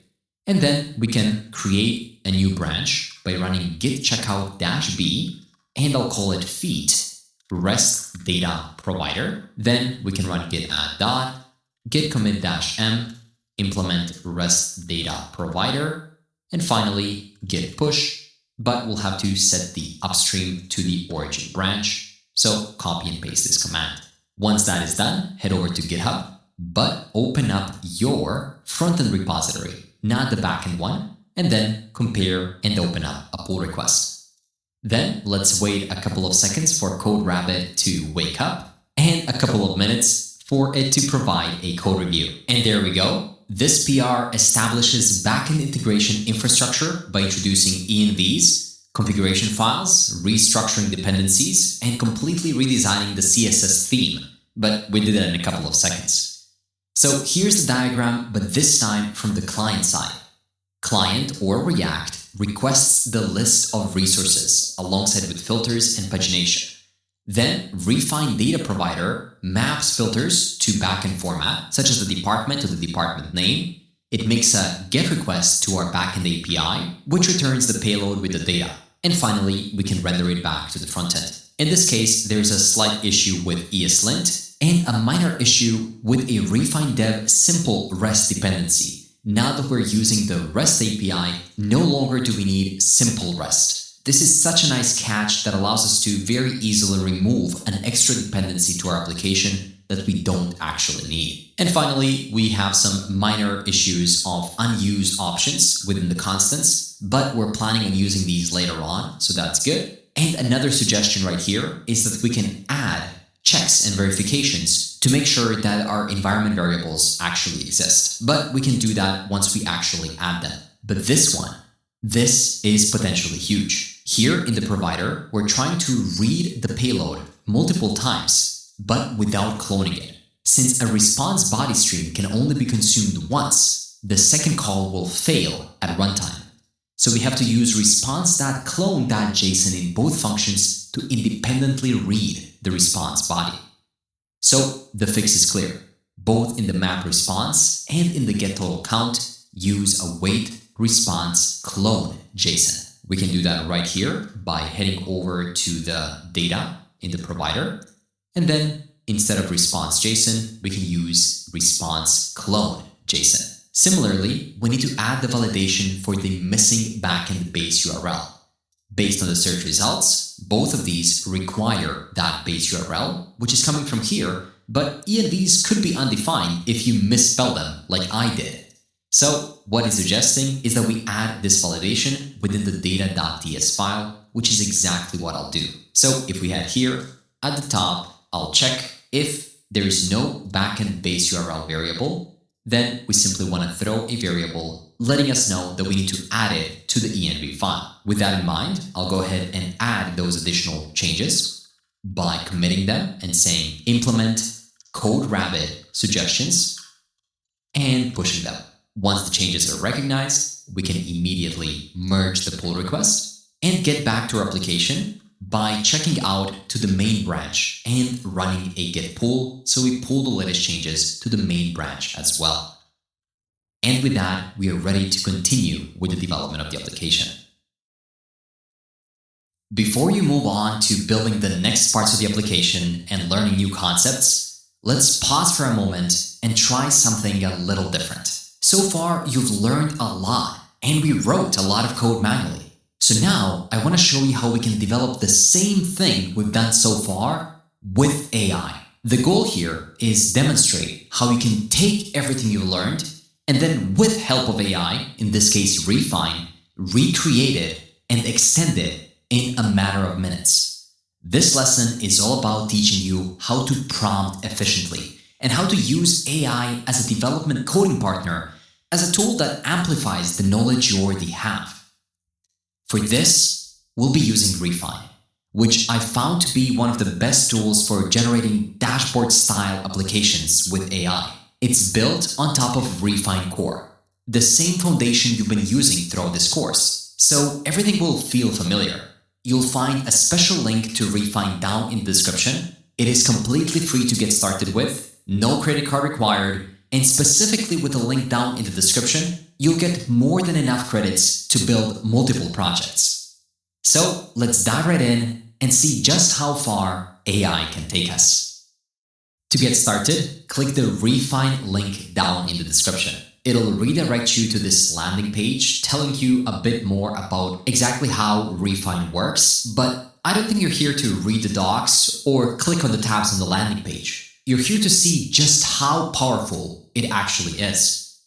So first, go ahead and sign up for free. You can do it using GitHub, and that'll redirect you directly to a place where you can start crafting your project. The first thing we have to do is either connect to Supabase to start creating your backend, or to connect to a REST API. Thankfully, we have already developed a huge portion of our REST API, but we haven't quite yet finished it, at least not at this point in the video. So for now, to show you how Refine works best, I'll provide you with the final hosted backend. As the goal is to learn how things are done, you will then use this backend to help Refine understand the API and generate a complete frontend with full functionality. But again, don't worry, because after this lesson, we'll continue developing this API on our own. I'll provide the full link in the video kit link down in the description. Alongside there, I'll also provide the full final codebase so you can check it out completely for free. The second step that we need to do is to upload our Swagger schema. That way, Refine can learn about our API. Swagger is built on the Open API specification, which is a standard format written in YAML or JSON. Its goal is to describe your API endpoints, request parameters, request and response bodies, authentication methods, and status codes. I've already prepared a complete Swagger file for you for the final deployed website. I'll also include it in the video kit link down in the description. Once you get it from there, you can simply create a new JSON file, drag and drop it, and click continue. It's nothing big or complicated. It's just a proper documentation for the API you're about to develop in this video. Once you click continue, Refine will start creating your project. Starting from analyzing your database, analyzing the relationships, table structures, planning the optimal UI, generating resources, and more. But already in a couple of seconds, we can see that Refine generated some diagrams. There's a lot of stuff here that we're gonna do later in the course. But even at this point, you should see that this is the application you're building. It has the subjects, classes, and very soon we're also going to add users. So how exactly do we have this, and what is it that we're looking at? Well, Refine will analyze your entire backend and generate a clean diagram that shows just how your database schemas are structured and connected. As you can see, these are all the main tables used in this application, such as enrollments, classes, subjects, departments, and users. It doesn't include any authentication-related tables, but it clearly shows the core data of the app. Of course, in the video, we haven't yet added enrollments or classes, but don't worry, because we'll move on to the database design part 2 and design the database for the entire application in the next lesson. If everything is looking good, and it is on my end, you can just click Complete Setup. That'll start the project, and within less than a minute, you'll be navigated over to this view, where on the left, you'll be able to see exactly what's happening, alongside with the preview. Then there's the editor, the plan, resources, and all the secrets that you have within your code. So what is really happening here? Well, Refine will help us plan and build our internal tool. It'll first check the project configuration to figure out what's happening, and it can see that we have a classroom management system already configured with the resources, authentication, and roles, which it can figure out based off of our backend API. So now it's asking us what kind of an admin panel or dashboard would we like to build. In this case, we're going to go with something else, and then prompt it to achieve exactly what we did so far in the video. I mean, it took us a long time to build all of this manually, so let's see how fast we can recreate it with Refine. I'll say implement, only 2 pages for now. We need a dashboard page with a welcome message and a subjects page with a list of subjects. Filter by department, search by name, and complete pagination. No auth, at least not for now. And then click send. It's gonna think for a couple of seconds and create a plan for a simple dashboard and a subjects page. And it came up with a plan. Phase 1 will deliver a simple dashboard with a welcome message and a complete subjects list with everything we wanted. We can read through the plan in more details right here, and we can even collapse specific phases. It's pretty cool that it already knows what our backend is all about, subjects, classes, and departments, so it created upcoming phases where we can dive deeper into our application. But for now, we want to stick to phase 1 to replicate everything we developed up to this point in the course. Since phase 1 is looking good to me, let's go ahead and just click execute. Refine will now start executing the tasks one by one, and it'll mark the task as checked once it finishes executing. First, it's starting with creating the dashboard page with a welcome message. And I love it when AI tools just actually tell us what they're doing while they're doing it. Otherwise, we'll just have to wait a long time. But here, you can know exactly what it's working on. And you can also check the preview live on the right side. Or if you want to take a look at what it's doing with the code, you can also do that by heading over to Pages, Dashboard, and take a look. Editor is read-only because Refine is streaming the response as we're looking at it. And to be fully honest, I am absolutely amazed by, first of all, the UI that the Refine team was able to come up with, and even more so, the UX, user experience, specifically DevX, right, of developing Refine AI. It feels like the most seamless way to develop apps using AI today. There we go. So we can see that the preview is updating live. And if you head over to the editor, you'll see that now we'll have a new subjects page. If you remember correctly, this is the same thing that we were developing within our code, but it took us a bit longer to get to that point. On the other hand, Refine is already done with the subjects page.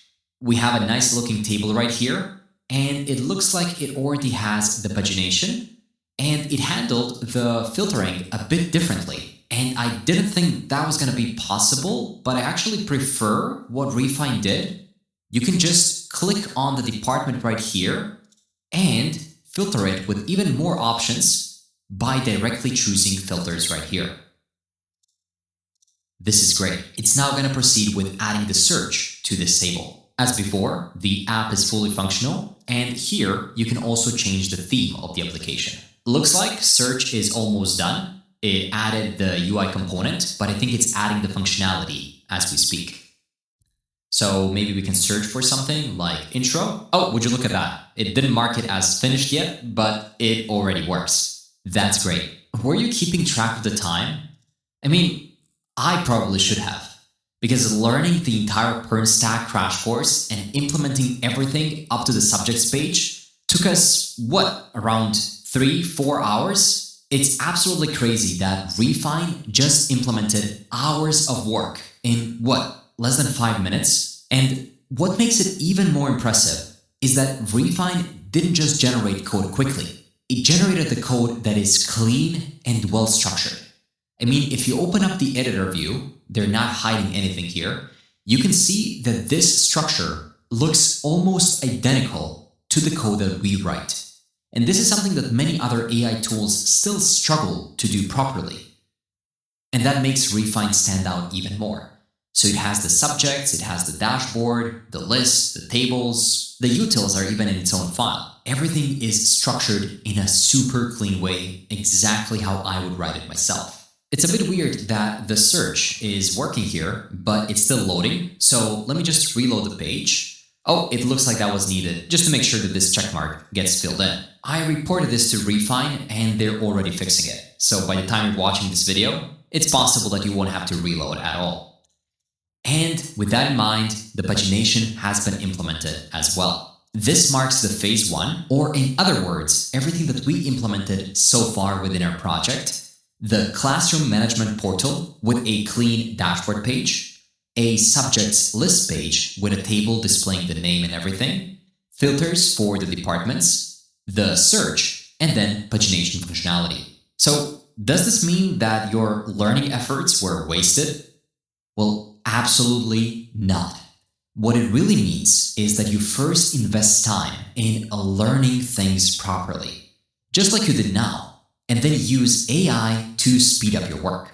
When something breaks or when AI gets confused, you know exactly where the problem is and how to fix it. Because of those 3 hours that you spent learning, this is exactly how AI will shape the way you learn and build your career. And you experience that today. Now let's get back to coding and dive deeper into learning even more concepts of the PERN stack.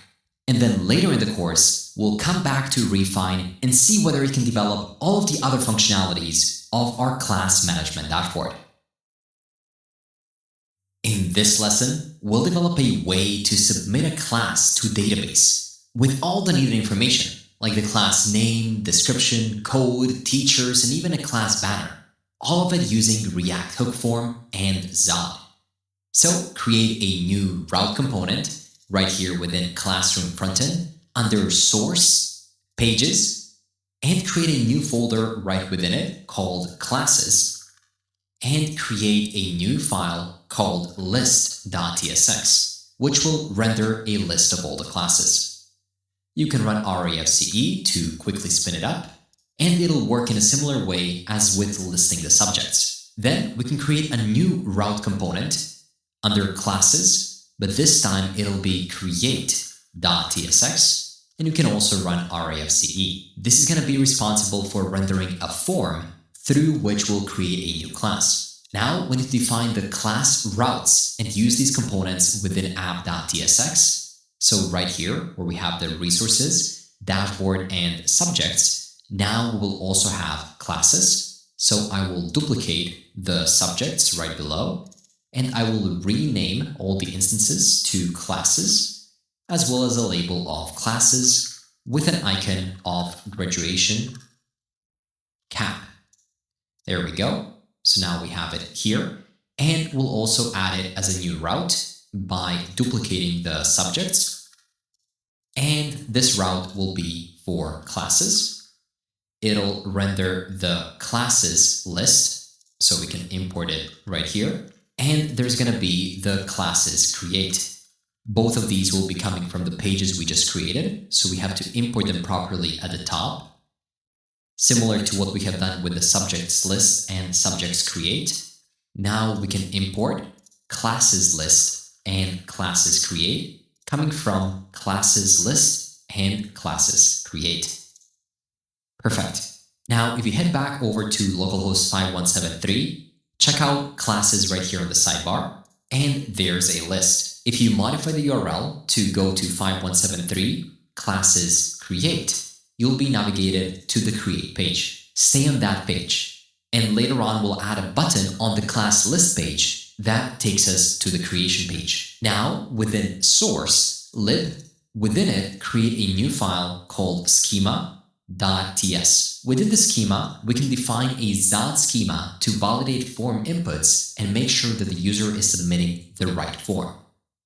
So export const a new faculty schema, which is going to be equal to z.object, and the faculty will have a name of a type z.string.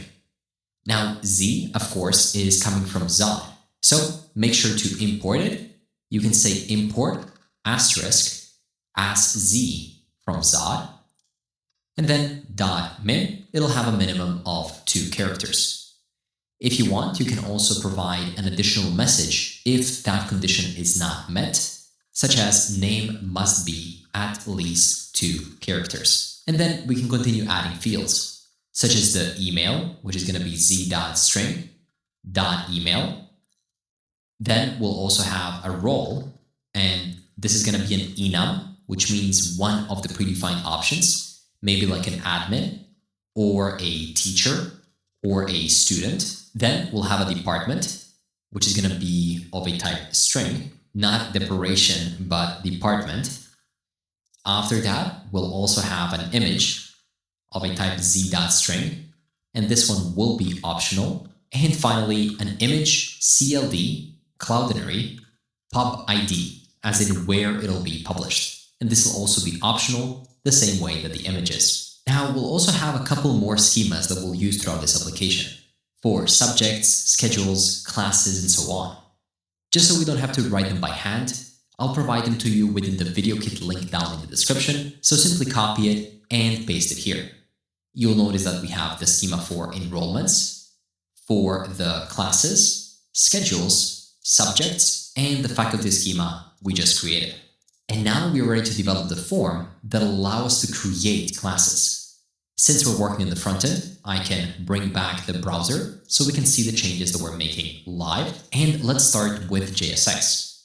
I'll wrap it in a create view. This is a special component coming from Refine with a class name set to class-view. Within it, we'll render breadcrumbs. coming from refine UI breadcrumb, just so we know where we are, an h1 that'll have a class name set to page-title, and it'll say create a class. Below it, I'll render a div that'll have a class name set to intro-row, and within it a p tag that'll say provide the required information below to add a class. I mean, it makes sense, right? Then I'll render a button. This one will be coming from components UI button. On click, we simply want to go back. So I'll render a callback function and I'll call the back method. But for that to work, we have to use the useBack functionality or useBack hook coming from RefineDev core. To initialize it, you can just say back is equal to useBack, and then we can call it within this function. If you're calling it without any params, then you can just define it like this without using a callback function. And this button will just say go back. So if you save it, you can see it. And then if you go from, for example, classes to create, then you'll be able to go back to the page you came from. Of course, this is supposed to say back, not use back. We'll test it out later on. And I don't really like this primary color. So what do you say that we change it one more time? You can head over to tweak CN. And this time, let's go with, let me click through it until I find something that I like. Let's go with Vercel. Why not? It's very plain, but it'll do for now. I'll expand it a bit, take the code, and we can head over into our app.css, and I'll replace the last three, root, dark, and theme inline. And we get new ones right here. Within a matter of seconds, we have a new theme, which I definitely prefer. Now we can head below this div that's wrapping the button and create a separator coming from components UI separator. Below it, another div that'll have a class name set to margin y of 4, my4, flex, and items-center. And within it, we want to render a new card component. Not a car, but a card. This card will be coming from UI card. It'll have a class name set to class-form-card, and within it, we'll render a card header that'll have a class name set to relative with a z index of 10, and within it, we'll render a card title that'll say the text of fill out the form, and it'll have a class name set to text-2xl, padding bottom of 0, and font-bold. Below the card title and the card header, we can render another separator. And below the separator, render the card content that'll have a class name set to margin top of 7. This is how it looks like 100% zoomed in, but looks like I was zoomed in a bit more. And right within it, we can render a form. This is going to be a classic React hook form. So what do you say that we simply find it within ShatCN by searching for ShatCN, do a Command K, and search for a form. It'll simply say that forms are tricky, but they're one of the most common things you'll build within a web application. So thankfully here, they provide us with an anatomy of a form and a complete example.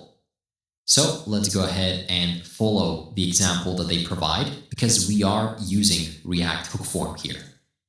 So first things first, we have to make this component rendered on the client side. Oh no, I forgot. We are working with React, so this is going to work right off the bat.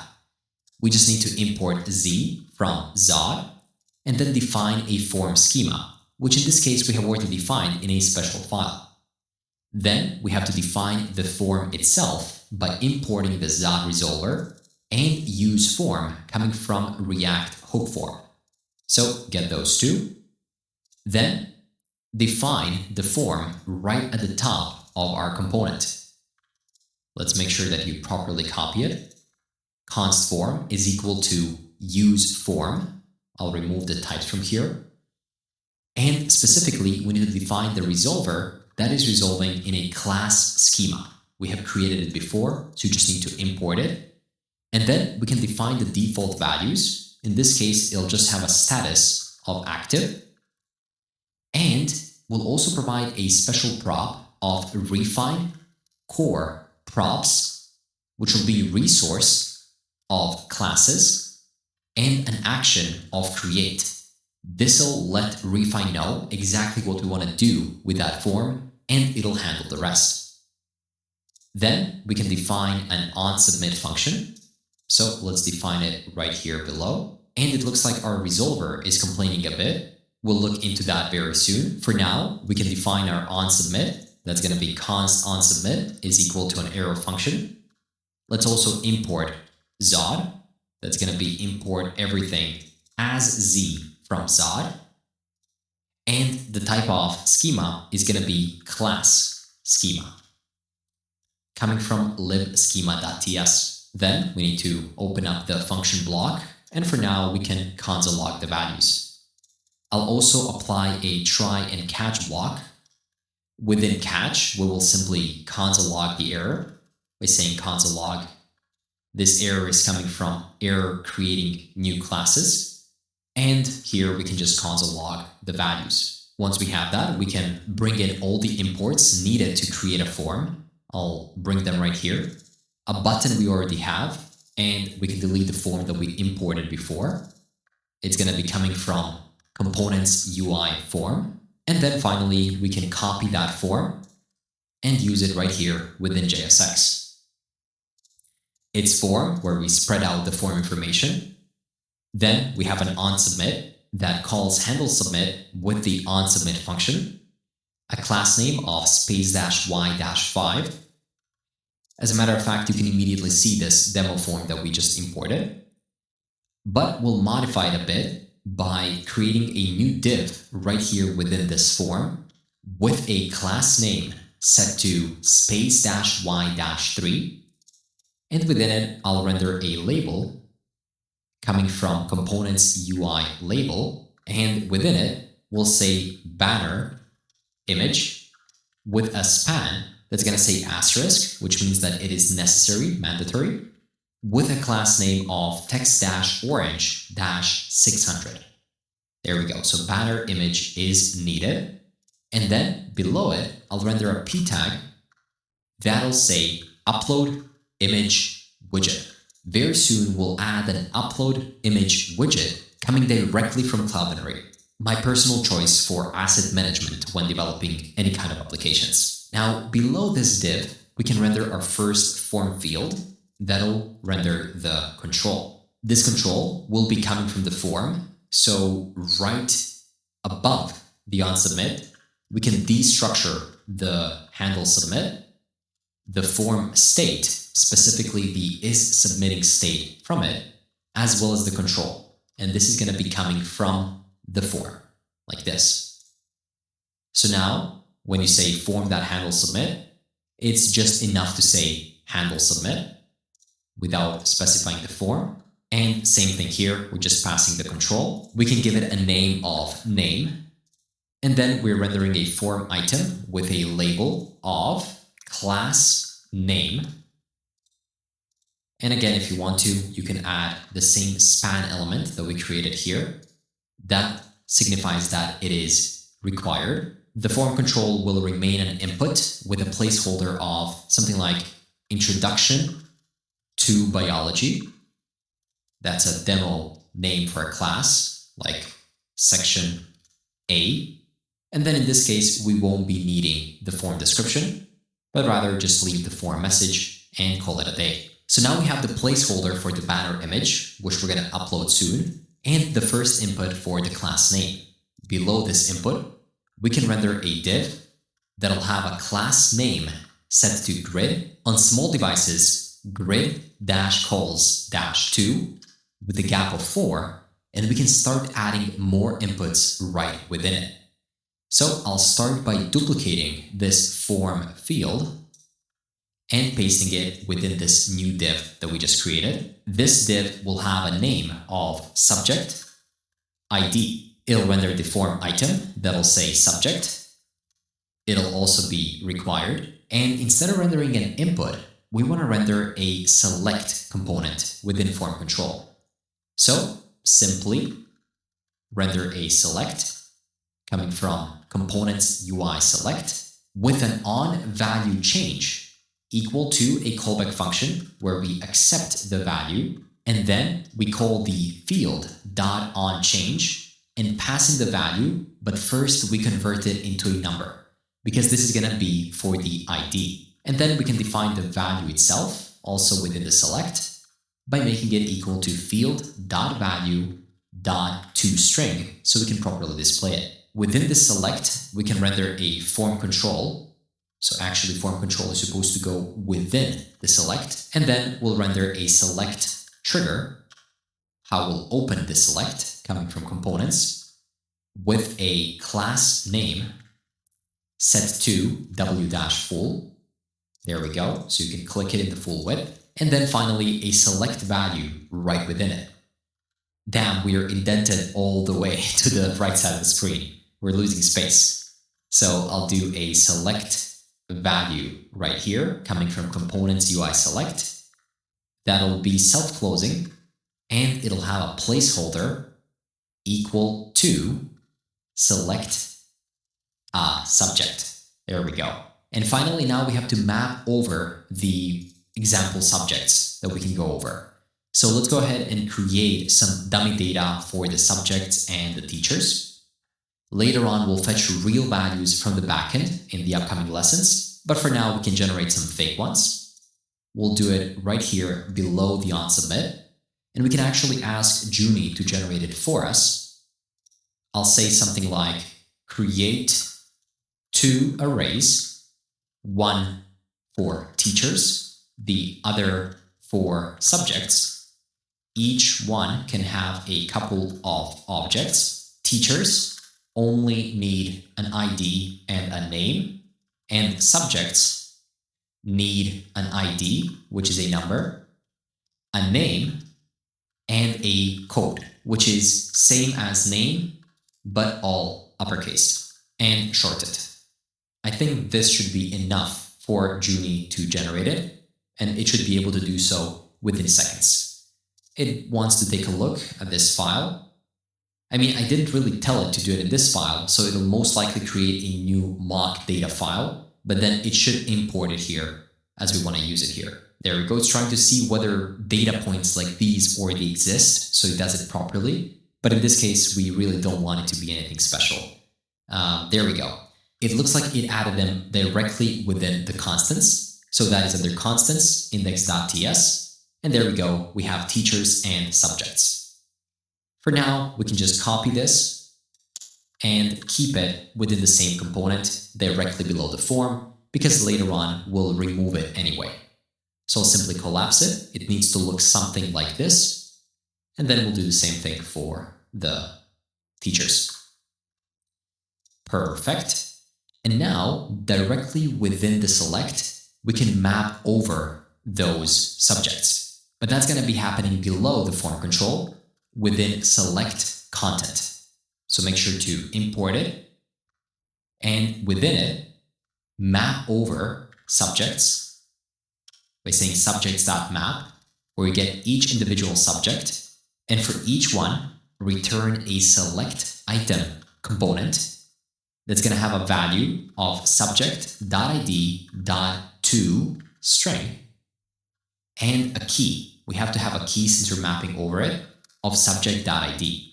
And you can open up the component right here. And within it, we can render subject.name as well as in parentheses, the subject.code. That's going to look something like this. When you click on it, you'll see mathematics, math, computer science, CS, physics, and chemistry with their names and codes. Okay, now let's head a bit below. We're going to go below this form field all the way here, and we will create a new form field below. It's also going to be a select. So I'll go ahead and copy this entire select form field right here, and I will paste it right below, still within the same div. But this time, instead of subject IDs, it's going to be talking about the teachers. So it's going to be a teacher ID. It's going to say teacher right here. Then it'll say select a teacher, and under select control, we will simply map over the teachers. There we go. And we can render just a teacher name. So that's going to be teachers.map, where we get each individual teacher. And we will make all of this teacher.id without rendering its code. So now you can see different teachers. If you expand this a bit, you'll notice that it'll look much better on larger devices. Like even on a smaller one, if I'm not super zoomed in, like I am right here, the two of them are going to fit in a single row. Now, there are a couple more inputs that we need to write, but as you can see, this is getting pretty overwhelming as we have went all the way to the end of the indentation. Maybe my code is a bit too large, or at least the font size is. So instead of writing it all by hand, I'll provide the other form fields, as it's mostly just repeating stuff, in the video kit link down in the description. So you can delete the entire component or the entire file and override the one which you can copy. Once you paste it, you'll notice that we will have added a couple of additional form fields, which will result in a page that looks something like this. We have a form where soon enough we'll be able to upload images as well to it. But for now, we can enter a class name. We can choose a subject related to that class, select a teacher, a capacity for the class, as well as the status of the class, and a description. And if you miss filling out some important fields like the class name or selecting a teacher, and you tried submitting before that, you'll notice that our Zod validation is working and it's giving us errors on all of these fields. Now, in the next lesson, we'll implement Cloudinary to allow users to upload images to the cloud and store them so that we can later on pass them into the backend and store them into our own database while not taking any space from it, as they'll be stored in Cloudinary and they'll just give us the optimized versions of the files that our users upload. So let's do that next. Content is moving faster than ever. And if you're still manually cropping videos that your users upload or worry about the image sizes of the uploads, you're losing customers. That's why for this production-ready build, I'll teach you how to use Cloudinary, the world's most powerful AI-driven image and video platform. Whether it's Adidas delivering global campaigns or AMC managing movie media, the biggest names in tech trust Cloudinary to automate their visual experiences. With a single line of code, you can transform, optimize, and deliver any asset to any device instantly. And what I like a lot are the content as code tools that let you instantly resize, crop, or add filters to images just by changing the link. So click the link down in the description and get started. Specifically for you watching this video, Cloudinary is offering 3 extra credits when you sign up. If you're signing up for the first time, you'll have to answer a couple of questions. In this case, you want to optimize the assets to improve website performance, and you'll be right in. We get some information on how we can start using Cloudinary, but don't worry, as I'll show you how to do it from scratch. So head over to Settings, API Keys, and first copy your cloud name right here at the top. Then head over to your .env, specifically within the frontend folder. You can add a comment for Cloudinary envs. And the first one will be called Vite, Cloudinary Cloud Name. And you can make it this key you just copied. Next, we can head over to the upload part where you can create your first upload preset. You can enter the upload preset name, such as classroom_app. The signing mode can be set to signed, and I think we can leave most of the settings as they are. Then you'll be given the preset name. So if you head back, you can type Vite, Cloudinary, upload preset, and make it equal to the one you just copied. Next, we'll use Cloudinary's upload widget, which is a plug-and-play solution that handles complex tasks like drag and drop and allows you to upload from different sources. To learn how to implement it, you can head over to the Cloudinary's documentation, specifically talking about the upload widget. It offers an interactive widget that enables your users to upload files from many different sources. This is how it looks like. And if you scroll down, you'll get a quick example. this is a script that we want to add over to our HTML file. So back within our application, find that index.html file, and right below this script for index.tsx, you can also add a script for Cloudinary. Then let's create a new component that's going to be right here in the components folder, and you can call it upload widget. So that's upload-widget.tsx. Make sure to spell widget properly. Run RAFCE and import that widget within our form component. That's going to be right here within classes create, specifically where we have that image upload widget. But instead of this p tag, we will now render the upload widget. So if you head back over here, you'll now be able to see a text that says upload widget, and to it, we'll pass some additional fields to make it work. It'll be within a new form field, so remove this div and everything within it, and create a new form field, which is going to be a self-closing component, and it'll have a couple of props. It'll have a prop of control, which is going to have access to the control functionalities of React hook form, the name, such as banner, URL, and the render field. As all of the other render fields, take in a callback function within which we will destructure the field that we're working with, and we can automatically return something. That something is going to be a form item. Let's properly close it.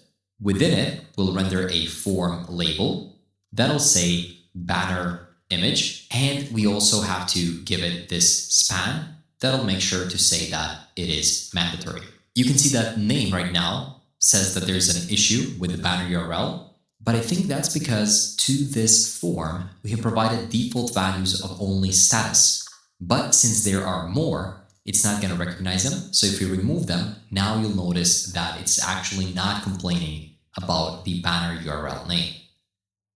Okay, now we have this form label, and it's saying banner image and rendering a span element. Then right below it, we'll render the form control, within which we'll render the upload widget component that we just created. To this upload widget, we'll need to provide a couple of props, such as a value of field.value. And if that exists, then we want to pass the URL set to field.value and a public ID set to the banner public ID or an empty string if it doesn't exist. And this banner public ID, we can define right here at the top. We can do it here.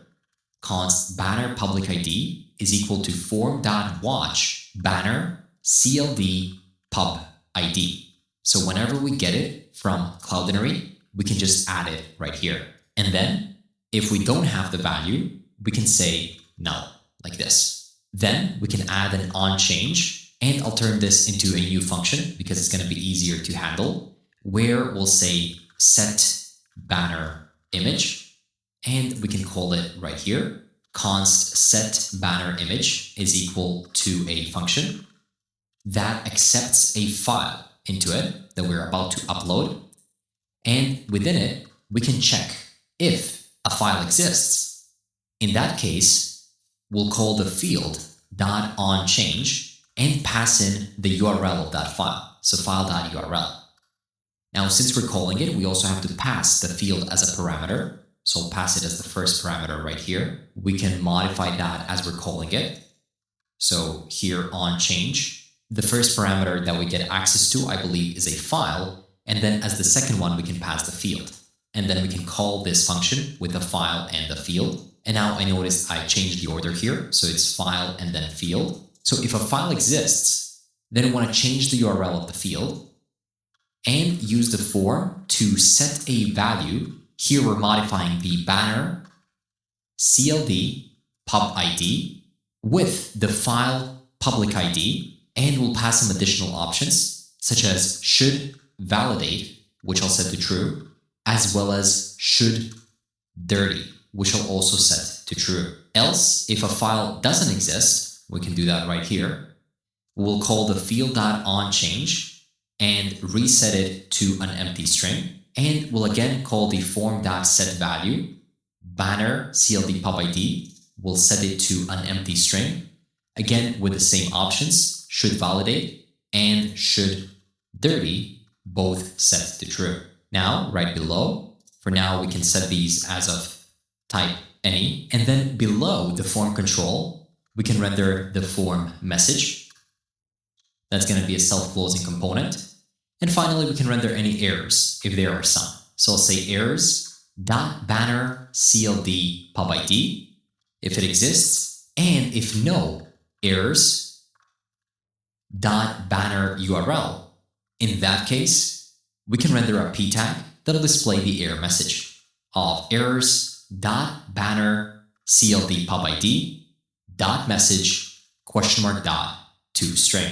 And we can also give it some kind of a class name set to text-destructive as well as text-small. Right now, we don't have access to any kind of form errors. This is the first time that we're introducing them. So we can get access to them right here through the form by destructuring it from the form state. Next to the is submitting state, we also get access to the errors. Now, you might have been wondering what the should validate and should dirty fields mean. Should validate simply reruns Zod validation after we submit it, and should dirty will mark the form as modified as soon as the image is uploaded. And now we can dive into the upload widget component and we can implement it. We'll first do the JSX part by giving this div a class name set to space-y-2. And now we have to figure out whether we're previewing the file that we're working with or we're showing the upload widget for the first time. For that, we'll need to manage a state. So I'll create a new use state snippet called preview and set preview at the start set to the value that we're passing through prompts. If a value exists, then we'll show it, else it'll default to null.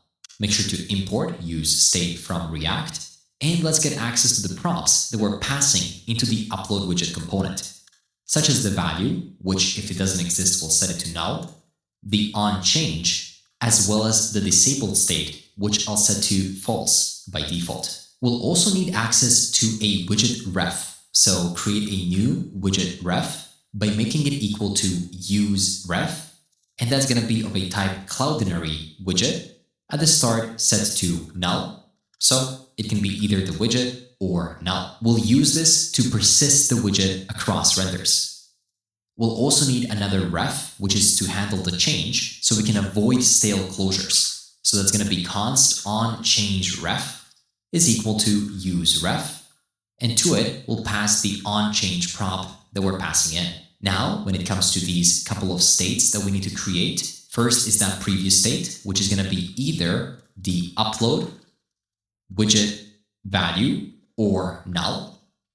Then we'll also need the delete token. So that's going to be another use state snippet field, delete token, and set delete token, which is going to be either a string or null. At the start, set to null. This is used for client-side deletion, if somebody uploads something and then they want to delete it. We also need another state for is removing. So if we are removing something, we can change the UI. At the start, it'll be set to false. We'll also need a couple of functions, such as the function to open up the widget, which is going to be equal to a regular arrow function. And if it's not disabled, then we can simply run widget ref dot current question mark dot open, which will open it up. We'll also need another function called remove from Cloudinary, which is going to be an asynchronous function that'll remove the uploaded image from Cloudinary using the delete token. We'll implement that one soon. But for now, let's focus on the rest of the widget, or let's start implementing the widget in the first place. First, we'll check whether preview is turned on. If that is the case, then we will render a div, let's also properly close it, with a class name set to upload preview.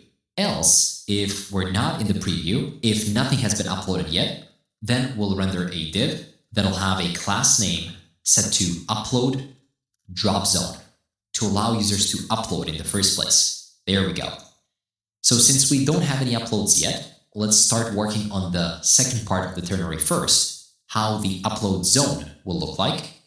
I'll also give it a role set to button, a tab index set to 0, and on click will actually open the widget.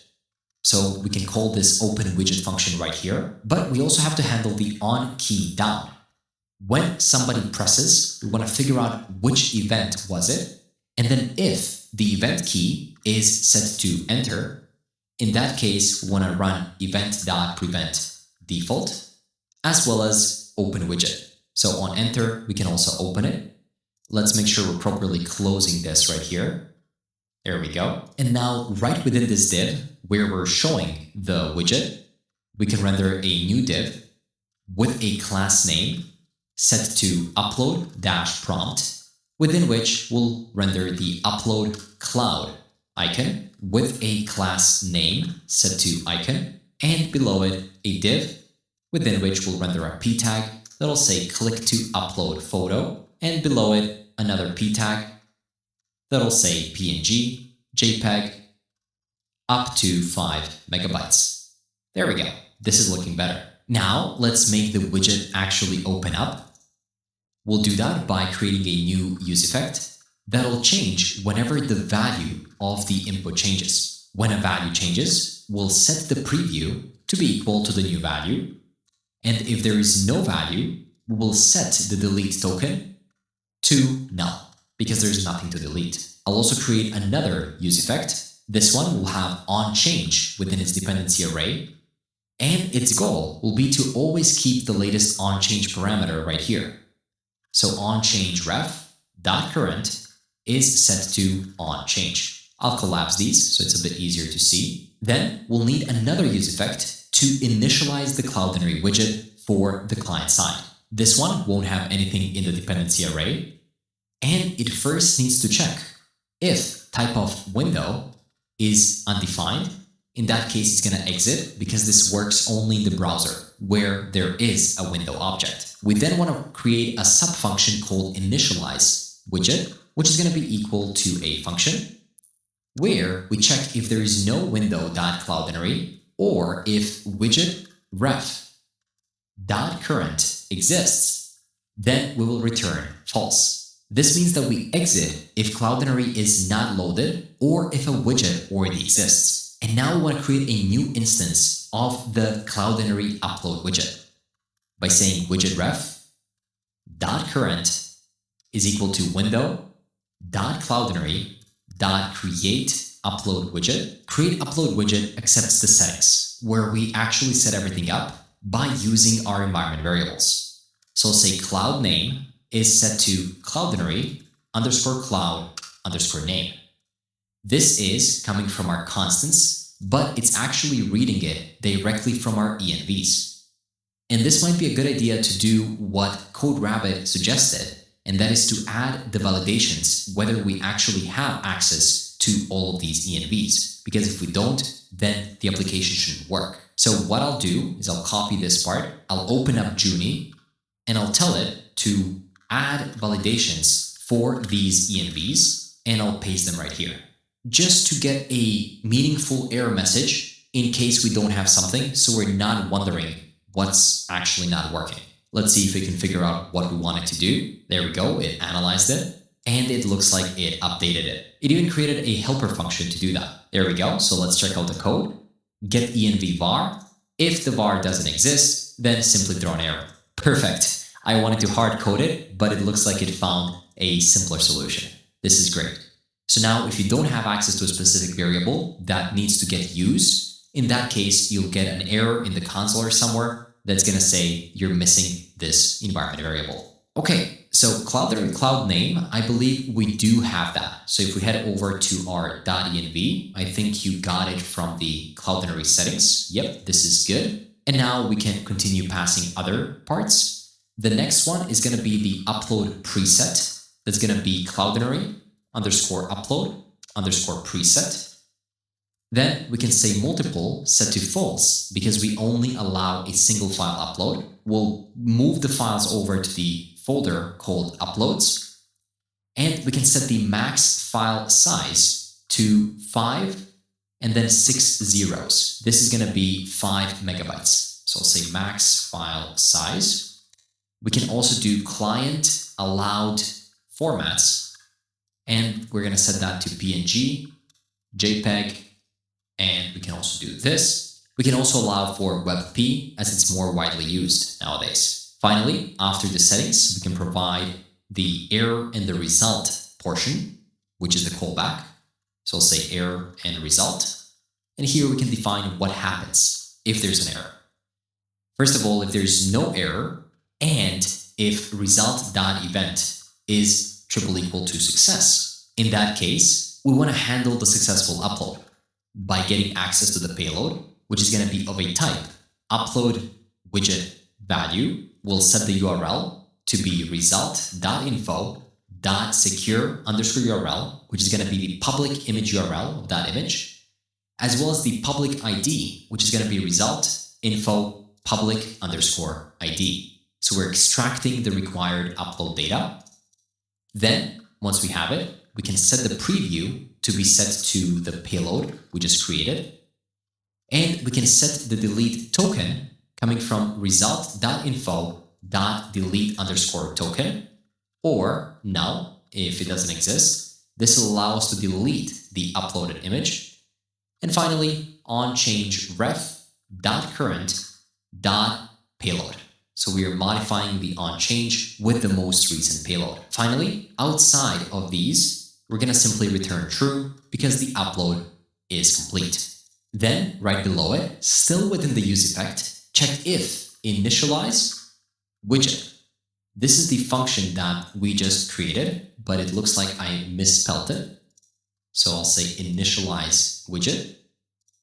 Once called, we'll return true or false. If it returns false, then we will simply return exit out of this function because something went wrong.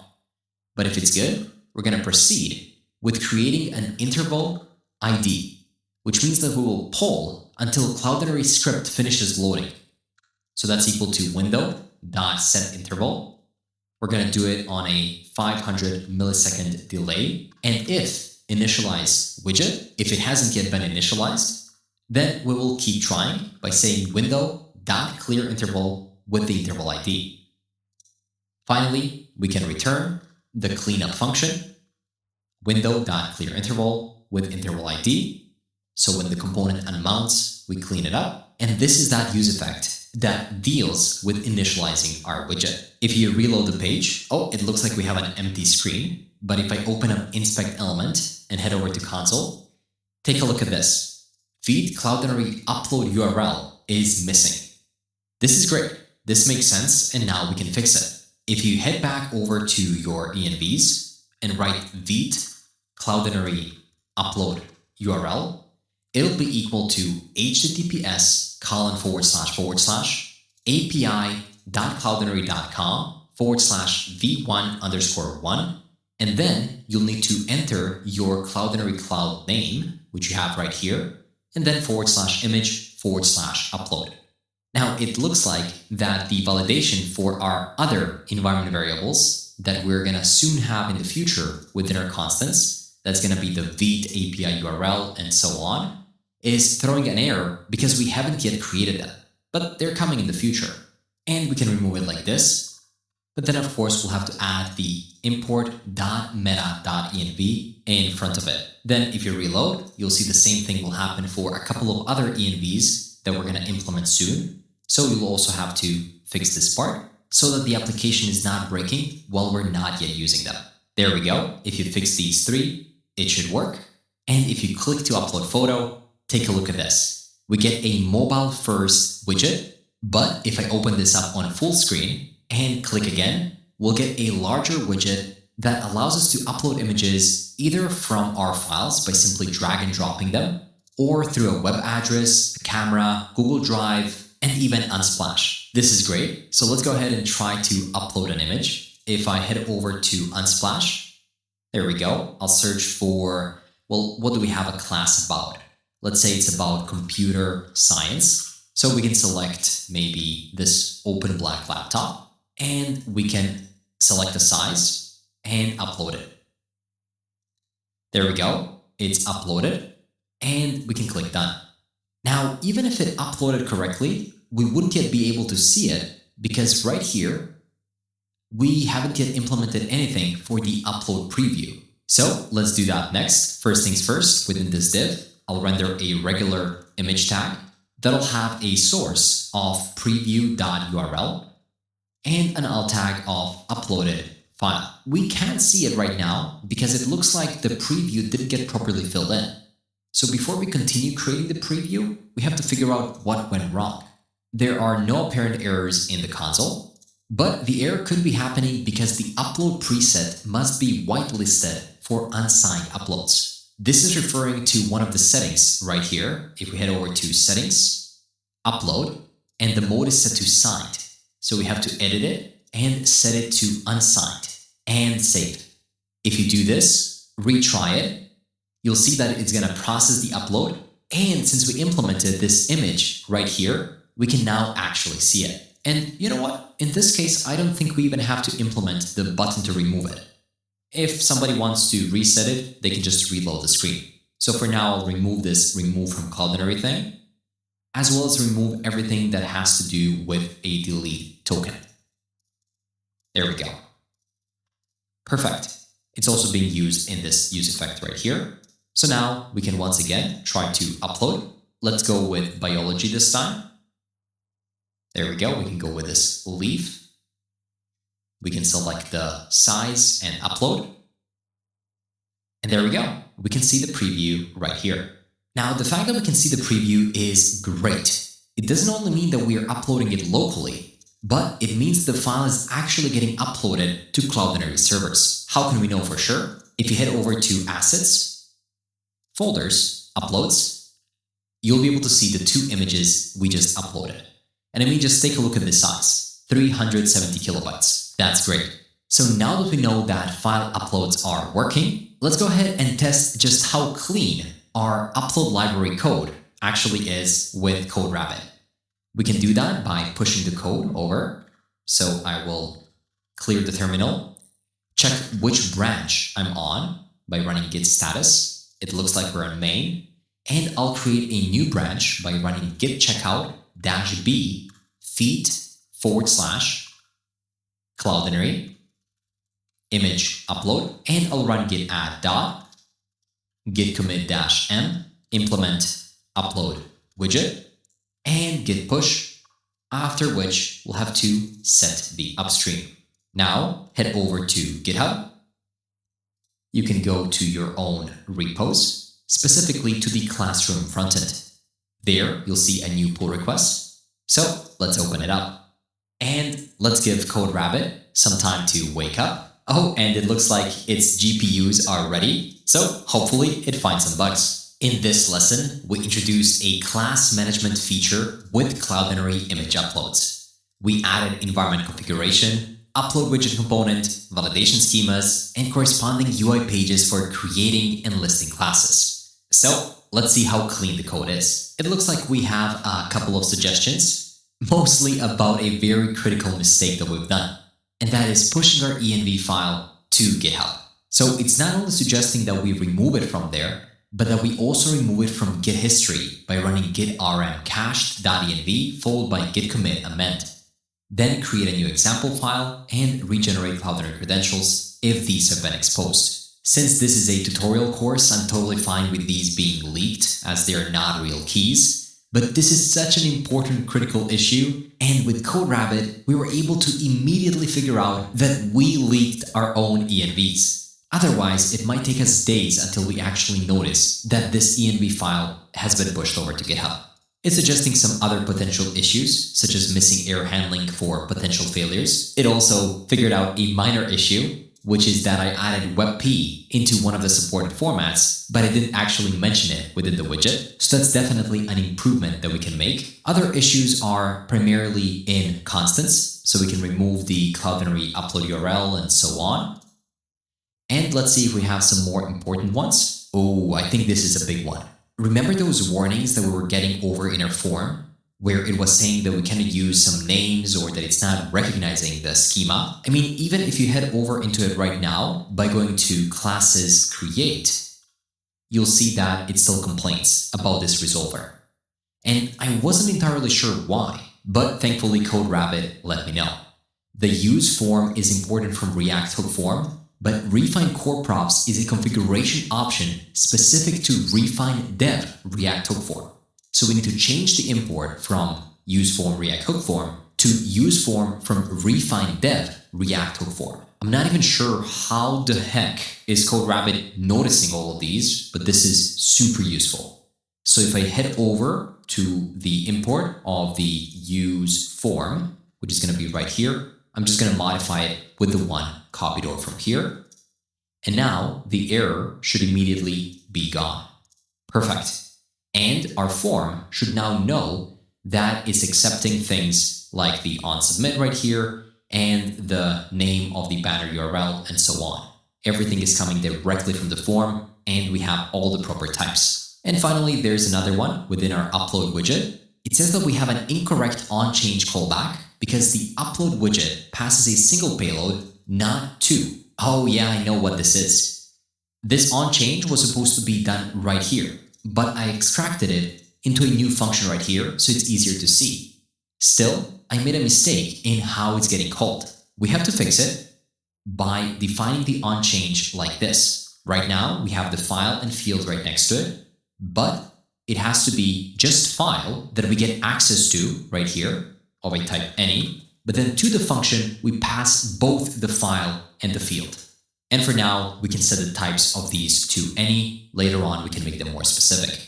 This was another great catch. So let's go ahead and commit those changes by running git add dot, git commit -m, implement CodeRabbit, suggested fixes, and run git push. With that, we can now merge this pull request knowing that our code is clean and safe, and we can confirm the merge. We can then check out back to the main branch and pull the latest changes that we just pushed. Wonderful. So far, you've done a great job setting up the subject schema and getting them to show up neatly on the UI. But now things are getting interesting. You've already built the Create New Classes page, but have you thought about what happens when you click the Create Class button? How is the backend supposed to process that request? Or more importantly, where is that data actually going live? To store these class details properly, you need a blueprint. So, do you have a database schema ready to handle things like banner images, teacher assignments, or student limits? Not yet. And that's exactly what we're going to tackle in this lesson. Before you can save a single class to a database, you need to define exactly how that data should be structured. Think back to the class structure that we already defined on the front end. That class form with an image upload.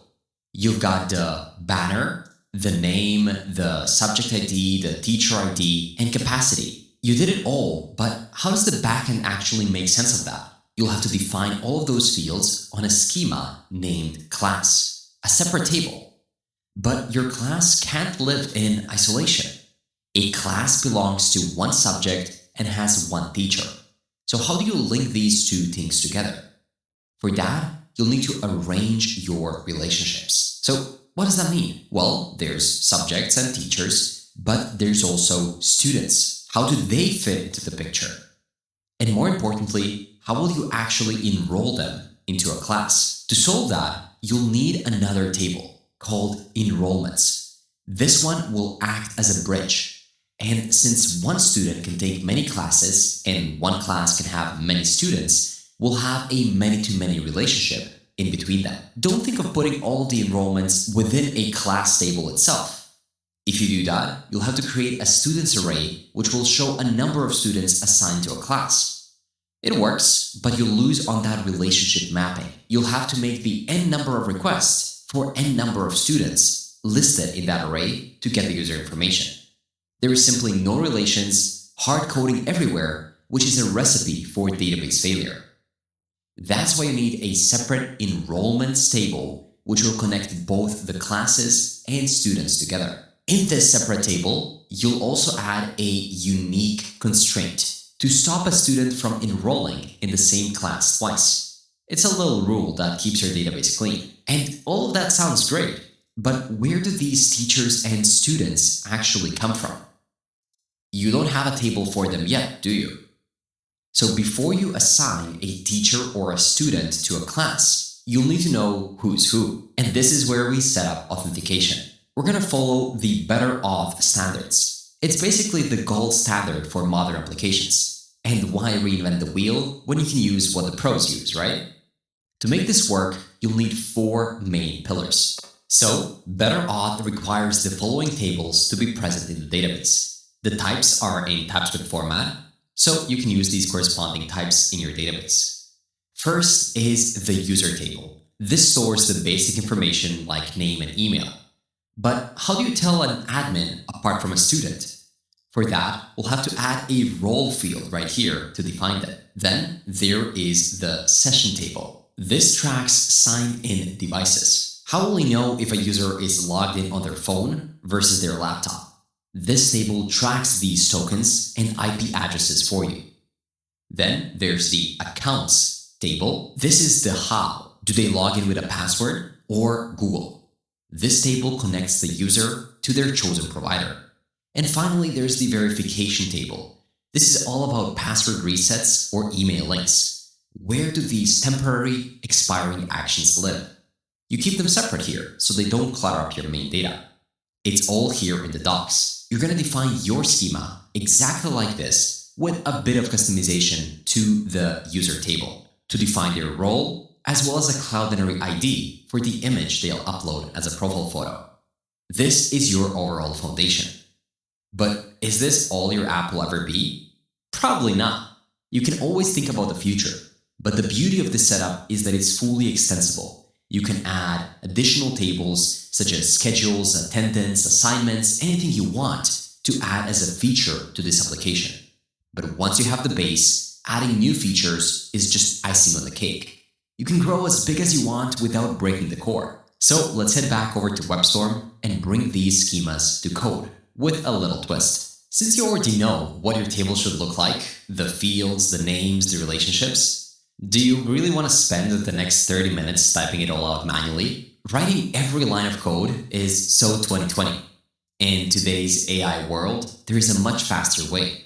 Why do the grunt work yourself when you can just have an AI agent do it for you? That's why I prepared a short but powerful prompt that you can feed into your AI agent. In this case, I'll be using Junie. So head over in the video kit link down in the description, copy the prompt, and paste it right here. Just think about how much time you'll save by letting the AI generate your schema code in seconds. We'll put it to the test soon, but first, let's go through it together to make sure that we fully understand everything. This is also another great way to learn. The prompt says, study the better auth documentation and then implement the correct Postgres drizzle schema. Keep the table structure outlined in a better auth and only add 2 extra fields, role, which is going to be default to student with options such as student, teacher, and admin, and image CLD pub ID, which is going to be the Cloudinary profile photo. Then I give it a couple of requirements. Edit the auth.ts file, create all of these different tables, following the better auth documentation, add the fields that we told them to add, ensure the schema matches better auth expectations, and use singular table names like user, sessions, account, and so on, not plural names. So let's give it a shot. It might ask you to run a couple of commands, which I'll allow. There we go. It said that it's confident with the implementation, and it'll do the final check of the file contents. Finally, it added new files, auth.ts. So let's go ahead and check it out together. It'll be right here in the backend part of the application, under schema, auth.ts, and you'll be able to see the better auth recommended tables for our authentication. It even nicely created a role enum with all the roles, the timestamps, the user information that we need, including the role and the image CLD pub ID for the profile photo. Then there's the session data, the account information, the verification, and even some relationships in between users, sessions, accounts, and so on. Everything we need for a fully functioning authentication. Just to be safe, if something is a bit different for you, I'll provide the final output of the auth.ts file below in the video kit down in the description, so you can also copy it and get the similar output. But with that said, let's also do a similar thing to generate database schemas for classes and enrollments. I'll start again, And I'll also give you access to another prompt within the video kit. This one will be about analyzing the existing Drizzle schemas for departments and subjects and extending it for classes and enrollments. So let's go ahead and run it. And it is done. It added the Drizzle ORM schema in our app, and it has been extended with classes and enrollments as requested. All the changes should be within the app.ts file, where now we have these new additions for enrollments, classes, and the relations in between them. And now go to our database, schema, index.ts, and also export the auth schema so Drizzle config is also aware of it. So export everything from auth. Now we need to generate SQL for newly created schemas by running a new command within our terminal. We'll keep the front end running, but we'll do it within this other one. Make sure to navigate over to Classroom Backend, and there run npm run db generate. You'll see so many new tables created, and then migrate these SQL definitions to your database so it knows what it has to do by running npm run db migrate. It'll apply all the migrations. If you want, you can head over to your Neon workspace to be able to see all of those tables in action. But for now, we'll just go ahead and push this over to GitHub so we can see just how well and how clean we, or in other words, AI, generated these database schemas for us. CodeRabbit's going to give them a check. So we can run a git status to figure out which branch we're on. We're on main, which is good. So we can check out to a new branch called feat database schemas number 2. This is going to be the second part. And we can then run git add dot git commit -n design database schemas and run a git push to the correct upstream origin. Perfect. Now back within a repo, we can open up a pull request. We've added 1,000 new lines of code across 6 different files. Most are just SQL migrations, but what matters most are the changes in the schema of our application, as well as in the schema for our authentication. And let's see what CodeRabbit has to say about it. This pull request introduces a comprehensive Postgres database schema using Drizzle, defining auth entities, user session account verifications that we went through, and these are gold standard by BetterAuth, and application domain entities such as classes and enrollments, with supporting enumerations for the role, class status, foreign key relationships, and indices. A schema grows with tables so fine, users, sessions, and classes align. And let's see which changes has it recommended. In this case, there's one change in our schema app.ts, which is great news for Juni because in this PR, we actually had fewer CodeRabbit recommendations than in the PRs that we ourselves wrote the code for. There's only one minor potential issue, which is a redundant unique constraint on a composite primary key. The unique enrollment student ID class ID unique is redundant because the primary key already enforces uniqueness. Okay, so this is not even a mistake, but we just have a redundant line of code. Amazing. This means that it's ready to be merged. We can head back over to the code, check out back to the main branch, and run git pull. Again, make sure that you're on the backend repo. Before you rush into building the next feature, whether that's creating classes, enrollments, or finishing authentication, we need to make sure that our app is actually production ready and not just vibe ready. It's all fun and games until vibe coding meets those crazy users or a botnet that's hitting our API with 10,000 requests a second. I've seen a few of these developers on X complaining about how their platform is down or why they suddenly have a $1,000 server bill to pay. Instead of actually fixing the problem, they just suspend the app because they have no clue what's actually happening under the hood. I mean, there's a reason people get CS degrees, right? Anyway, if you don't want your app to become another cautionary tale tweet, you need this. Real security. Because security isn't just nice to have. It's a core feature for any professional application. I mean, think about it. As you build more complex routes for things like creating classes, managing enrollments, you're opening up more doors.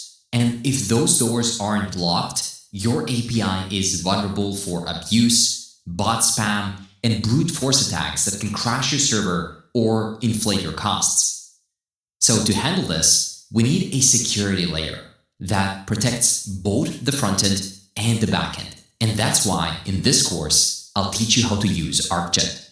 ArcJet is a security as code platform that lets you implement expert level protection like bot detection, rate limiting, and email validation right inside your codebase. So instead of setting up complex infrastructure on your own or managing a separate firewall, you just import the SDK and define your rules. That's it. So in this lesson, we're going to start by securing our endpoints. We want to make sure that when we add new creation routes, they're protected from day one, so no one can abuse your API or script fake enrollments. So if you want to follow along and learn how to do this within all of your future projects, click the ArcJet link down in the description. It's the fastest way to make your app security aware without the headache of custom coding every single protection from scratch. Once you click the link down in the description and create your free account, you'll be able to create a new site that we'll call JSM Classroom. And click Create. From here, you can grab the ArcJet key and put it within your .env file on the backend. And say arcjet_key is equal to, and then I'll also add the ArcJet environment, which in this case will be set to development. Later on, we'll be able to switch this to production. Now, we want to follow the steps and install ArcJet SDK for Node.js. In this case, we can go with Node and Express, and you can continue to the docs. To get started, we can just install ArcJet. So let's copy this command and paste it within our terminal within the backend folder. So make sure that you are within Classroom backend and run npmi add arcjet/node and add arcjet/inspect. Once that is done, we can follow the second step, and that is to set up our key. Thankfully, we have already done that. And then we are ready to add some rules. This configures ArcJet rules to protect your app from attacks, apply a rate limit, and prevents bots from accessing your app. We'll need to update our index with the following contents. Specifically, it's referring to this AJ instance right here. So let's simply copy the part from AJ all the way until the end. And we don't necessarily have to get this part because this is a minimal example that shows you how ArcJet works for one route. But rather, we'll take this part and then I'll show you how to make it extensible so you can use it across all of your routes. So once you copied it, head over to source and create a new folder right within the source folder that we'll call config. Within config, you can create a new file called arcjet.ts and paste what you just copied. Of course, we'll have to import a couple of things such as arcjet coming from ArcJet node, and from that same place, but this time as named imports, we'll also get access to shield, detect bot, as well as a sliding window functionalities. Don't worry, as I'll explain all of these one by one. Also, let's add some validation for our API keys right at the top to make sure we actually have it. So I'll check if there is no process.env.arcjet_key and process.env.node.env is not equal to a test environment. In that case, we can throw a new error saying something like arcjet_key env is required. Perfect. And finally, we're creating a new instance of ArcJet by passing some additional options to it. We first pass the key, which is our ArcJet key coming from envs. I'm adding the exclamation mark so TypeScript knows that it is actually there. And then we start defining the rules. For the first rule, we have something known as a shield, which protects our app from the most common attacks. For example, SQL injection. And this is pretty crazy that you can just set it up like this and it just works. Applying this rule, ArcJet protects your application against most common attacks, including OWASP top 10. It does that by analyzing every request to your application to detect suspicious activity. And if you want to learn about what OWASP 10 is, you can see that these are the most common security concerns that actually get ranked every year. So they're constantly changing, but you don't have to worry about that because ArcJet just protects your applications automatically. Then there's the bot detection rule, which does as it sounds. It allows your application to detect bots, but sometimes bots are good, such as Google crawlers, crawling your website to be able to show it on Google, Bing, and so on. So you definitely want to allow some of these bots, and you can do that through this allow array. So you can say allow search engine and also allow link previews. Finally, in the demo example, ArcJet provided a token bucket rate limiting method. But in this case, we can use a different algorithm for rate limiting, such as a sliding window.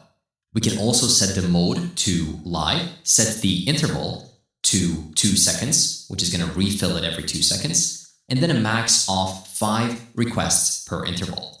This is pretty self-explanatory, right? So we can make 5 independent requests during this specific interval of 2 seconds. Of course, you can make this much stricter by allowing 1 request every 2 seconds or allowing 1 request every 60 seconds, but that would just make your application unusable. So let's use this cautiously. Now, head over into source and create a new file called express.d.ts. This file will declare the user role for each request. It'll be set by our authentication middleware later on.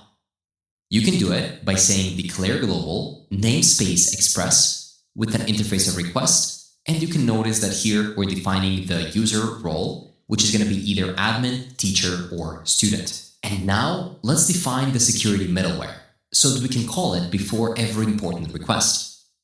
We can do that by heading over to source and creating a new folder called middleware. And within it, create a new file called security.ts because we're creating a middleware for security right now. Within it, we can create this new middleware by calling it security middleware, and it's going to be equal to a regular asynchronous function. As with every middleware, it has to accept 3 different parameters: the request and the response, as any typical request, as well as the next function. Depending on whether it rates the request as a threat or not, it can allow it to pass the next request or not. We can also make this heavily typed by defining this as request, this as response, and finally next as next function. Perfect. And all 3 of these are coming from Express. So we can say import type, request, response, and next coming from Express. Then we can check if process.env.node.env is set to test. In that case, we can just skip the testing middleware. We don't have to do security analysis on a test environment. Then I'll open up a new try and catch block. In the catch, we will simply console log our error by saying console.error, ArcJet middleware error, and we can display it right here. And I'll also send a res.status of 500.json where we can render an error saying internal error alongside a message saying something went wrong with security middleware. Perfect. And now we can focus on the main part, which is going to be the try block. So what are we actually testing for? First, we can define the user role by saying const role of a type rate limit role is going to be equal to rec.user !role, or by default, it'll be set to guest. This rate limit role is going to be a TypeScript type that we can create within the source folder and create a new file called type.d.ts. And within it, we can create the type for the user roles, as well as the rate limit role, which can be either one of these 3 or just guest. Now, why are we creating this rate limit role in the first place? Well, that's because every request will pass through this authentication middleware, which will get user information and set user role. If no user, it'll set user to null. So for example, we can allow certain types of users, such as admins or teachers, to make more requests than students can make. So let's set up those limits. I'll say let limit of a type number to define it, and let message of a type string. Then we can create a new switch statement that's going to take a look at the role, and in case the role is set to admin, in that case, we can limit it to 20 and give a message such as admin request limit exceeded, and we can say 20 per minute. And then we go ahead and break it. And now we can duplicate this case a few times. We'll do it once more for teachers and students. So say if case is teacher or if case is student, in that case, we can set the limit to 10, for example. Here it was supposed to be 20. And we can say user request limit exceeded, 10 per minute. Please wait. And here we can say something like slow down. We can also give a default. By default, we can set it to something like 5 with a message set to guest request limit exceeded, 5 per minute. So they're going to have the lowest limit.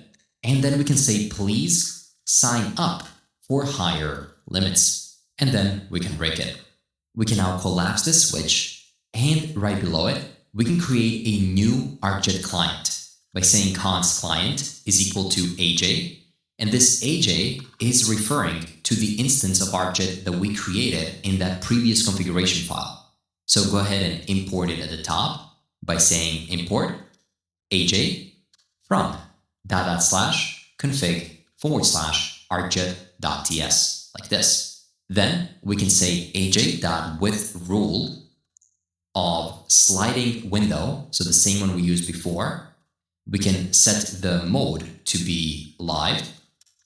Then we can set the interval to be 1 minute, and then we can make the max number of requests per interval dynamic by setting it to the limit that depends on the user role. Finally, below it, we can also intercept the request by saying const arcjet request, which is going to be of a type arcjet node request. It'll have the headers set to rec.headers. It'll get the method of the request set to rec.method.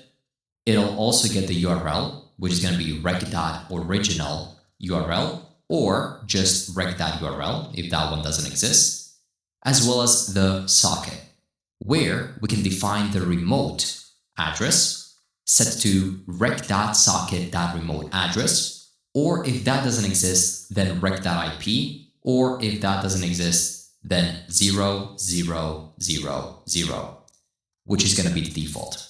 Now that we have the client and the ArcJet request, we can make a decision. So I'll say const decision is equal to await client.protect ArcJet request.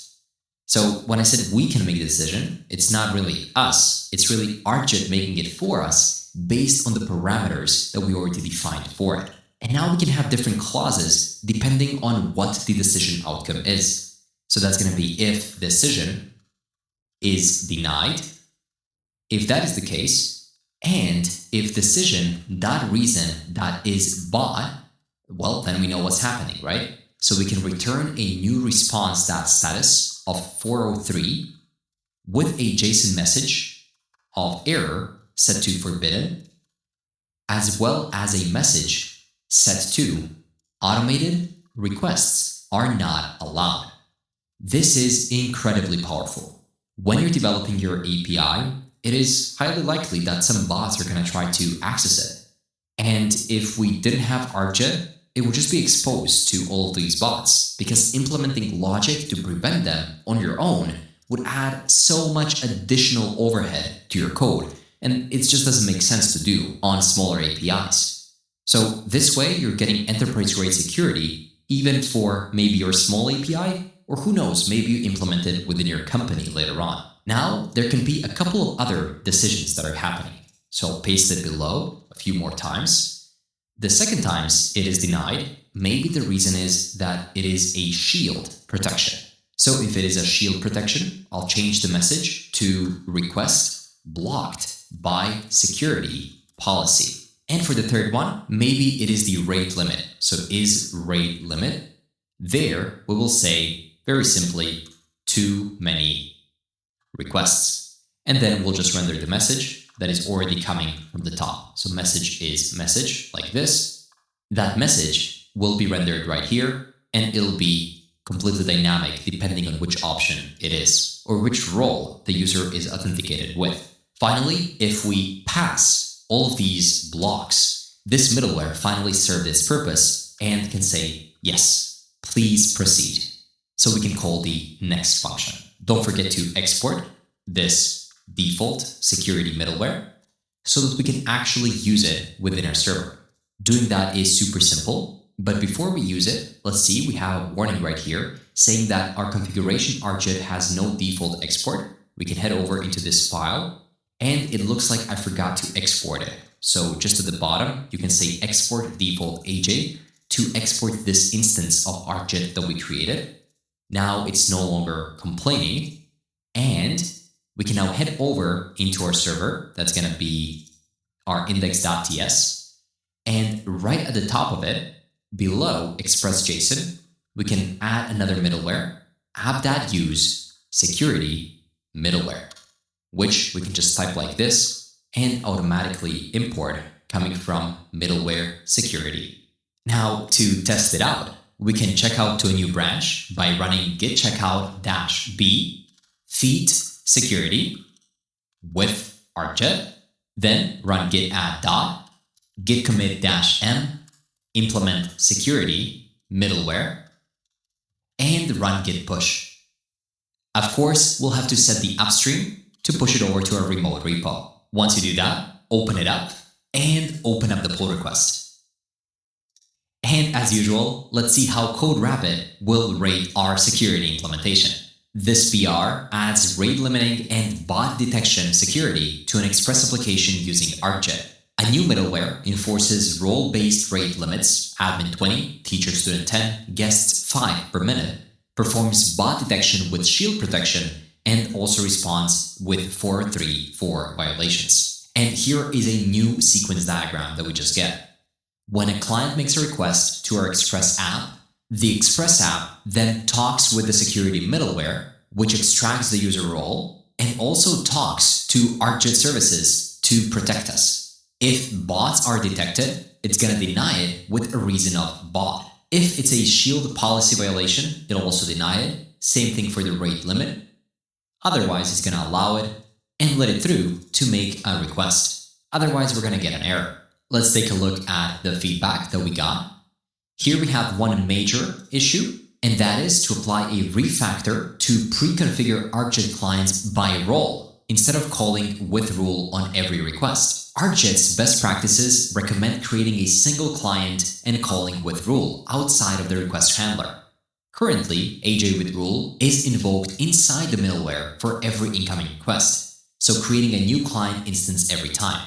This adds unnecessary overhead. Instead, we can create augmented clients for each role at module level. Okay, this is interesting.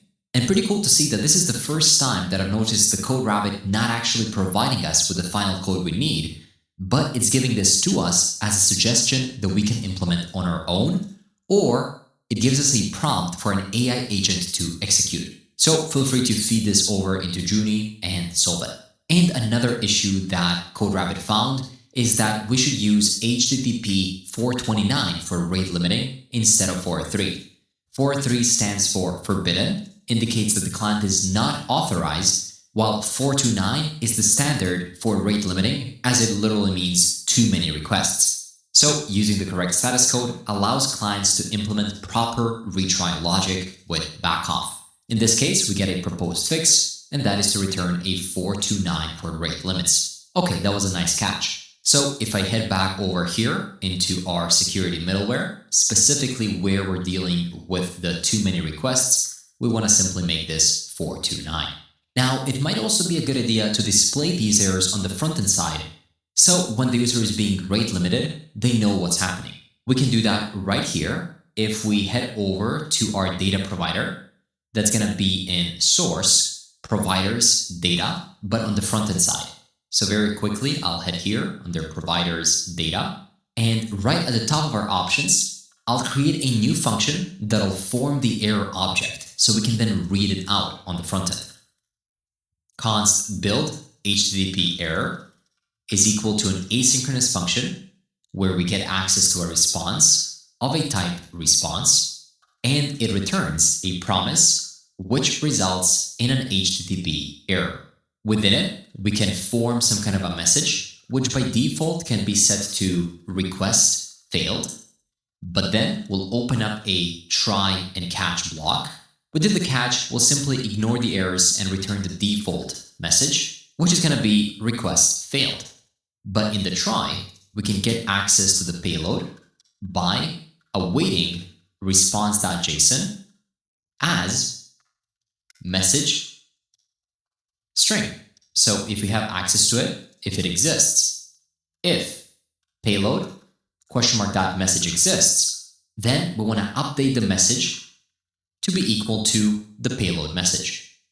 And finally, at the end, we can return an object containing the message and the status code that's going to be response.status. So now that we have this build HTTP error, we can use it when we map the responses. So right here under map responses, right at the top, I can say if no response.ok, we can then throw await build HTTP error and pass in the response that we got. I'll do the same thing right here for get total count. This way, if you now test rate limiting by reloading the page aggressively a couple of times, you'll see an error in a toast while the table shows no data. So just reload, it'll continue loading to try to fetch it, and then you'll see a status code of 429, guest request limit exceeded, 5 per minute, please sign up for higher limits. Wonderful. We now connected ArcJet with our backend and with the frontend too. Now, this code was over on our frontend side, but let's still get it pushed by switching over to cd classroom frontend, running git status. We are on main, git add dot git commit -m, add toast for rate limiting, and git push. And I believe our backend PR is ready to be merged. With this PR merged, you have successfully implemented enterprise-level security with ArcJet to our full-stack application. Congrats! Oh, and just so I don't forget, if you head over to your ArcJet dashboard, you'll now be able to see your project is active, and under requests, you can filter them and see exactly what went wrong and why. We tested it once by making a curl request, and you can see here that it was blocked because it got recognized as a bot.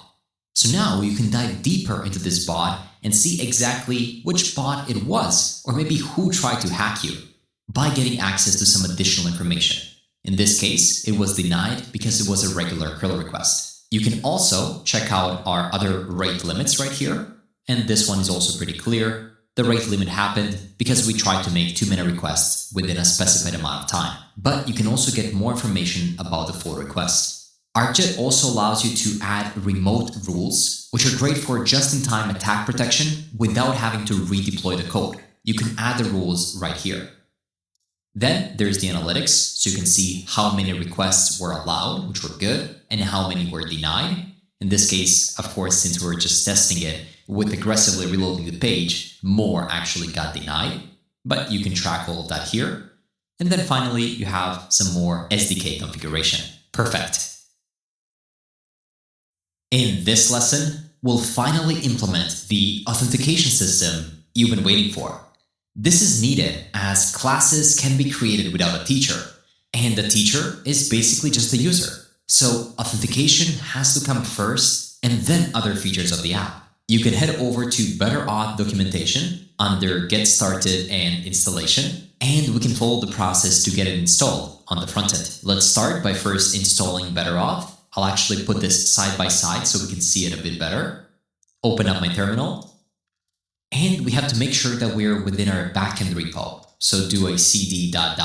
cd classroom backend.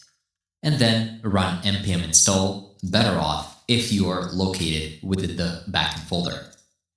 The second step is to set up environment variables. First is the secret key, and they provide this convenient button to generate a secret. And then you can copy it alongside with your secret.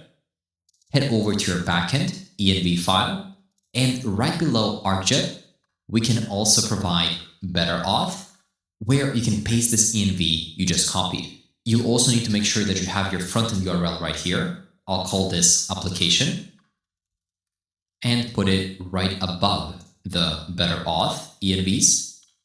And at the top, we have the database env. Perfect. The package got installed, so we are ready to proceed to step number 3, and that is to create a better auth instance in one of these locations. In this case, we'll do it within the lib folder. So you simply can copy this part, head over within source, and create a new folder then called lib. And within lib, create a new file called auth.ts, where you can paste this instance of better auth. Then the next step is to configure the Postgres database in the same file. So right here, you can select Postgres and copy this file right here and simply paste it. You'll notice that we import better auth, we import pool from PG, and create a new database pool right here. But the next step says, if you prefer to use an ORM, you can also use one of the built-in adapters. So that's exactly what we're going to do. We're going to go with Postgres drizzle. So you can actually override this one. Still, make sure to fix this import of our drizzle instance by saying /db, as that's where it's coming from. Perfect. In this case, we don't have to create any database tables, as we have already done that before. But the only thing we need to do is set up only email and password authentication method within this auth file. So below database, I'll say email and password, and I'll set this enabled to true. Now, if you continue scrolling down, here you can see different setup methods, and then comes step number 7, mount handler. To handle API requests, you need to set up a route handler on your server. So create a new file or route in your framework's design catch-all route handler. This route should handle requests for the path, API, auth, anything, unless you've configured a different base path. Here, make sure to increase the size of your browser, as you'll be able to see new options pop up right here, and definitely make sure to choose Express. Here, you'll see that Express.js v5 introduced breaking changes to route path matching by switching to Path2 regex version 6. Wildcard routes like asterisk should now be written using the new named syntax, any, to properly capture all patterns. As a result, the implementation should look like this. So go ahead and copy this line of code, and they give you an example right here below. So let me show you how to do it. Head over within your server where we have all of the other middleware. Head below our course, and here you can say app.all API auth, and then you can use what they provided here, asterisk any. But if you dive deeper into the docs when it comes to the migration, if you scroll down a bit, you'll be able to see that part where they mention the word splat. The wildcard must have a name matching the behavior of parameters. And specifically, splat matches any path without the root path. So that's exactly what we're going to use. Like this, /splat. And this is also mentioned within better auth documentation. If you scroll down and search for splat, to enable better auth to handle requests, we need to mount the handler to the API route. Create a catch-all route in case of Express.js v4 or API auth splat in case of Express.js v5.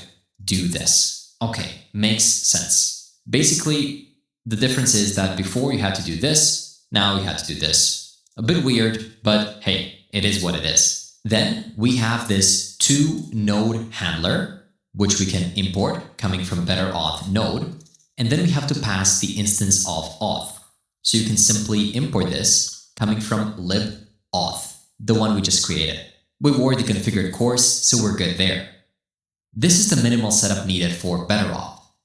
It's that simple and easy, but we have to configure it a bit further, like mentioning these 2 custom fields that we have added in the user table, role and Cloudinary ID. So better auth can refer to auth tables and add users. To do that, we can head back over to auth for just a second and configure it further by adding a secret right here, saying process.env dot better auth secret and adding an exclamation mark because we know it exists.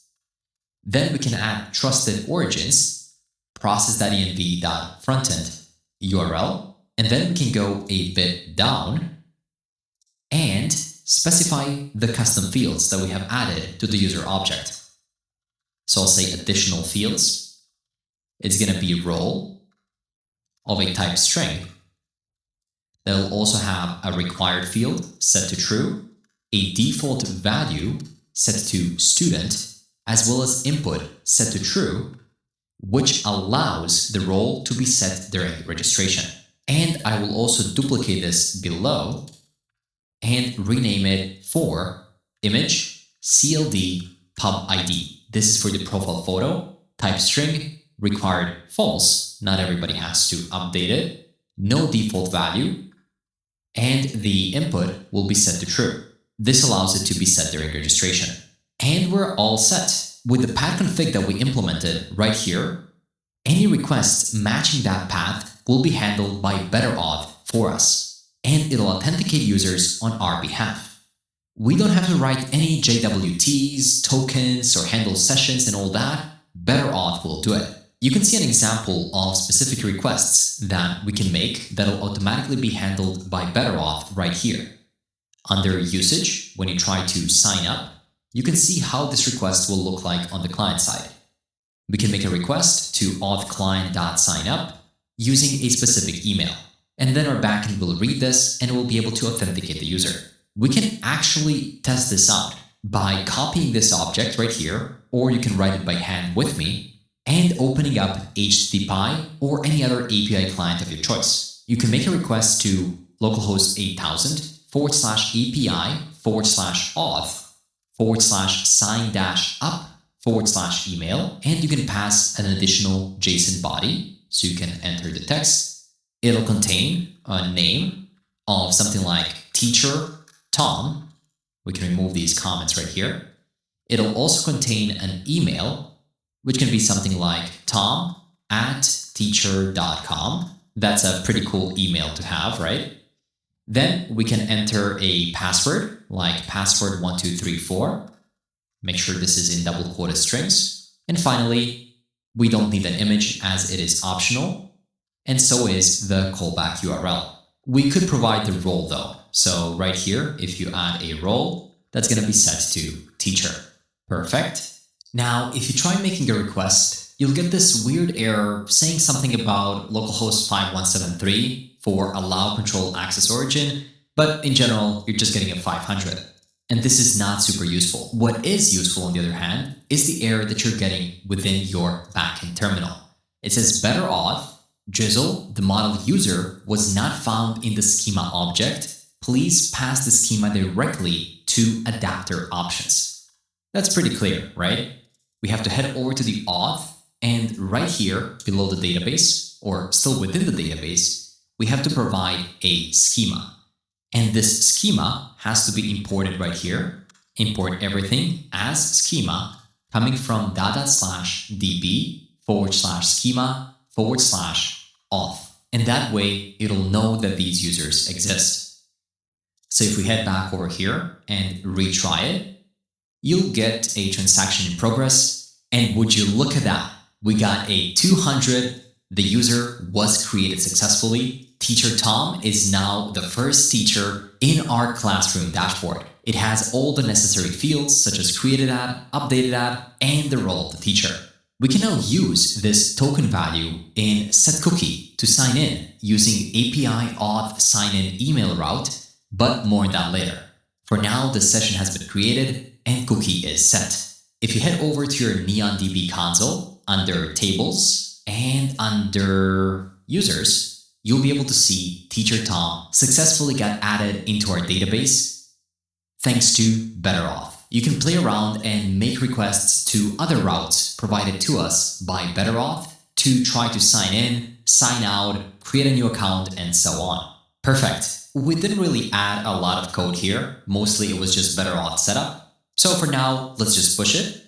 I think we forgot to switch back to the main branch after we implemented ArcJet. So in this case, you can just run git add dot git commit -m, and then say implement better off. And then back on GitHub, you'll have to open up another PR on the same branch and then merge it to main. Same what we have been doing so far. After you do it, you can run git checkout main and then git pull. That way you'll have the latest code on the main branch. And with that, our auth on the backend side is now done, which means that soon enough, our users are going to be able to be more than users, students, teachers, and more, which is going to enable additional functionalities within our application, such as joining departments, classes, creating subjects, and more.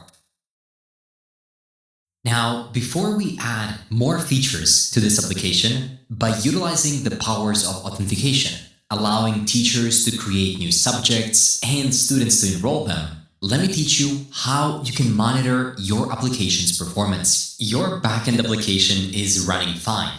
Users are signing up, APIs are responding, and everything seems okay. But as soon as you've got some traffic, you get more users and they do things in a way you don't initially imagine, and your application is crashed. Plus, you've got a little to none information as you don't know what the heck the user just did. This is where you realize that building an application is only half the job. Monitoring it in production is the other half. Check any industry projects and you'll never see it without monitoring, except for the vibe-coded SaaS apps, but they are not really industry projects anyway. So what I'm trying to say here is that as much as building a proper backend is essential, so is the ability to monitor it. But many devs think that monitoring simply means checking the uptime status. Is the app up or down? But modern backend systems need much more, like performance visibility, error tracking, dependency monitoring, resource usage, code level insights, and more, which is where application monitoring platforms come in. And one such platform is Site 24/7 that I'll teach you how to implement in this course. It's a full-stack monitoring platform that helps you monitor websites, servers, cloud infrastructure, APIs, and most importantly for us, applications. Instead of using multiple tools for logs, performance, errors, infrastructure, Site 24/7 brings everything together in one place. The link is down in the description, so you can go ahead and open it up and set up your account. And today, for this backend project, we'll use their APM feature. APM stands for Application Performance Monitoring, and it helps you understand how your application behaves in real time, how requests flow through your backend, where time is spent inside your code, why errors happen, and why our dependencies are slow. Basically, APM tells you what's happening inside your backend while it's running. With APM integrated, you can track every API request, check response times of each route, see slow database queries, examine external API delays, find errors and exceptions, get info on CPU and memory usage, and understand event loop delays happening due to your code. It's a pretty useful tool to track your backend inside out. You might feel the UI of Site 24/7 a bit old-fashioned, but what they have to offer is pretty serious. So now let's go ahead and implement APM insights in our application. To set it up, click the special Site 24/7 link down in the description and create your account. Once you verify your account, you should be able to see a dashboard that looks something like this. We'll get back to it soon. But for now, head over to your backend application, specifically within the terminal, and run npm i apm insight --save. This is the package that will help us monitor our application's performance. While it's installing, create a new file in the root directory of your backend and call it apm insight node.json. Then, if you head over to settings, make sure to scroll down vertically right here to admin, and then scroll down again to get to developer. Under developer, there's going to be the API. Specifically, we're looking for the device key. Here, you can show the device key, copy it, and then you can add it right here within this JSON file. That's going to be license, key, and set it to the key you just copied. Then also choose the app name. This can be anything. In this case, we can set it to classroom-backend. and you can choose the port. In this case, we can make it run on port 10,000. Now we want to open up our backend app that's going to be within source index.ts, and we have to add the following lines at the top of the file before any import statements. Import agent API coming from APM Insight, and then run agent API .config. This will configure the agent that will run our performance monitoring. As soon as you restart your application, so if you head over to backend, stop it from running and then rerun it one more time by running npm run dev. And when you rerun the application, you'll be able to see a new folder created for us automatically that includes the APM Insight data. Within it, we have some logs right here, and a new folder got created. Now we need to push these updates over to GitHub. So open up our terminal, make sure that you're within the backend repo, and run git status. Make sure that you're on the main branch. Looks like we are. Run git add dot, git commit -m, implement APM with site 24/7, and run git push. Now, for us to be able to monitor our application, we have to ship it over to production. Or in other words, we have to deploy it. I was looking for the simplest and cheapest way to deploy a backend application in 2026 and beyond, and Railway was the choice that came on top. Deploying an app over there is super simple. You just click deploy a new project, you choose GitHub repository, and you log in with GitHub. You agree to their terms of service, and that you will not deploy anything illegal, and you should be able to see your repo right here, Classroom Backend. Now, very soon, you'll be able to see that your backend deployment will have crashed. And that's totally expected. It's because we haven't yet set up the build commands, the start commands, nor added our backend environment variables. So first, click on that project that failed, and then head over to settings. Not the settings on top right, but the settings right here within the project. Then, right here, you'll see networking. Under networking, click generate domain. Choose the port 8080, and then click generate domain. Then, copy the backend URL. Once you copy it, head over to your classroom frontend under envs, and for now, let's temporarily paste it right here. This is going to be our backend URL. But I'll add a note to be updated. We'll use this later on. Now, let's also update the custom build command. So if you scroll down, you'll be able to see build, and under custom build command right here, click add command, and then say npm install, and $npm run build. And make sure to verify it by clicking this check mark right here. Then we'll also have to add the additional start command under the deploy section. So add it right here by running node.dist/index.js. And again, make sure to verify it right here. For the region, you can maybe choose one that is closest to you. Then from settings, let's head over into variables, and we'll have to add our own environment variables. So go to a raw editor, then go to our backend envs and copy all the environment variables from here. And then simply paste them right here and click update variables. They'll automatically get added. Then click deploy and wait for it to finish building.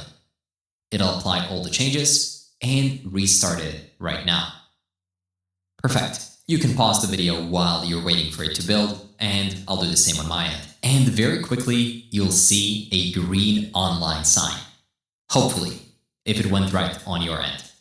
Then you'll be able to click on your URL to open it up. And if you're hoping to see a deployed backend, well, we're not there yet.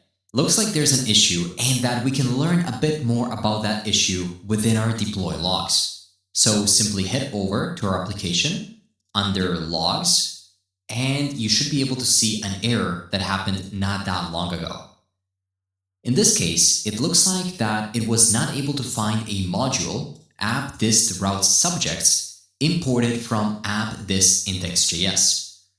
Okay, This is because of ESM modules and the fact that they require complete file extensions. So you cannot just say routes subjects, you need to say routes subjects.js or whatever the file extension is, which means that we have to manually go over the files within our code base and modify the file extensions right here to match the real ones. So for example, for the subjects router and security middleware, you have to add a .js extension at the end.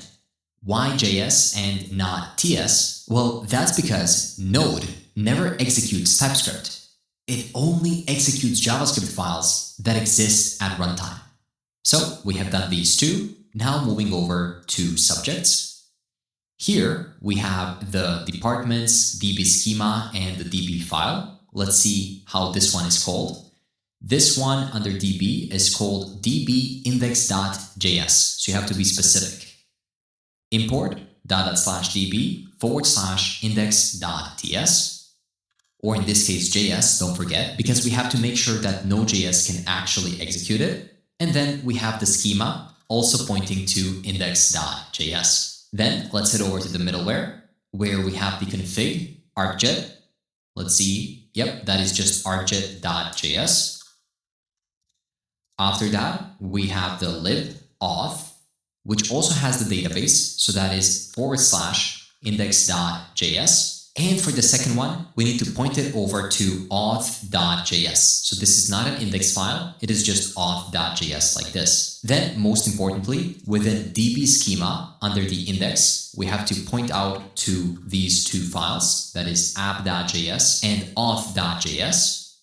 And these don't have any local imports besides the schema app.js, which is pointing to auth. So that's going to be auth.js. And then that is it. If you added all the extensions, simply close all the files, make sure you don't have any errors, and then run git add git commit -m add file extensions, and then run git push. As soon as you do this, your build within Railway should restart, and within about a minute, you'll be able to see that the build has completed. But before you let it rebuild, I just figured I have a little issue right here. And that is that I set my port to 8080, which was the placeholder option right here for the backend, but ours is running on 8000. So go ahead and modify this custom port to 8000. And just like that, if you head to your deployed URL, you'll be able to see hello and welcome to the Classroom API. This means that if you now take this URL and type /API/subjects at the end of it, you should be able to see a JSON output right here. I have a Chrome extension that displays it in a nicer way. You can just Google for JSON viewer. But what matters most is that we actually get back our backend data within our browser, which means that it's successfully deployed to the internet. Now, if you head back over to Site 24/7, you'll see one monitor status that is set to up on your Classroom backend. You'll immediately be able to see a lot of different data points and information about your backend, such as the AppDex score, which shows you how happy your users are, the average response times, request throughput, error count, exception count, and more. You'll be able to also see the average response times on a specific endpoint. The more we use application, the more data we'll get. You can also see all the transactions happening and even more data about each one of these transactions. All of this will help us spot performance issues early, understand why your app feels slow or unreliable, and fix problems before our users notice. Very soon, when we deploy the front-end part of the application as well, we will enable run, which will give us additional data points from the perspective of the browser, platform, geography, the internet service provider, and more. But to actually get some more data that we can actually work with, we need to finalize the work on our create a class form and actually allow teachers to submit a class. So let's do that next. Before we implement the class submission, let's go ahead and quickly change the theme of our application because it's so easy to do. Twitter seems like an interesting one. So I'll go ahead and take the code and just copy it. Then back within our frontend, specifically in source app.css, we can replace the last three parts and paste the new ones right here. Immediately, our app will get that Twitter feel. And you can also turn on the dark mode. Now, in this lesson, to be able to finalize the create class form, we'll need to create a get list for getting all the teachers so we can actually select them from the database and attach them to a class. We'll then also create another route to actually create the class. Since you've already learned how to create get routes to get the list of all the subjects, like what we have done right here, the same exact process will apply to any other get routes for users, classes, or anything. So instead of repeating the same process we did, it's better to get some help using AI. So go ahead and open up Junie, and in the video kit link down in the description, I'll give you the prompt that we can use. Basically, we're telling it to study the existing code base, how we're implementing the get route for the subjects, and we want to do the same thing with the route for teachers. Refine is amazing with things like this because it has a very clearly defined structure. If you go to pages, you'll be able to see that we have subjects, list, and it's pretty clear what we're doing. Now, to be able to get another page with a complete table and all the columns and everything, it would take a lot of manual writing. But if we can tell Junie to just do it for us, it'll be easy because both you and it now understand the structure of our application. So just go ahead and submit it. It immediately edited a new users.ts file, and it's asking us to run some terminal commands as well. There we go. It is done. It added users.ts and a change in the index file where it imported the users right here. This is done on the backend side of things because, like Refine, Express also follows a very clearly defined structure for fetching the data with optional search, filtering, and pagination. So let's go ahead and test it by making a request to localhost 8000 /API/users. If you do this and if you get back teacher Tom, congrats, it's working. And it took us, half a minute to implement it. And you can also use the same one, so localhost 8000, and then you can go to API users, but change the role to a student, like this. I don't think we'll have any in our database, so you should be able to see that it is empty. Now, back within our application, if you head over into source, routes, and then create a new file called classes.ts, we'll create a post request for submitting a class. You can do that by saying const router is equal to express.router, and then define a new post route that's going to point to a /, and it'll have an asynchronous request response function where you can open up a try and catch block.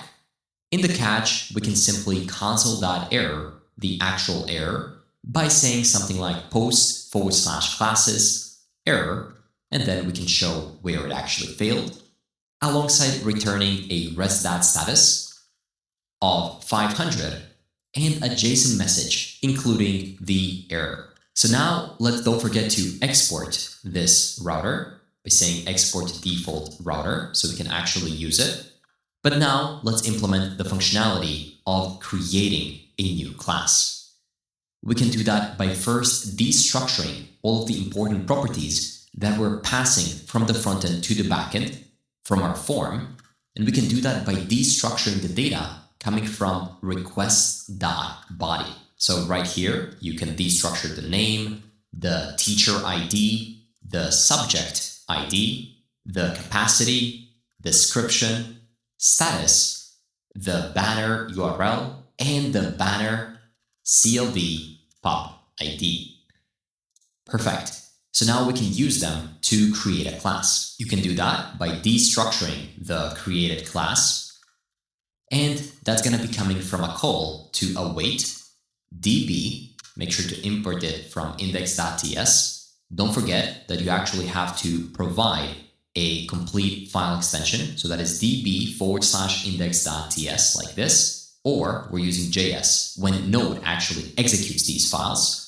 And then you simply want to say .insert into the classes table. Of course, you can import those classes, and these are going to be coming from /db /schema, but specifically, I think it's going to be schema /index.js.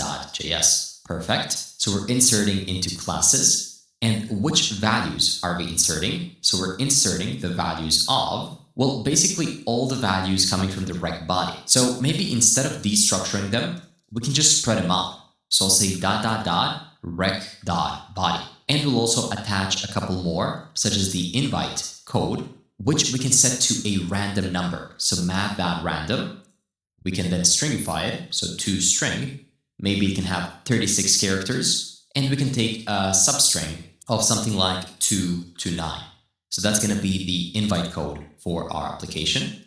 We can also add the schedules of those classes, which can be set to an empty array. But of course, we have to provide the values in an object format to be able to spread this in the first place. And then you don't have to destructure any data at the top. Finally, you can say .returning, and we can request that we get back the ID, which is going to be classes.id. Finally, you can check if there is no created class. In that case, we can throw an error, but else, if everything goes right, we can return a status of 201, means created, .json, where we set the data to a created class. That's it. This is the only thing it takes to create a post route. This is a basic version of creating a post route. Usually, you also have to parse your request using libraries like Zod. Then you'll have to make sure things exist properly, like that the subject ID already exists in the database. Same for the teachers. We'll, of course, pass those IDs from the front end, but you shouldn't just rely on them. Because in future, somebody might expose your API endpoints and hackers or users might try to abuse it by sending the wrong subject teacher IDs. And if you let that happen, your database and frontend both will fail. We might get back this later on to fully secure it. But for now, let's use this class within our server. So that's going to be within index.ts. And right here, where we have subjects and users, we will also have app.use/API/classes. And then we will render the classes router, which we have to import at the top. That's going to be coming from data/routes classes.js, and I'll rename it to classes router. Perfect. Now let's switch back to the frontend repo. And first, let's replace those dummy subjects and teachers with the real data coming in. Specifically, I'm talking to the drop-down fields within our create form.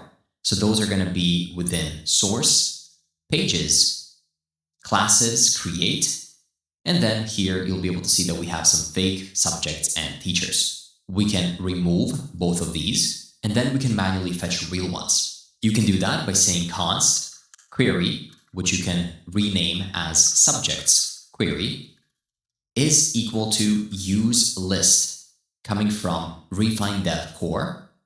We can specify that this will return a subject, and then within it, we can define exactly what we want to get back, such as the resource of subjects with a pagination and a page size set to 100. This subject has to be imported from types. Once you do this, you can then duplicate this below to fetch the teachers as well.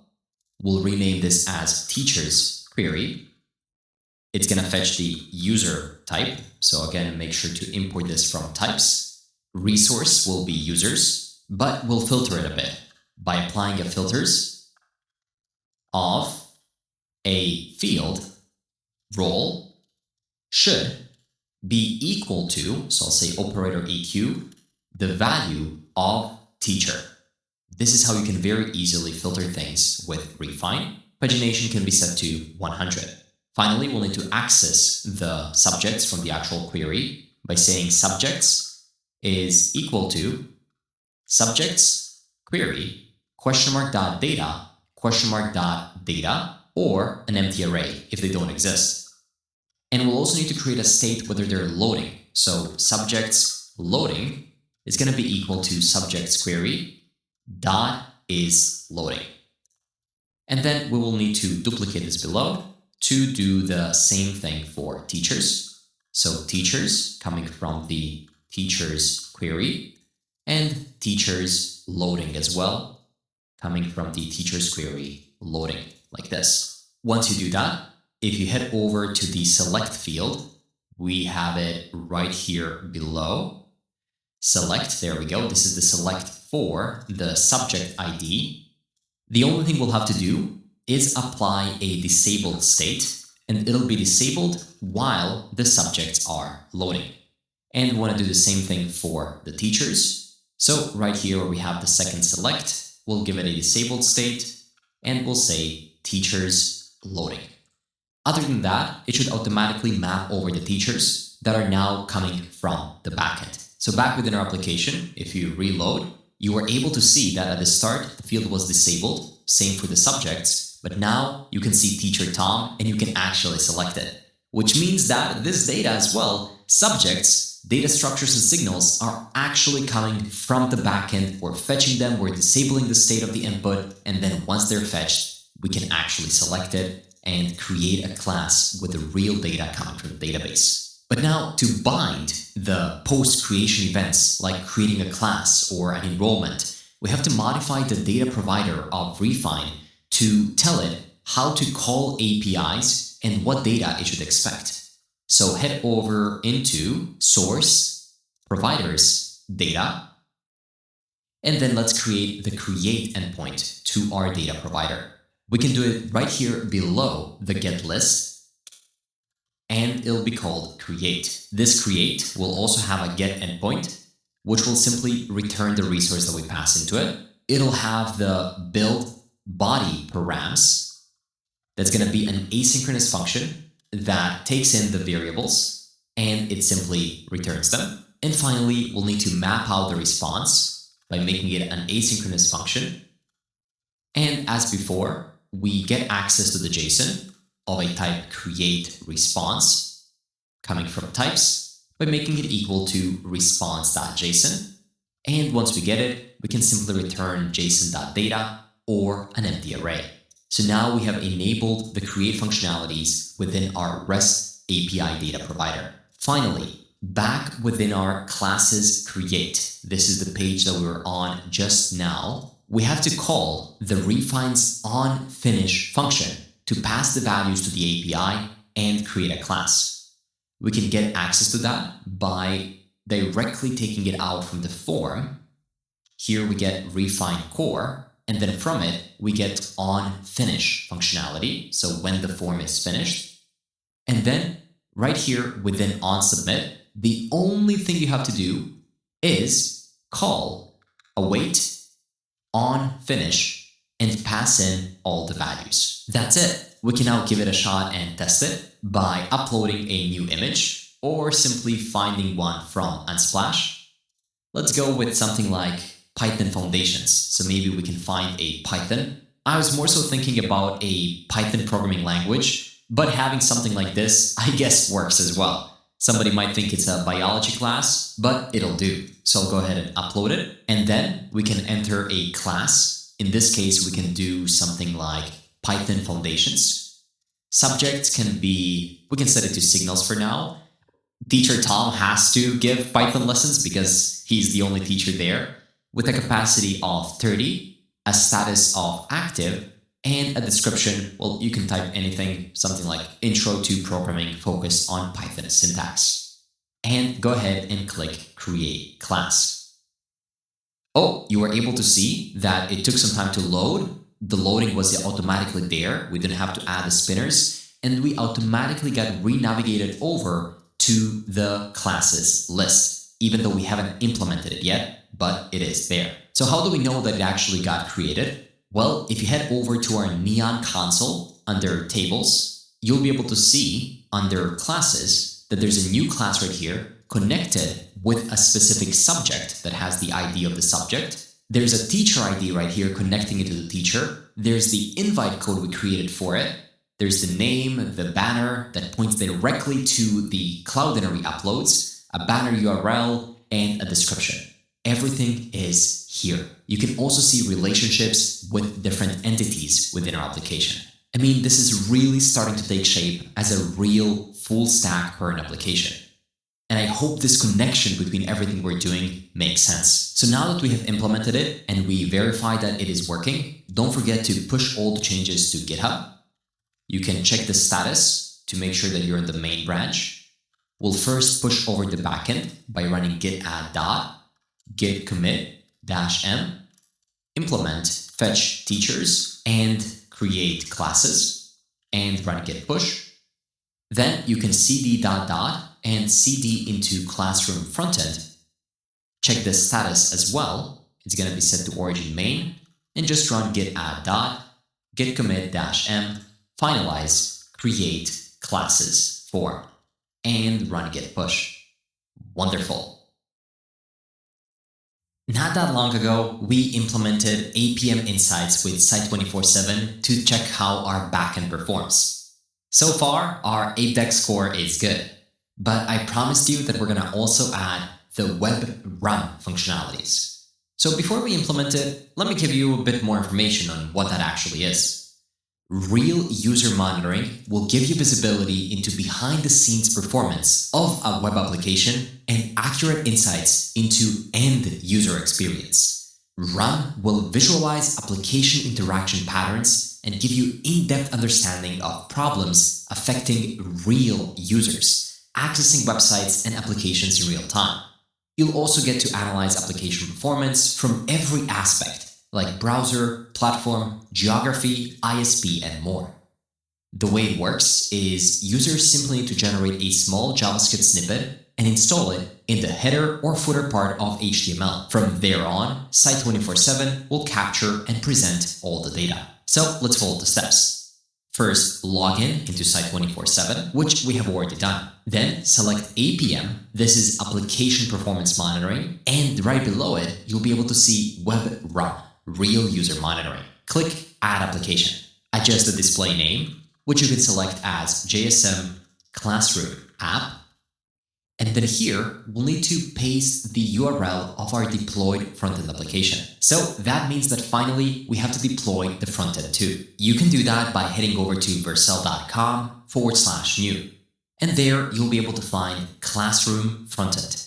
So simply import it and make sure that you pushed all the latest changes. Vercel will automatically recognize that you used Vite, and you can also enter your environment variables. You can of course get them if you head over into your .env of the frontend application, where you'll be able to see your connection to the backend base URL, as well as information for Cloudinary. You can copy it and paste it right here. You'll notice that our current Vite backend base URL points to localhost, but that's no longer the case. Since this is going to be a production deployed frontend, we need to point to a production deployed backend as well, which is coming right here from Railway.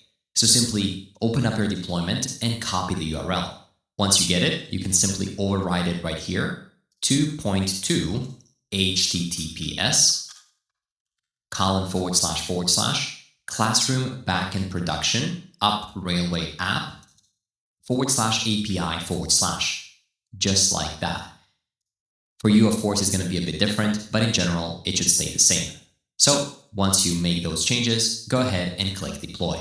It's now going to start with the deployment, but since this is our first deployment in a long time, it is highly likely that we're going to have some little warnings or errors, most likely by TypeScript letting us know that we missed adding a couple of types. And just as I was saying it, take a look at that. TypeScript is complaining a bit. So what we can do for now is make use of TypeScript locally as we're developing, but we can make it not make errors when trying to build the application. To bypass it, you can head over into your code and head over to your package.json of the frontend application. Then, if you take a look at the scripts, in this case, we just want to remove the TSC part of it in front. And then you can simply push the change over to GitHub, which is going to try to rebuild the application. So run git add dot, git commit -m, skip TypeScript during builds, and then run git push. As soon as you do that, and go back to your Vercel dashboard under deployments, and you can see that it is being built right now. So if you open it up, let's see how it goes. Oh, it looks like it got deployed in about 27 seconds. That is great. So if you actually click visit right here, we are redirected back to the dashboard, which is a great sign. And then if you head over to subjects, this is the moment of truth to see whether the connection to the backend has been established. And unfortunately, it fails. But if you think about it, it makes sense that it's failing. We have added the URL of our backend to our frontend, but we didn't yet tell our backend that our frontend is now live. And we couldn't have done that because we just got the URL like 10 seconds ago. So if you inspect it, you'll see that access to fetch at this deployed backend URL from origin, this is the new URL that we're on, has been blocked by course policy, which makes sense, right? Currently, it's allowing only our local frontend, but not the production one. So fixing this is pretty straightforward. You can head over to Railway and go to your project, variables, and find the frontend URL. It's no longer localhost 5173, is it? It's now the URL of our deployed application. So copy it and paste it right here. By editing it, that's going to be classroom frontend, some random characters, vercel.app, and you don't have to add anything else after it. Just like this. And once you save it, you'll need to redeploy. So let's wait until our backend is back in action. And there we go. Our classroom backend is now back online with the updated frontend URL. Now, if you go back to home and then click on subjects, you'll see that they load. But if you just reloaded the page, you will likely have gotten a 404. This time coming from the frontend side and not the backend. This is a classic single-page application routing issue with Vite on Vercel. Nothing is broken in your app, but since your app uses client-side routing to go to, for example, dashboard or subject and so on, these pages don't exist as real files. So on refresh, Vercel tries to find it, and it can't.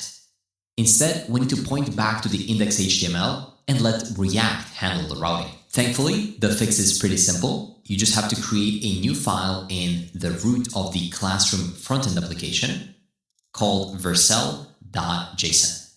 Within it, you can open up a new JSON object and say rewrites, which is going to be equal to an array of an object where the source is set to any route that is not the home page. So that's going to be / anything.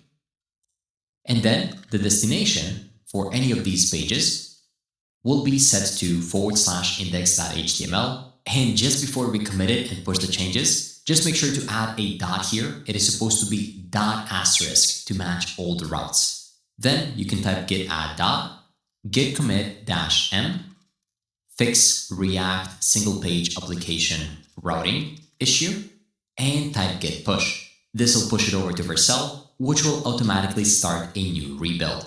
In just 17 seconds, it is ready. But I noticed when I was adding the frontend URL back over to the backend route, I was under a specific deployment, and each deployment has its own specific URL. Pretty cool that Vercel does that, but in this case, we just need it to be on the main domain, which is the latest deployment that we have. So you'll have to copy the URL from that one, and then back on Railway, you'll have to update the frontend URL to not have a specific deployment ID right here. Rather, it'll just have to be a clean one like this, and make sure to remove the / at the end. It has to be exactly like this, of course, with your production URL. So save it and redeploy it. Within about a minute, you'll be able to head back over to the frontend, and the connection between the backend and frontend will be established, this time in production. And now, if you head over to subjects, you'll be able to see that it fetches them properly.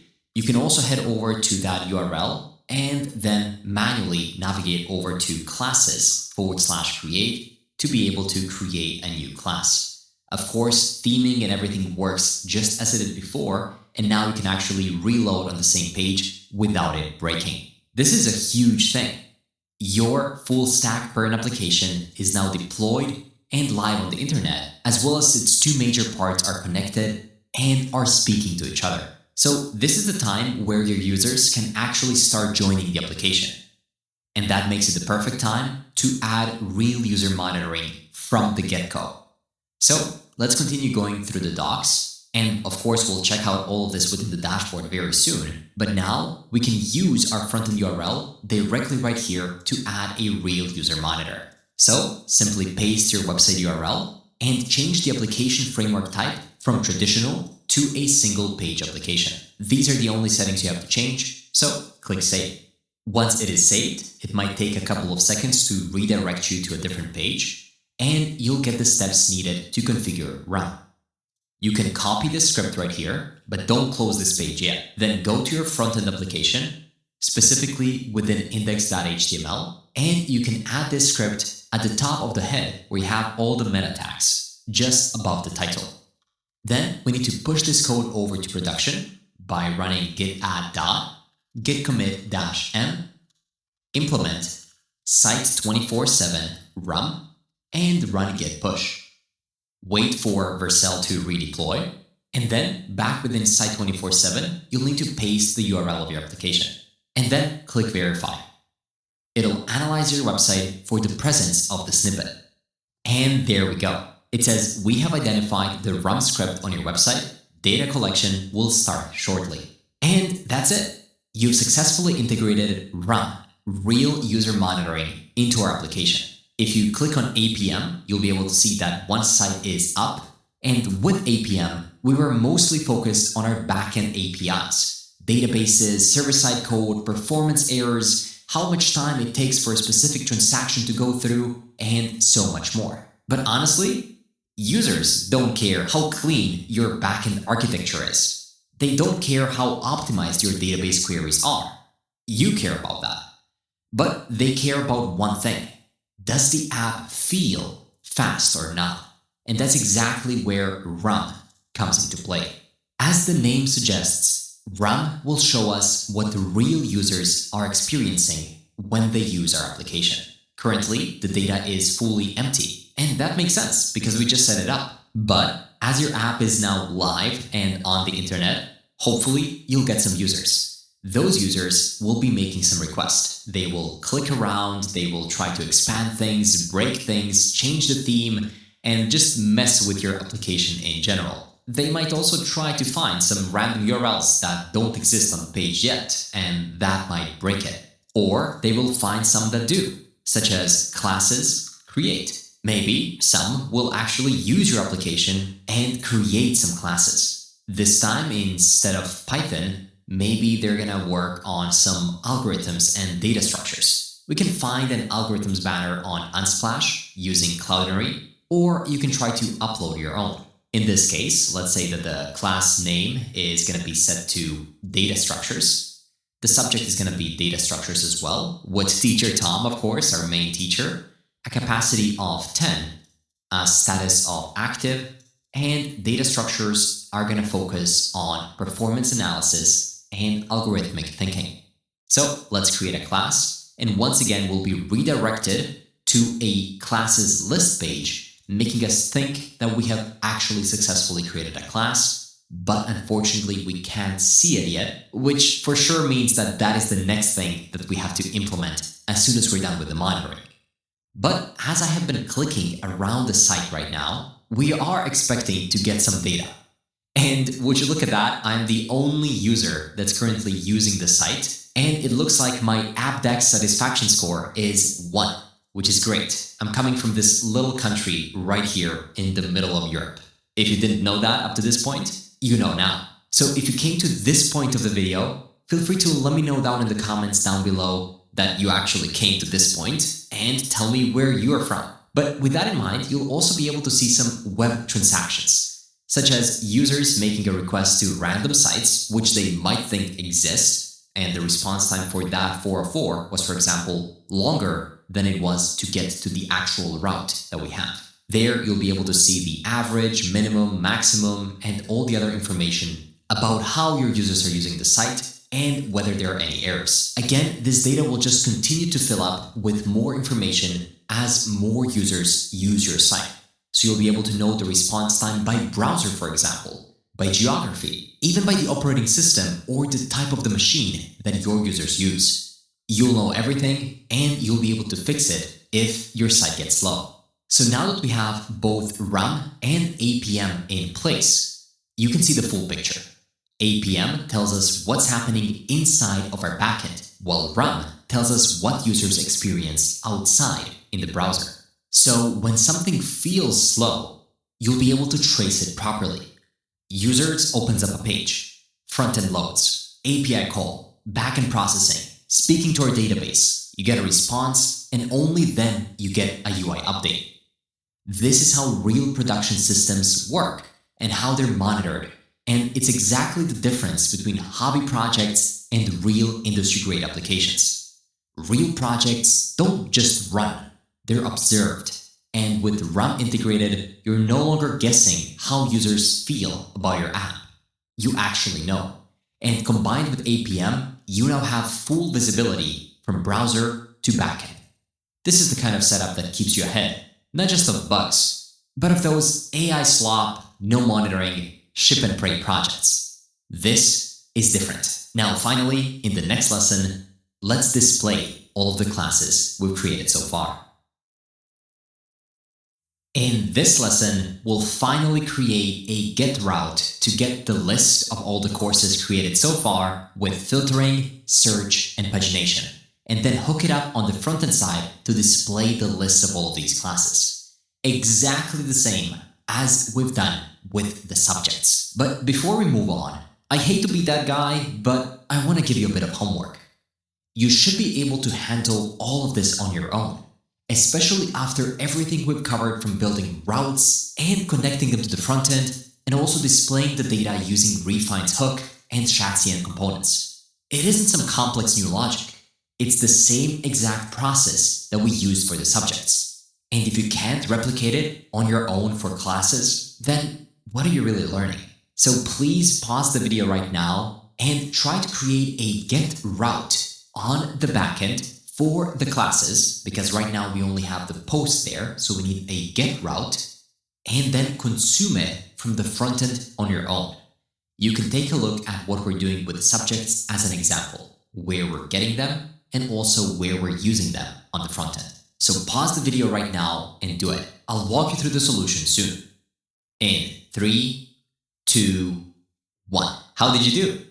Hopefully you were able to do it well. To catch up with you, I'll let Junie bring me up to speed. Again, don't think that Junie can replace you. You first need to go through it and do it a couple of times yourself. And then when you understand how it works behind the scenes, you can use it to speed up your workflows. So if you want, I'll also provide this prompt in the video kit down below. So let's go ahead and run it. And then I'll walk you through everything that you needed to do. And there we go. It is done. So let's go ahead and take a look at the changes that it made. Take a look at the routes, classes, and it implemented the route to get all the classes with optional search, filtering, and pagination. This is exactly what we wanted. If you were struggling with joining the tables a bit to make this work, don't worry, as that's totally fine. Here, we're really diving into more complicated database structures. And if you want to learn how to get to this point where you can do this and even more yourself, I'll leave the link to the ultimate backend course waitlist in the description so you can be the first one to check it out when it's out. I'll also leave the final routes classes.ts code in the video kit, so in case you made a typo or if you're missing some little details, you can still get the full app to function. To test it out, you can make a request to localhost 8000/API/classes and press enter. And with that, you can see that we indeed get back 2 classes that we created, one on data structures and the other on Python foundations with the hosted banner URL from Cloudinary. And now that the backend is done, switch over to the front end where we have to develop the pages, classes, list component. This is the empty page that we've been seeing for quite some time now. Once again, you can give this a shot on your own by comparing it to subjects list. You should be able to get pretty far by just duplicating this page into the classes list and then modifying the data that we're getting in. So pause the video right now and give it a shot. We'll continue in 3, 2, 1. And how did it go? Were you able to render the classes as we are rendering the subjects? I'll ask Junie to do it for us now, and then we can go through the code together. I'll also provide the complete prompt that I use in the video kit link down in the description. So let me run it. And it's so nice to see in real time that it's editing the list and then the whole file just pops up here with a lot of code that would, let's be honest, take us some time to make. And with that in mind, it has implemented the changes in only 2 files. It changed the complete list file, which I'll provide to you in the description down below, just so you have it as well in case you weren't able to bring it to 100%. And then a couple of lines in the data part right here. So let's go through the classes list together. Starting from the top, we also have the search query for searching and 2 filters for the subject and the teacher. We have to make requests to get both the subjects and the teachers so that we can properly filter the options. Then we apply some filters right here and we start defining the columns for the banner URL, the name, the status, subject, capacity, and then we finally pass all of that into the table and display it just as we did before. So the moment of truth, if I head over into the classes, would you take a look at that? I am super amazed with this. It even picked up and rendered the banner image that is deployed on Cloudinary, the class name, the status, the subject, the teacher, and the capacity. All the details are right here. And take a look at this. You can even filter it based on subjects as well as teachers. And if the search works, let's see, I'll search for Python. It works like a charm. And you can also navigate over to the create page. Junie absolutely killed it right here. And hopefully you were able to replicate the subjects page to get to this point. You can totally fix up the UI a bit, but I think I'm super zoomed in. So as I start zooming out, it's gonna start looking better. And by default, it should already be responsive on mobile devices. So if I go all the way here, take a look at this, it works like a charm. Let's not forget to push all the changes to GitHub, including the ones on the backend. So I'll do frontend first by running git add dot git commit -m implement classes list page and git push. I will take that same commit message for the backend as well. So do cd cd classroom backend, run git add dot git commit -m implement classes list page and git push. With that in mind, we've done huge improvements to our codebase, and this is a proper full stack application now. But in the next lesson, together, you and me will code out the class details page so that you can click on it and get additional details about everything happening in that class. For that one, we won't use any AI and we'll finalize it on our own. So let's do that next. In this lesson, we'll create a get route to fetch the details of a class and then use it on the front-end side to display that information. So back within our application, open up your backend repository and navigate to source, routes, classes.ts. Here we have the router.get as well as the router.post. And now we want to add a third route that gets the class details with teacher, subject, and department information. We can do it by creating a new router.get route, and this time it'll be a dynamic ID route. So it's going to change depending on which specific class we're on. First things first, we want to get the class ID so we can fetch the rest of the details. So we can say class ID is equal to, we'll turn it into a number, and it's going to be coming from rect.params.id. You have to turn it into a number because everything that comes through the rect params is converted into a string beforehand because it's a part of the URL. Then if class ID is not a number, so if not number dot is finite class ID, in that case, we will return res.status of 400 and we will return a JSON output of error, no class found. But then if we do find a class, we are ready to return the class details. So I'll say const destructure the class details from an array and make it equal to await db.select. We're selecting it And now we have to specify specifically what we're selecting.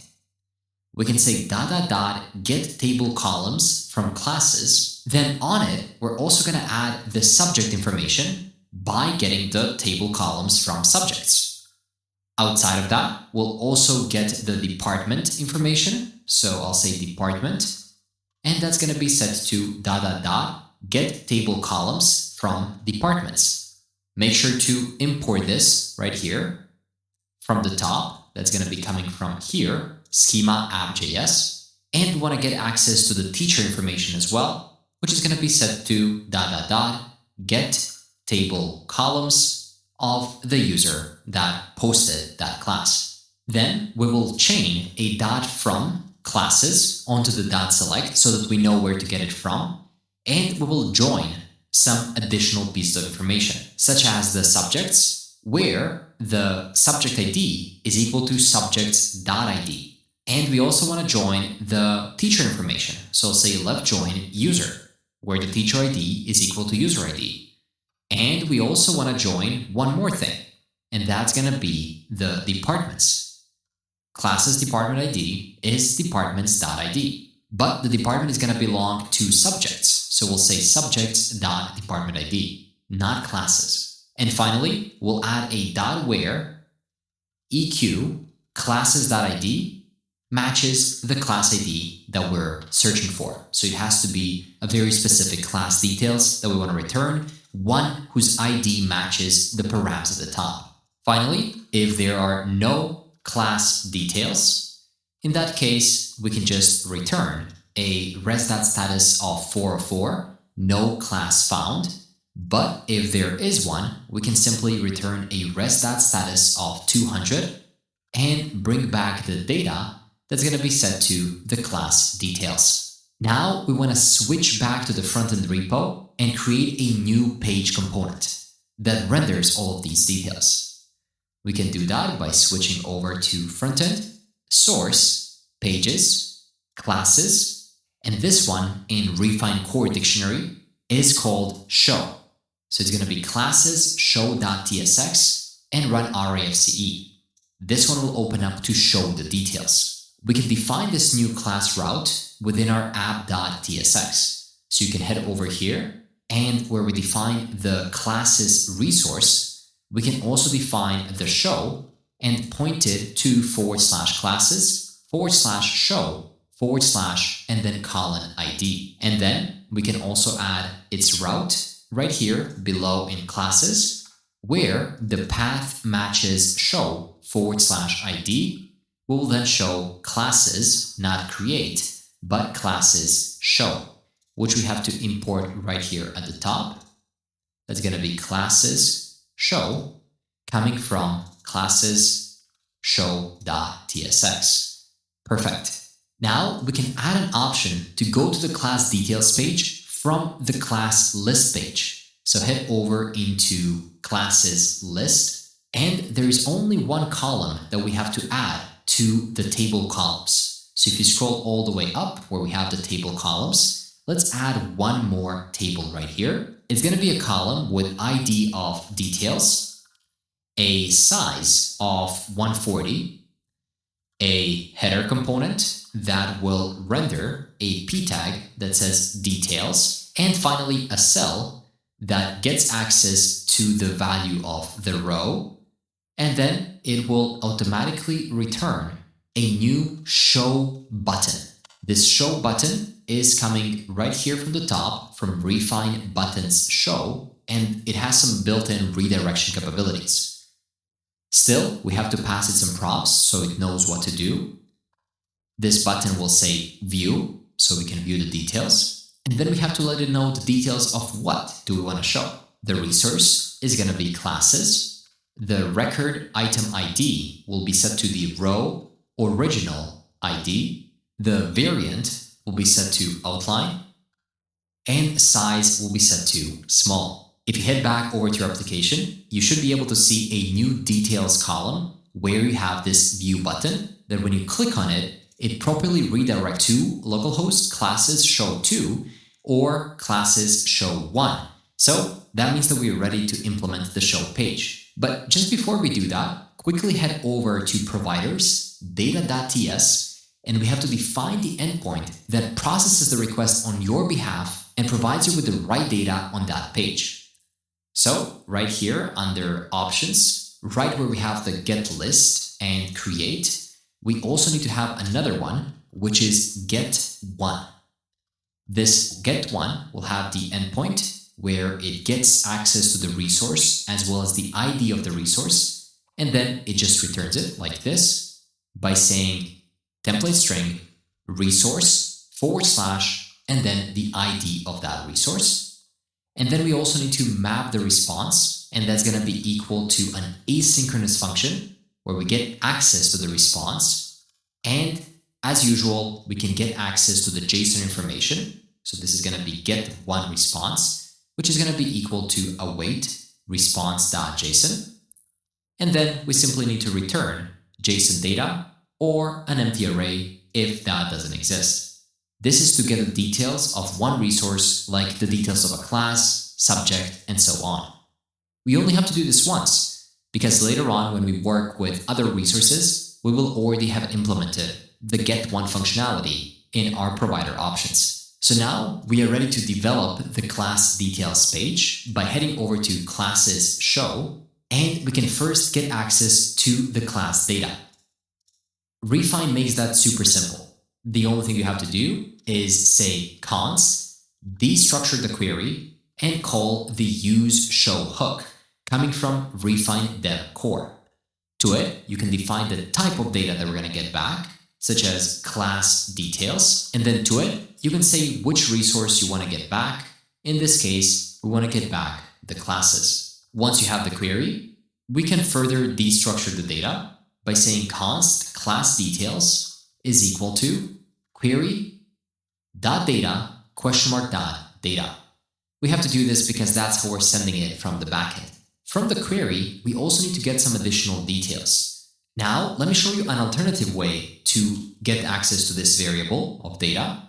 You can do that by saying const and then destructure the data coming from query. From this data, we of course have to destructure data one more time and then rename that to class details. What this syntax allows us to do though is to get some more information out of the query, such as the is loading state and is error states. Once we have those states, we can have some if statements right here to check whether everything is correct. And that can be if is loading, or if is error, or if there's no class details. In that case, we can return a new show view, which you can import from show view, that'll have a class name set to class view and class show like this. And let's also check why we have this error right here. It says the property data does not exist on class details. Well, that's interesting. Maybe while I was destructuring it, I went one layer too deep. We'll take a look at that later. For now, we're working on what happens if we don't have any data. And I think we can immediately display this right here if I collapse the screen a bit and then head over to something like classes show 3, because if we're on 3, then the class details will be empty. But yeah, first we have to fix the way in which we're destructuring it. Currently data is undefined. So what if I go ahead and just destructure the data like this from the query? I can console log it and see what this data will be equal to. It seems that it is undefined. So for this reason, the fact that query comes undefined at first means that unfortunately we can't destructure it like what I have done here. What we have to do instead is destructure it in 2 lines. So first we destructure the class details as we did before, and then we can also get the is loading and is error out of it. But unfortunately, we're still getting a 500 from the server. So if you open up our terminal and go to backend, you'll see why that error is happening, and it seems like our query fails. So let's head back over to the backend for a second. That's going to be within our classroom backend, source, and then we go over to routes, classes, and let's make sure that our query is correct. Oh, and I think I can notice it right here under departments. I was right when I said that departments depend on subjects. So subjects.department ID. But here, I still needed to use the departments.id, and instead I had user, which I copied over from here. That was a mistake on my end. So if we fix this and then go back and reload, you should be able to see that show comes back. And if you console log the class details now and head over to console, you'll be able to see that we get back the object with the full class details that we can then display on the screen. Perfect. But now let's handle the case what happens if we are showing an error or loading or something like that. We can still show the view header with a resource of classes and a title set to class details. That's fine. But we'll render a p tag with a class name set to state-message that'll check if we're currently loading, and if that is the case, then we will render the string that says loading class details, ...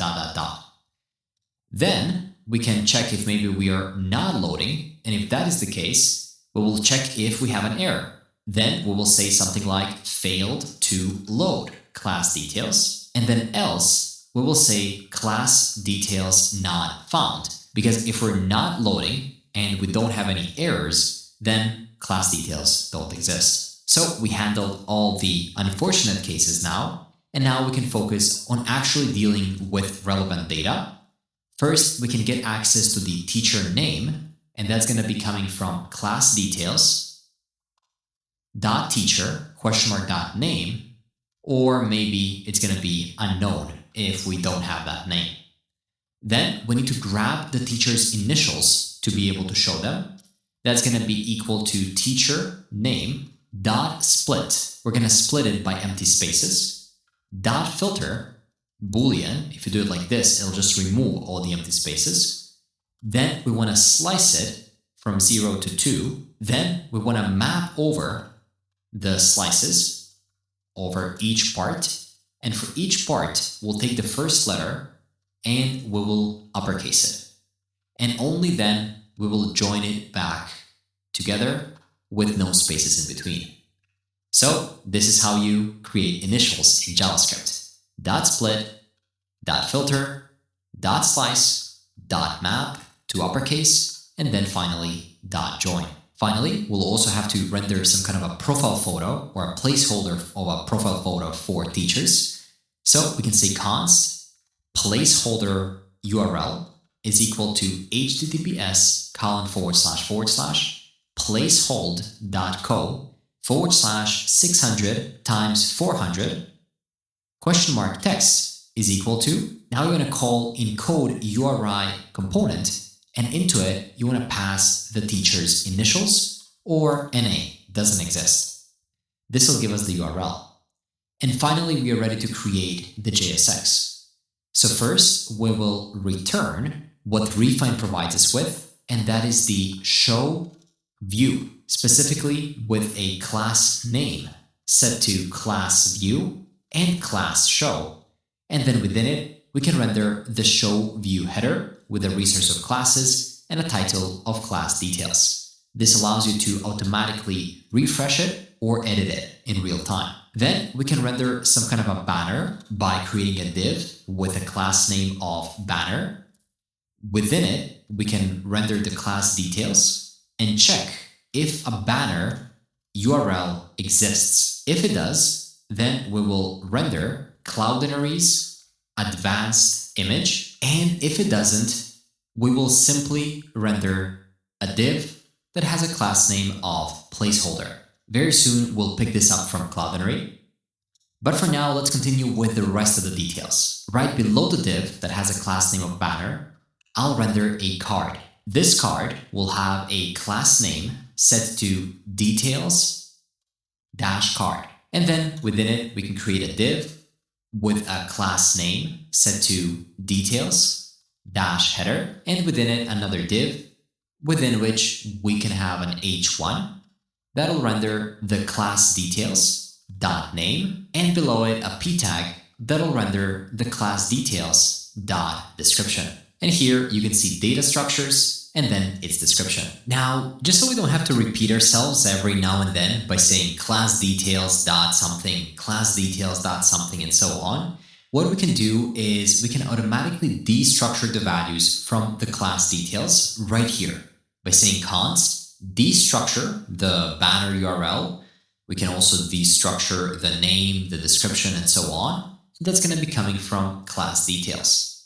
Thankfully, we already know what the class details are consisted of, so we can head over into it and we can automatically just copy all the fields that we think we might need. We can easily just remove them later on.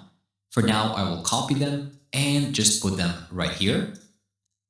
And don't forget to add commas in between, and then we can put them into a single line.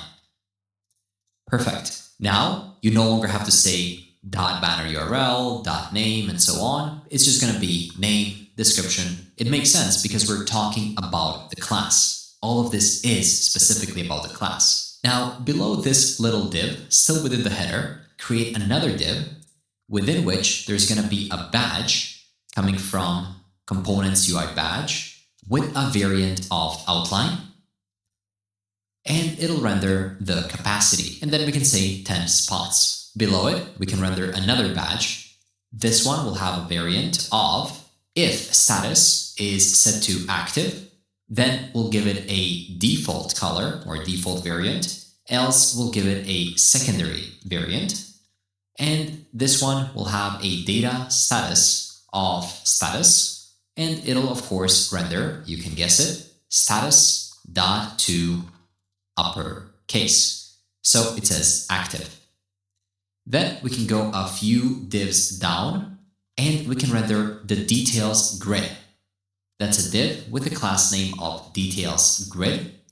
And here we'll render another div with a class name of instructor. And here we can render the information about the instructor. We can do that right below this p tag within a div, where we'll render an image with a source link of teacher.image.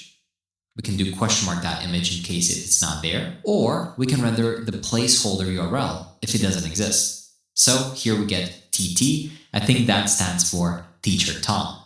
And we can also give it an alt tag, which is going to be set to the teacher name.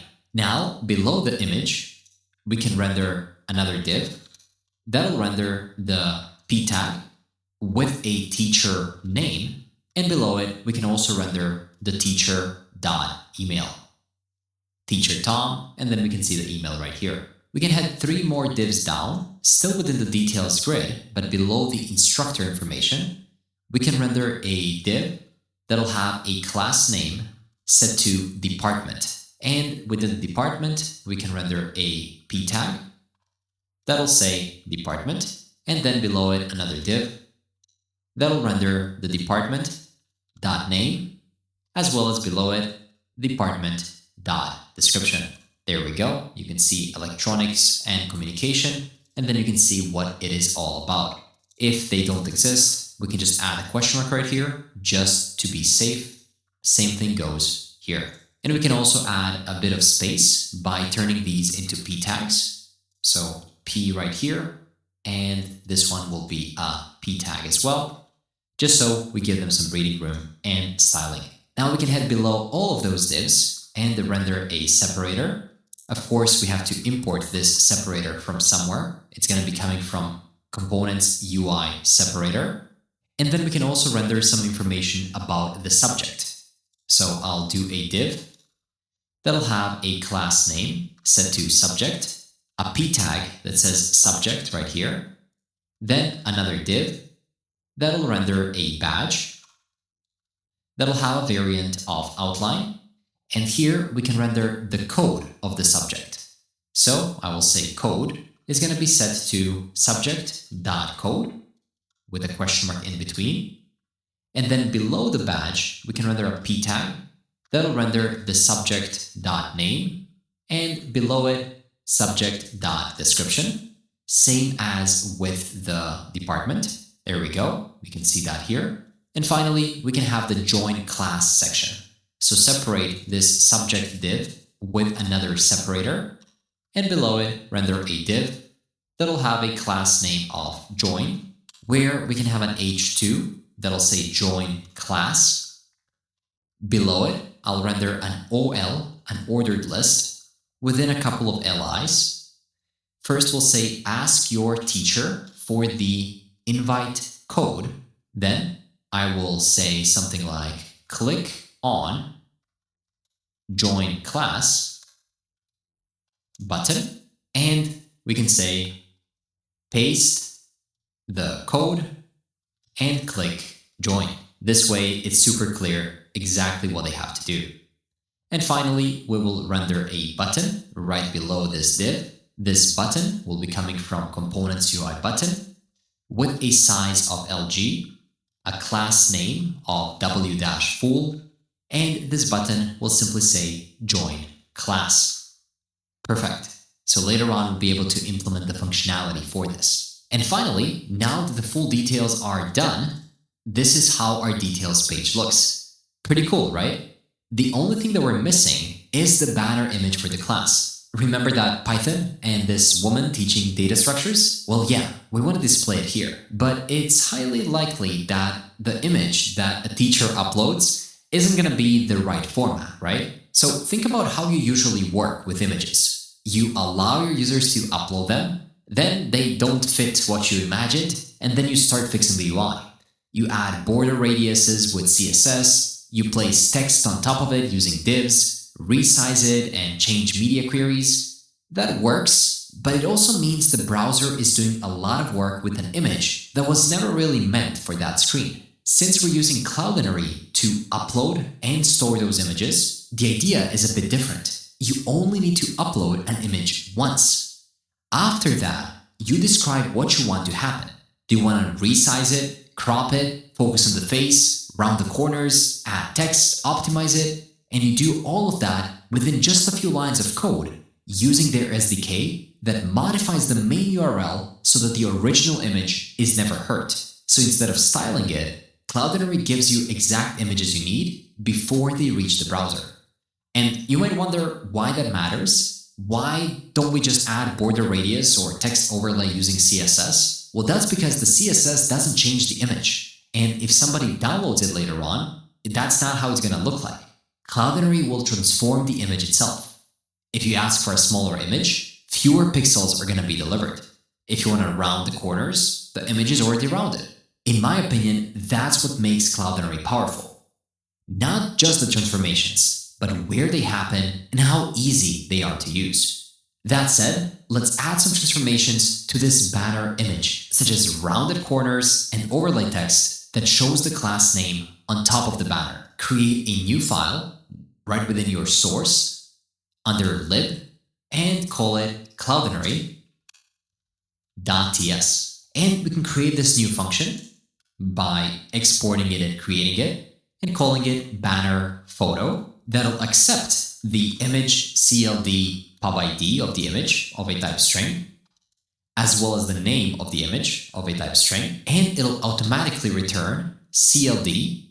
This CLD is the instance of Cloudinary that we'll create right here. So const CLD is equal to new Cloudinary. This Cloudinary is something that we have to import. So right here, we can say import Cloudinary coming from /URL-gen. And it seems like it's not imported. Oh, and that's because I added this file within the backend lib folder. We don't want to do that, so copy this code, remove it from the backend, because all of this is happening directly within the frontend part, under source, lib, and create a new Cloudinary.ts file over here. And if you paste it now, we'll still have to install this package. So let's run install add Cloudinary /URL-gen, and then we can pass some additional options where we're creating this Cloudinary instance, such as cloud, and you can enter the cloud name, which will be set to the Cloudinary_cloud_name coming from constants. Now we actually have it because they're coming from the frontend part. And then we can define what we want to do with this image. So I'll say CLD dot image CLD pub ID. Then we want to resize it. Specifically, we want to set it to fill with a width of 200 and a height of about, let's do 300. This fill has to be imported from Cloudinary, coming from Cloudinary URL gen actions resize. Then we can also optimize it for the web by saying .delivery is going to be set to format, which we also have to import from Cloudinary. And then we're going to set the format to auto. We can also set the quality to auto, and we can finally set the DPR, which stands for the device pixel ratio, to also be set to auto. Then we want to overlay it with the name. So for this, we have to get the source coming from overlay. To it, we want to pass the text.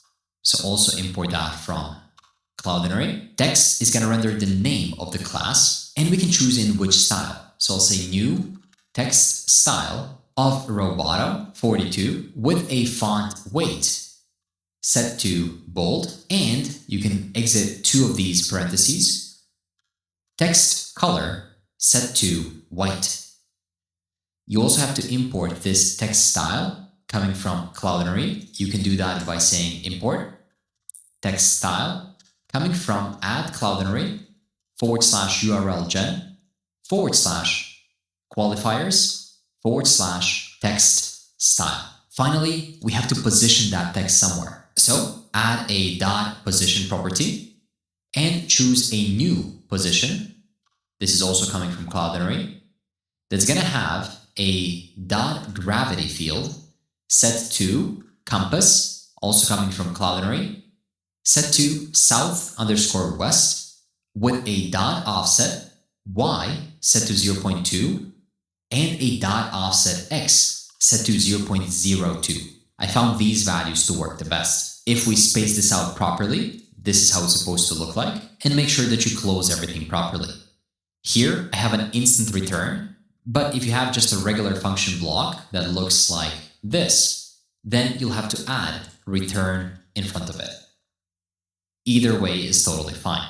Now we can go back and actually use this advanced image from Cloudinary. I'll display it like this, and we have to add it here. If a banner URL exists, then render a new component that's going to be an advanced image, which is going to be self-closing. And this advanced image is coming from add Cloudinary /React.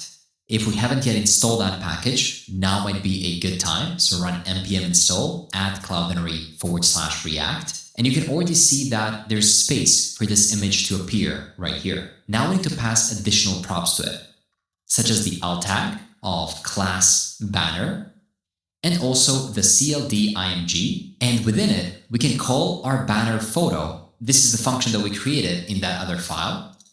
To it, we need to pass the banner CLD pub ID, as well as the name of the class, which is the second parameter. If you save this, we'll get something that looks like this. And now you can further play with exactly what you want to do with this image. For example, we don't even have to set the width. In our case, I think we can also remove the height too. That way we'll get a higher res image. I'll leave all of these delivery optimizations, but hey, where is the class name? I can't really see it on this image.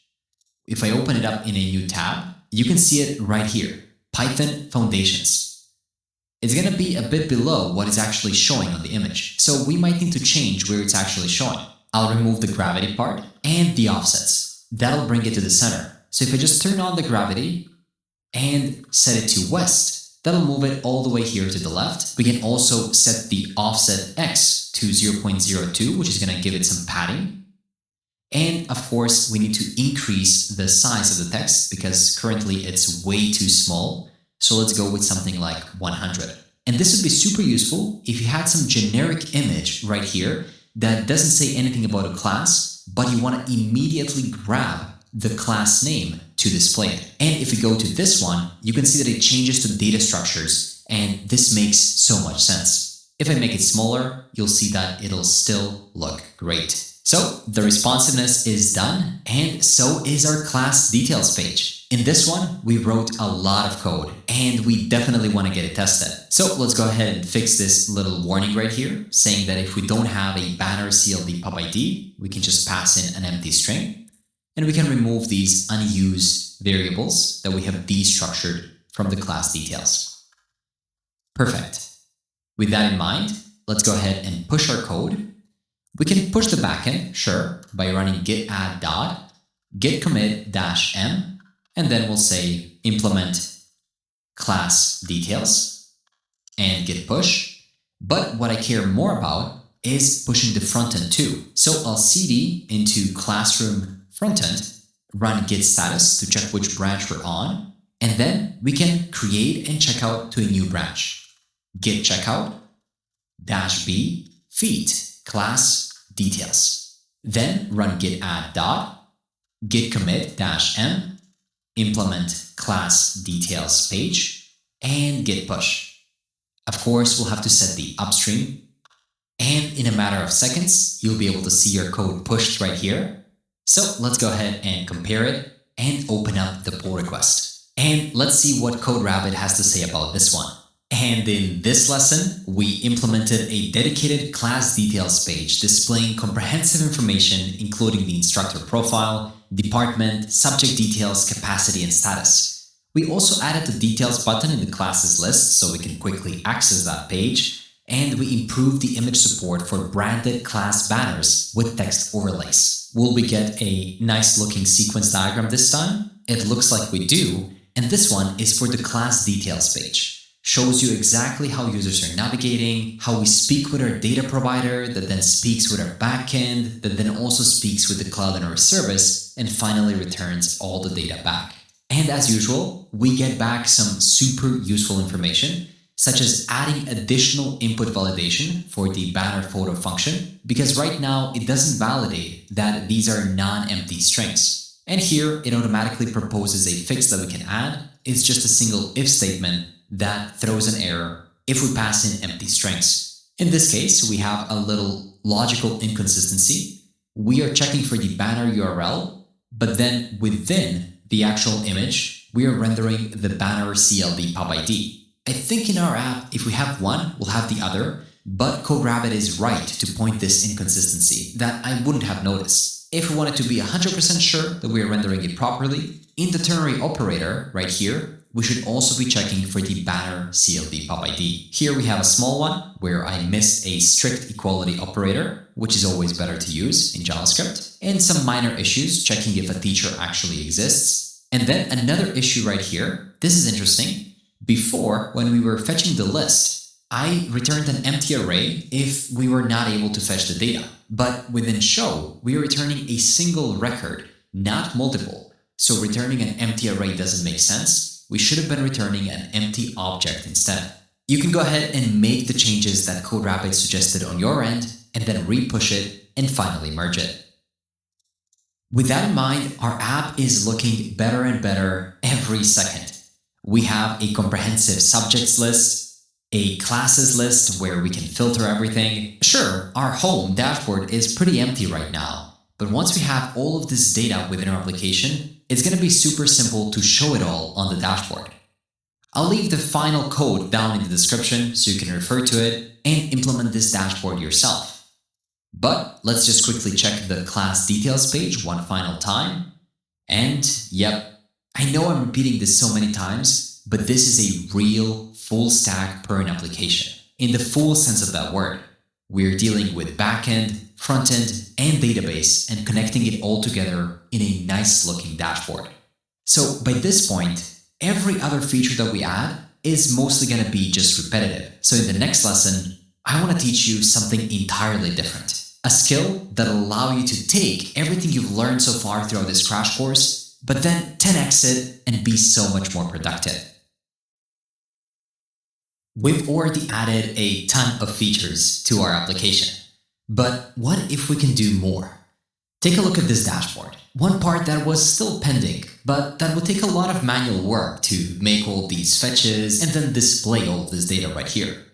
It's not hard, but it is manual and takes time. And remember how before we used refine to very quickly recreate some features that we developed up to that point? Well, now that we've manually developed everything so far, we will recreate that and more using refine in a matter of minutes. If you didn't follow along before and create your free account, you can do that right now. Again, the link is down in the description. And with that special link, refine will give you extra credits so that you can develop much more than just this project. Once you click the link, start for free. Then connect to your GitHub and you can create a new project. In this case, we already have our classroom portal, dashboard, and subjects that we have developed before. If you remember our plan, we already developed a huge portion of it. The basic dashboards and subjects browser, everything that we manually coded up to that point. But now is the time to bring it to the next level. Now, whether you're starting from scratch to rebuild this entire project using refine to see just how good it is, or you followed along when I used refine before, either way, our next prompt is going to be the same. I'll provide it in the video kit link down in the description, just so we don't have to type it out manually and to make sure that we get as similar results as possible, but we'll go through it together to make sure that it all makes sense. Okay, so what do we tell it? I'll expand this just so we can see it a bit better. And we're telling it to build a full stack admin dashboard for a classroom management system. Here, we're talking a bit about the data, where we have users, admin, teacher, student, departments, subjects, classes with invite codes, capacity, and schedules, and finally, enrollments of users and students into those classes. So let's dive into the specific features. First, we want to implement CRUD, create, read, update, and delete. So full CRUD functionalities for everything in our database. Users, departments, subjects, classes, including list views with search, filters, sorting, and pagination. This is pretty cool because this is a lot of work, but at this point in time, you know exactly how to do that manually. So it's not like it's gonna do some magic. You know what the code does. And then also we want to do the create and edit forms for all of these columns, detail pages, and delete constraints. We want to talk about enrollments, how we can manage them within class detail pages, where we can enroll or unenroll students, view enrolled students list, and so on. Then we want to add some information to the dashboard, such as the overview cards, 4 charts, for enrollment trends, classes by department, capacity status, user distribution, activity feed, key metrics, just some data to show on the dashboard. Finally, we want to add search and filters. We're not talking about list-specific search, but rather global search header, where we can automatically search across the entire application for a specific class, or student, or teacher, or department, or literally anything. We also want to add some filters for role, status, dates, capacity, and the URL state. Finally, we are introducing a complete invite code system where we can invite some students to classes. Let's go ahead and click send. Refine will now take this into consideration and update our existing plan. And again, this plan.md file is just a checklist of all the tasks needed to build the app. The AI will organize the tasks by features and groups and group them into different phases, so it's easy to follow. With our first prompt, we implemented the phase 1. But now we want to enhance the dashboard. At least this was the phase 2 before we inputted this additional prompt. So now you can see right here that it's creating a full plan for this comprehensive admin dashboard where it'll actually update it. And just like that, you can see that there's now an updated plan.md. Now we no longer just have a couple of phases, but there are 10 different phases where it's going to implement subjects management, department management, classes management, enrollments management, all of those things separately so that it can do them well. I'll go ahead and collapse everything so we can read through everything that it wrote down. This plan will help keep the build organized, like we are developing it on our own, to make sure that nothing is missed. So let's go through the plan together. There are 10 phases. The first one is to implement login and sign-up pages using the existing BetterAuth provider. Then we implement the users management, which includes complete CRUD with role filtering, search, and detailed pages. Then we implement CRUD With subject counts, totals, and constraint handling for departments, we do the same thing for subjects, classes, and enrollments. Finally, we take all of that data that we have and we display it in nice looking cards within the dashboard. And we then improve the dashboard by adding 4 additional charts for visualizing the data. Finally, we add that special feature which handles the search and filtering globally across the entire application and implement that invite code system. This builds everything we requested. Full CRUD for all resources, enrollments with class pages, dashboard, global search, and invite codes. So let's go ahead and execute. This is obviously a huge build. I mean, just the video took more than 7 hours. It might have taken you weeks to follow along with the video and actually implement it. So let's see how Refine will handle it. What you can notice is that it'll tell you exactly on which phase is it on. And then that phase will have a specific number of steps. You can pay attention and see exactly what it is doing under each step by expanding it. This is what I love to see with those AI tools that generate code, and that is that they tell you exactly what they're working on in real time, so that you're not just sitting there and thinking, why is this loader just spinning? It tells you that it's actually updating the form file, implementing the authentication page, and what I love about Refine even more is that you can see those changes in real time by switching over to the editor tab, and then in this case it mentioned the sign up form. So if you head over to Pages, Auth, and then Login or Register, you can see exactly where that sign-up form is being used, and you can head over to Components, Refine UI, Form, and find this new Sign In and Sign Up form. Again, the code is written incredibly well. It is just how you would write it on your own, maybe even better. And the best thing about this is that you don't have to reload your browser to be able to see the changes that it is making. This means that as you're looking at it, some new changes might come in as it's developing it like a real developer would. And alongside taking a look at the code, you can also open up the preview to see exactly how the website is looking in real time. Of course, as when we are developing it manually, some issues might pop up on the way, but as soon as those are resolved, the real preview will show up. It's fixing it on its own right now. And there we go. In about 30 seconds or so, it looks like we now have a fully active preview, which means that Refine was able to debug and fix the error that it encountered. And we have a nice looking sign-in page. Is it going to work if I switch over to sign up? It actually does. Sure, there are some little tweaks to fix, such as the padding right here between the name and the email. Those are super simple to fix, you can just tell it. But yeah, you can see it automatically created roles when we're creating accounts, password confirmation, switches between sign in and sign up, and we can just easily tell it to add password reset too. So let's see what it does next. Now, if you notice that it's loading for some time, you might try to reload the page. There we go. I knew to reload because as I was looking at the changes that it was making, it just wasn't adding any new file reads or writes, so I assumed that it is actually done. This is just a bug that the Refine team might have already fixed by the time that you're watching this video. Either way, a reload doesn't hurt. So the phase 1 is now complete. The authentication is now set up with a sign-in page, sign-up page, protected routes for authenticated users, and the logout functionality. Now, what do you say that we actually test it out? I'll head over to sign up and create a new account. I'll enter my name, that's going to be Adrian JS Mastery. I'll enter my email, my password, confirm it as well, and select the role of, let's say, an admin for now, and go ahead and click sign up. And would you look at that? The sign up actually worked, and we got redirected to our dashboard. Here, you can play with the application and do everything that you did before. You can also change the theme of the application, and you can open up all the different lists which haven't yet been created. Thankfully, that's exactly what we're going to do next. Now that the authentication phase is done, the next one is the users management. And after that, then we'll be able to visualize the list of departments. So let's go ahead and do that right away.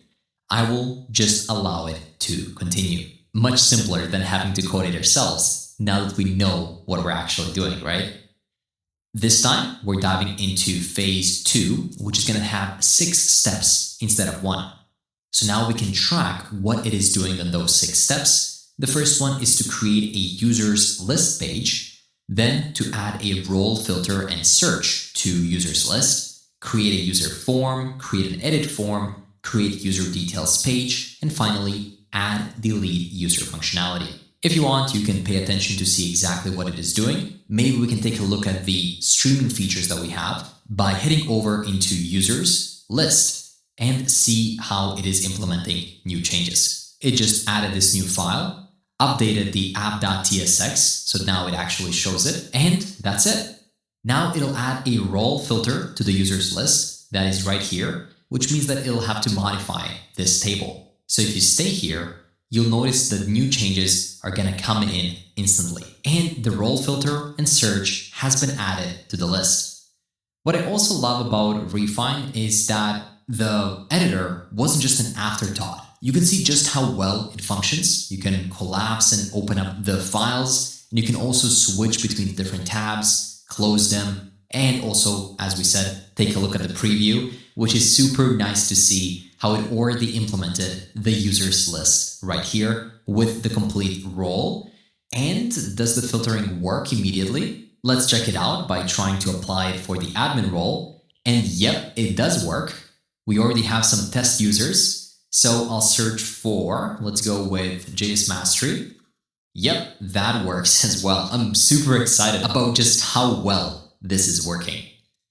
Now, I'm not gonna bother you with everything else happening. Let's go ahead and give Refine some time to proceed with all the other tasks. And then I'll be back once phase 2 is done. And then again, if you notice that it's loading a long time for something that seems simple even to you, you can just reload the page and check whether it brings it any further along in the process. Like, yeah, in this case, we're already on step 5, where we now have the finished create user page. So we can now create additional users. We can enter a unique user ID here. We can enter a name. Let's go with Adrian JavaScript Mastery this time, full name. We can enter the email address, which should be unique. So I'll do jsmastery.com with a role of, let's do teacher. And I'll go ahead and create a user. You can see this user was created successfully and it got added to the table, which means that create works. Now we cannot yet click on this row to be able to get the details. So let's wait until it implements the user details page as well. And there we go. The phase 2 is now complete, where we can now list the users' names, filter the role, create a user, which we also just tried, edit the user form with validation. So if you click this edit button, you should be able to edit it. Again, this is going to depend on your role. We also have the pagination right here at the bottom. So in case you want to show 10, you can totally do that and then switch pages. And then there should also be a delete functionality if you click show to go to that user's details page. Now, is there something that we could still improve, or that there is a bug with the code that was just developed? Well, technically, this is a little improvement that we can do. It's not really a bug. If we go to full screen, it'll be more visible, as you can see right here. But still, we're missing a piece of text of the edit button on smaller devices. So let's try to get Refine to fix this bug before proceeding to the next phase. I'll say on smaller screen sizes, the edit button within the users list row is not fully visible. It's like it doesn't fit on the screen. Make sure the edit button is fully visible within the screen, even on smaller screen sizes. In other words, make it mobile responsive. So let's go ahead and send it and see how well Refine fixes the bug that was there while it was implementing features that we requested it to do. So now we can see that it'll think for about 2 seconds, and then it says that it'll fix it right away. Let's see just how well it does. Is it as good as it thinks it is? Let's see what it is doing. I'll fix the responsiveness issue. Oh wait, something is happening. Okay. I see the issue. The data table component already has a built-in support for horizontal scrolling and sticky columns, but we need to adjust the column sizes for better mobile display visibility. What it did is it showed the full show text, and then for the edit, it just showed the edit icon. I am totally okay with that. So if we click on it, that works. And if we switch over to a mobile view, which is also another huge feature that works like a charm directly within Refine, we can navigate over here and take a look at what it did. It made the actions always visible, so we never missed them. Maybe I was a bit too strict when giving it rules to make sure that it's always there, but hey, it did exactly what I asked. So now it looks good on all screen sizes. With that in mind, we can continue to the next part of the plan, phase number 3. So how do we do that now that the continue button is disabled? Well, just think about it. That's the reason there's a plan in the first place, for you to not have to think about what's next. It's here, and we just need to follow the plan. So we can just say something along the lines of proceed with phase 3. Let's go, and click send. Not sure if you have to be as enthusiastic. I think it's gonna work either way. And there we go. It's starting to create the departments list page and following all the other steps within the plan. This plan has 6 steps, so it's gonna start implementing them one by one. While it is doing that, let's take a look at the tab that we haven't visited yet, and that is the Resources tab. This opens up in full screen. Again, the editor is incredibly intuitive, and you can see the different parts that we have within our application. These have everything to do with our database. We have full connections between all the tables in our database. Specifically right now, we're working on departments. So you can see that we have 8 different endpoints that can be used on the departments table, such as the API departments that returns the paginated list of department list items. Wait, this is actually pretty well documented. And the query parameters that you can pass to it. You can also create a new department, retrieve departments with totals, and then update it, delete it, and even get the classes of a department. This is so well documented. I'm actually super excited about just how well this works. You can see that this is the primary key, that an ID is an integer, and different types of columns within this table. There's also the secrets tab that keeps track of your API keys. Now, if you head back over to the plan, you can see that it already implemented 2 steps out of phase 3. So if you want to watch it do it, go ahead and go to the editor. If not, you can just head over to the preview and take a look at the changes. Yep, we already have fully functional departments. And notice how it was paying attention to what I told it, and now actions are always visible. Perfect. It also created a create a department form. And I think I want to use this opportunity to say that for you, the output might be a bit different, and that is completely normal, right? AIs can never be 100% deterministic, so the output is gonna differ from time to time. So for me, the edit button was not showing. For you, it might have worked from the start, but maybe something else was wrong when you were developing it. Whatever happened, you now know how to use it. You just simply let it proceed with all of the steps of a specific phase, and then you can talk to it to either fix some bugs that you notice are happening. Maybe in plan phase 3, one of the tasks is to be able to create a department, but you go ahead to the preview, try to do that, and notice that for whatever reason, it didn't work for you, even though it did for me. You can just go ahead and after it finishes, tell it, department creation isn't working, go ahead and fix it. And it'll do it for you straight away. Or if it's not a bug, but you want to add an additional feature to what it developed on top of the things in the plan, you can also just tell it, go ahead and add it. And then once it adds it, you can continue with the rest of the phases of the plan. Now, let's let it do its work. And there we go. Phase 3 is now complete. Departments management is now fully functional with departments list that you can search, filter, edit, and create, and even delete specific departments as well. Notice how the department details page, let's not look at this ASD one, but maybe like CS 101, if you open it up, already has a lot of information showing right here, such as basic information about the code, which later on we won't use this code, but we'll use the code for the classes to be able to invite the students in. And then Later on, once we implement all these additional tables, they will all be interconnected with the departments, so you'll be able to see all the subjects, classes, and even teachers and students within a specific department. And of course, you can edit it and you can delete it. Oh, wonderful. So yeah, you can see how great AI is for accelerating the development of UI, specifically for tables and dashboard. It's perfect for rapidly creating a proof of concept or generating the initial UI, which can then be refined, no pun intended, or customized further. From here on, we can repeat the same process and continue executing the upcoming phases. So I'll go ahead and click continue to move to phase number 4. As before, it'll refer to the plan, which I'll collapse the previous ones and move to phase 4. We're already here.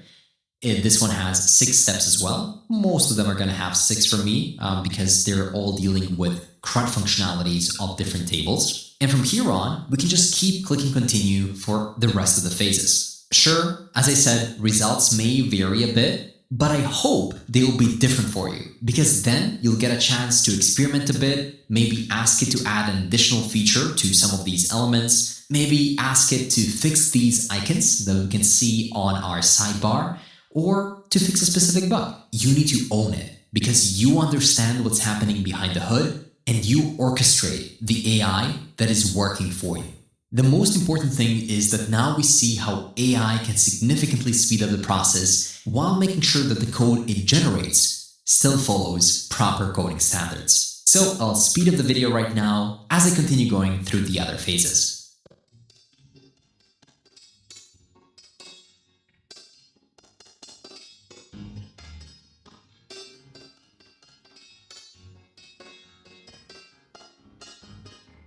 And there we go. Phase 4 is now complete. That was quick, wasn't it? We have the subjects management fully functional. As before, we can go to the preview to check it out. We have a couple of subjects right here. Oh, if you go to the subject details, look, it looks like I have a little bug or inconsistency on my end. Again, this might be totally working for you, but I'm actually glad it happened to me, so I can guide you through the process of fixing it. I'm not gonna let it continue.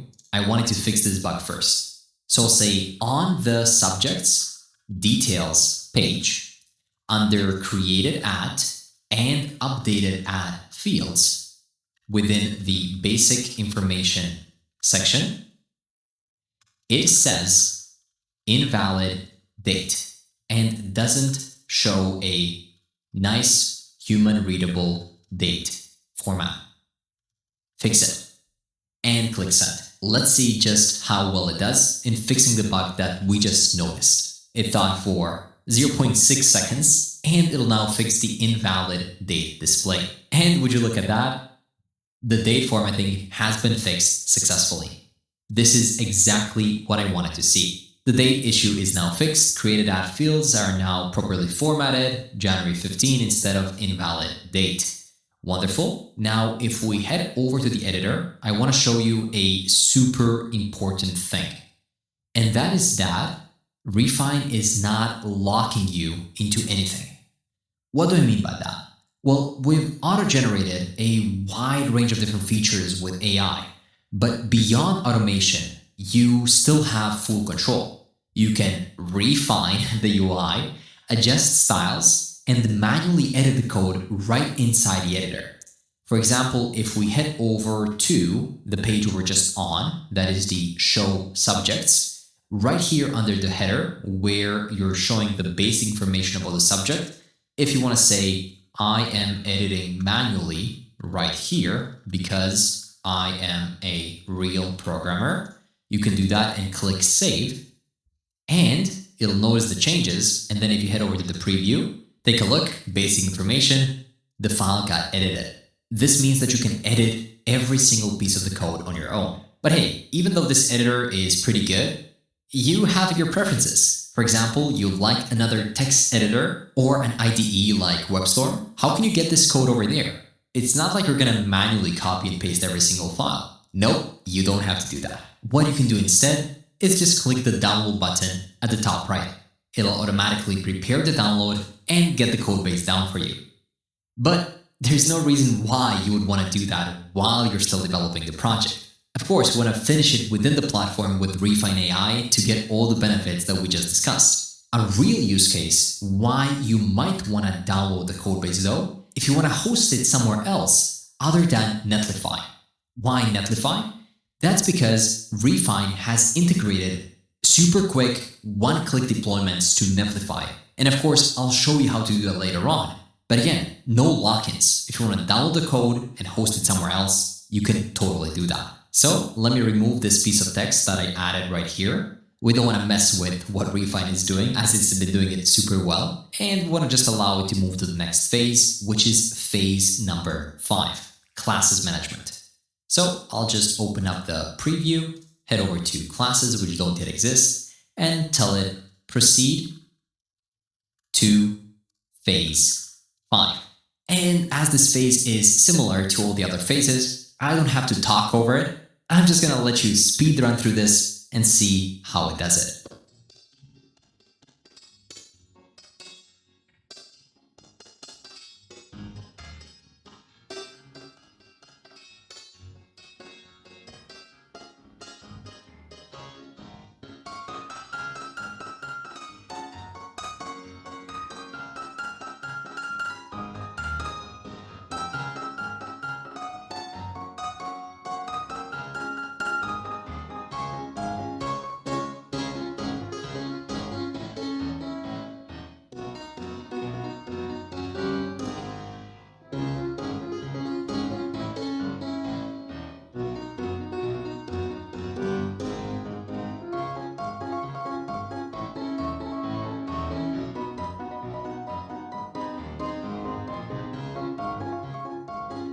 And there we go. It's been some time and the refine is done with the 8th phase of building the application. So I just wanted to quickly jump in as I think we have a lot to see already. I just quickly asked it to also add some icons to all of the lists right here within a sidebar, and it did that without any issues.